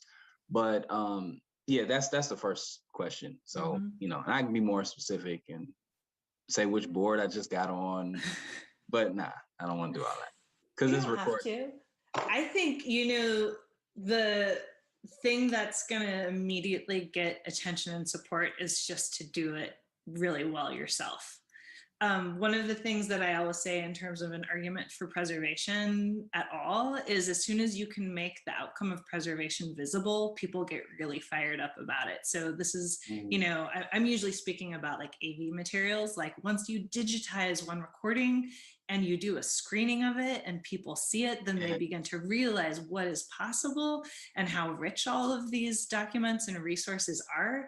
And so I think really advocating for the history of the community that you are talking about is beginning to actually share it, you know?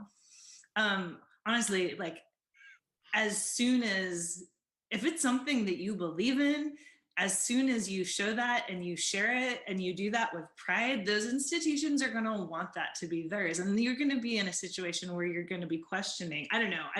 I'm going to not know anything about where you are, what institutions we're talking about.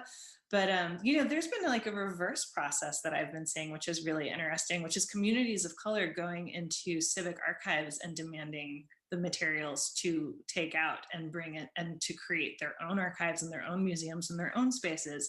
Because you know, you have instances where communities are documented in collections and institutions that in no way serve that community, and so those become dead documents. And Rashid, one thing you have to, I would say one thing, Rashid, you have to remember that the exclusion of story is part of the story. That is part of your story. The exclusion from the community narrative or the official narrative of a city, a town, an organization, a school is part of the story. So don't leave that out. You know, and your journey to try to find information about whatever it is you're seeking. If there is a lack of information, a block to that information that you're encountering when you go to seek that information, that is also part of your story.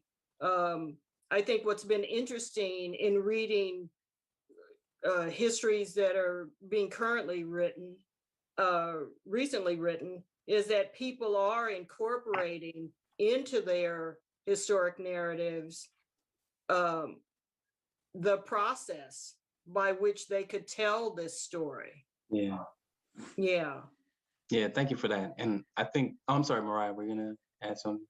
No, go. I'm looking for a resource I want to share with you. So say what you're going to say. Right on. No, I appreciate that.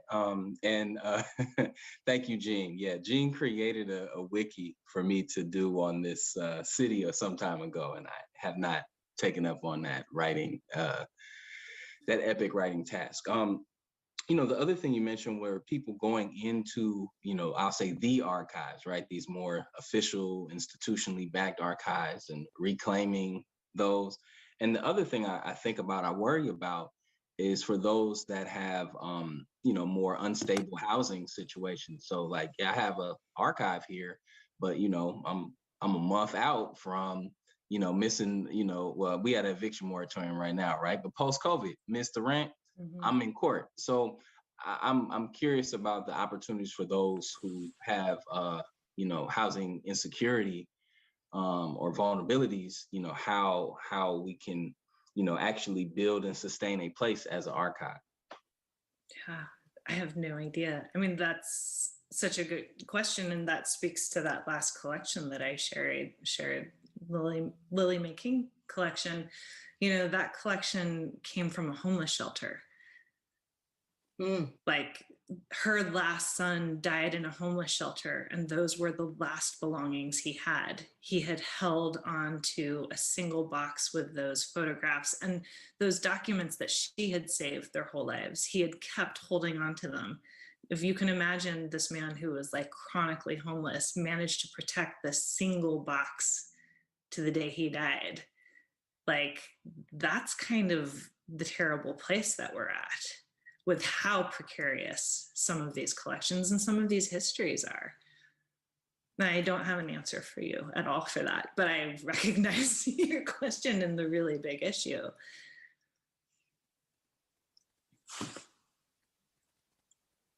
I mean, Dorothy, you could probably say, I mean, I think that, like, people often hope that they can drop things at the library, right? Oh, well, that is the thing that makes the Oakland History Center's collection so special, is that it's community grown, in that we always, prior to COVID, get donations from people, not only when a relative or friend or neighbor dies, but things that they know that their families don't have interest in preserving. So many people come in, not in distress, but come in and say, my kids aren't interested in these, this collection of yearbooks from our grandparents. Would you like them? Well, certainly. Would you like these photos of a particular event?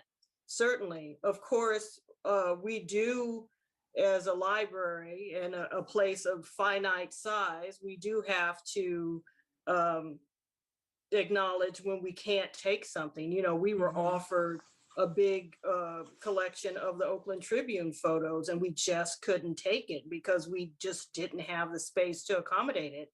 But what I did to help is to try to find a place, and unfortunately we did find a place in which to deliver that archive, which is now at the Hayward Area Historical Society. So it does become quite precarious. We had a patron who used to come in, an older African-American gentleman, who'd come in and do all this genealogical research every Thursday night. Mr. Roy, his name was Royster Jackson. I won't call his name. And so one night, a woman came in who I didn't know. She wasn't a regular patron. She came in and she told me that Mr. Jackson had died. And she had come to not only tell me this, because she told me he used to talk about me and coming to the Oakland History Center, but she assumed that he had all that research he had been collecting over all those years. She assumed that he had given it to me, to the Oakland History Center, and he had not. And she explained that he had no wife, children, parents, which to leave it to. And the police were kind of clearing out his house. He lived alone, older man, must have been in his 70s, possibly 80s. And so who knows all of what he was collecting. I know one thing she told me that he did do for the West Oakland community is that he would go through just very meticulously the yearbooks, and he would make photocopies of different people and then give those photocopies to those people's kids and grandkids to say, your dad was a track star, your mom was the head of a student body at McClymonds or something like that. And there is a loss for the community when these things, these materials disappear. I'm going to type into the chat the name of this place, and this speaks to what you're saying too, Dorothy, but Rashid, I think and I don't know how good their website is. It is a really small museum that I stumbled across totally randomly once, which is honestly the best example I have ever seen in my life of a community archive / museum, and it's in Kentucky. It's called the African American Heritage Center, super generic name, but if you look it up in Franklin, Kentucky, they're the institution I was talking about that actually did this push to, basically they repatriated documentation of their community from the larger regional archive and moved it all into this house in the community. And what they did was they just put everything up. They just made everything available. They put all the photos in frames and hung them everywhere, and they put them in photo albums and put them on the table, and they put like jerseys from the high school. They just filled this house, and people go through with Post-its and they just identify everything. They'll be like, oh, that's Mrs. So-and-so. It's crowdsourcing, but it's like analog crowdsourcing. Like, that's Mrs. So-and-so. My mom was on this committee with her, or that, you know, and just write little stories about everybody. And it's literally just one of the most amazing spaces I've ever been in. Like, as soon as I saw it, I was like, has anybody already done their dissertation on this? Like, I should do my dissertation on this place. This place is amazing. Franklin, Kentucky. I'll have to look that up. And but it sounds like you're not sure if they have a website, huh?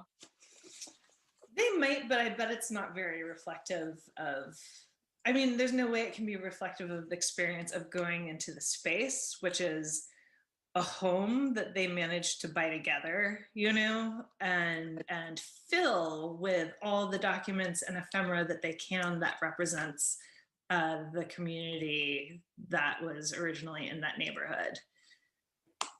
It's incredible. I'm going to check the chat once more. Jean shared a sad commentary. The E.F. Joseph photos. E.F. Joseph was an African-American photographer who beautifully photographed life in West Oakland in the 1930s and possibly 20s. I'm forgetting the decades. His photos were almost sold for the silver in the negative, Jean shares, which that's troubling. Any more questions before we end? If not, Mariah, thank you so much. This is fascinating. You're always presenting a fascinating talk and sharing your experiences. We really appreciate it. We appreciate everybody who came out and spent the evening with us in this Zoomosphere. And we'll see you next time. We have an Oakland History Center program. I have one small question. Yes, Charles. This woman, Lily Mae King Ransom, did she have like grandsons that lived in Berkeley? Because they were sports stars. I did, you know, like I said, I tried to trace descendants of orphan collections and traced one of her son's descendants in Fremont at a certain point. Because Berkeley had Gene Ransom, who was an incredible basketball point guard. And then Jeff Ransom went to the major leagues in baseball and played for the A's. That's I don't think they were related. Yeah, probably not. All right, everybody. We're going to say bye to Mariah. And thank you all for coming.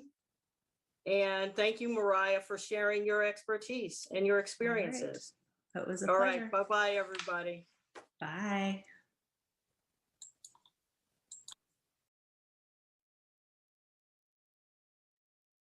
Hello, I'm Dorothy Lazard, the librarian at the Oakland Public Library's Oakland History Center. Today, I want to share with you a bit of history of African Americans in early Oakland. Though the popular impression is that the city's African American population arrived during World War II, that's a major misconception. African Americans have been here since Oakland's earliest days, some arriving even before the city's incorporation in 1854. They came pursuing the same dreams of personal, political, and economic freedoms that brought whites west. Some were newly emancipated, some were free Northerners. Once they settled, they found work as sailors, laborers, draymen, cooks, painters, domestics, dressmakers, teachers, barbers, waiters, and railroad workers. Together, they established the institutions that would build and sustain their community and place an indelible mark on the city. So let's begin.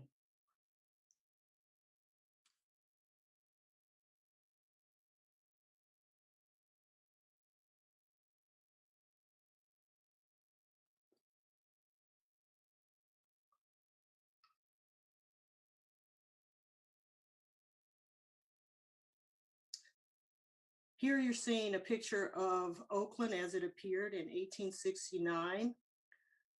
Oakland was 17 years old then, having been established as a town in 1852. This is Broadway and around 7th Street.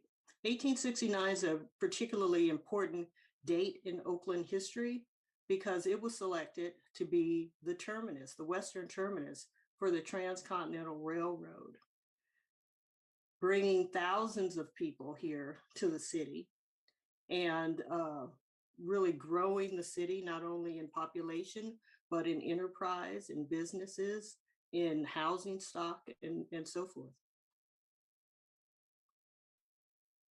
And here is that first Transcontinental Railroad depot, which was at 7th and Broadway.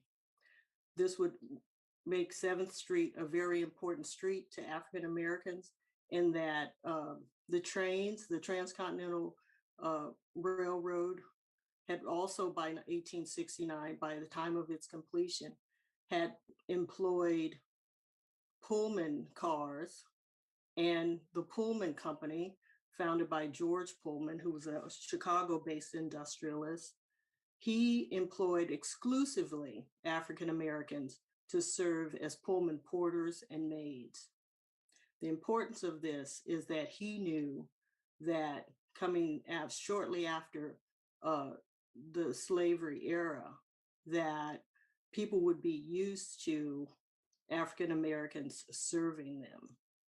And so he created this kind of serving class of people. But the Pullman porters are an interesting population of the African American population. They're an interesting segment in that they were both servants and leaders. Here are a few Pullman porters around 1890 here in Oakland. Now, the Pullman Company in Oakland required that all Pullman employees live west of Adeline Street. And that created this enclave of African Americans, although West Oakland at the time in the late 19th century was very multicultural with Italians and Irish and Serbians and Jews. West Oakland was our earliest neighborhood. It was where the city was founded. West Oakland and what we know of as downtown in West Oakland was where the city began. And, but that employment requirement turned West Oakland into a predominantly African-American enclave. And as the city grew geographically, physically, and people identified as white could move to other areas of the city, West Oakland became more and more of an African-American district. Just another picture of a Pullman.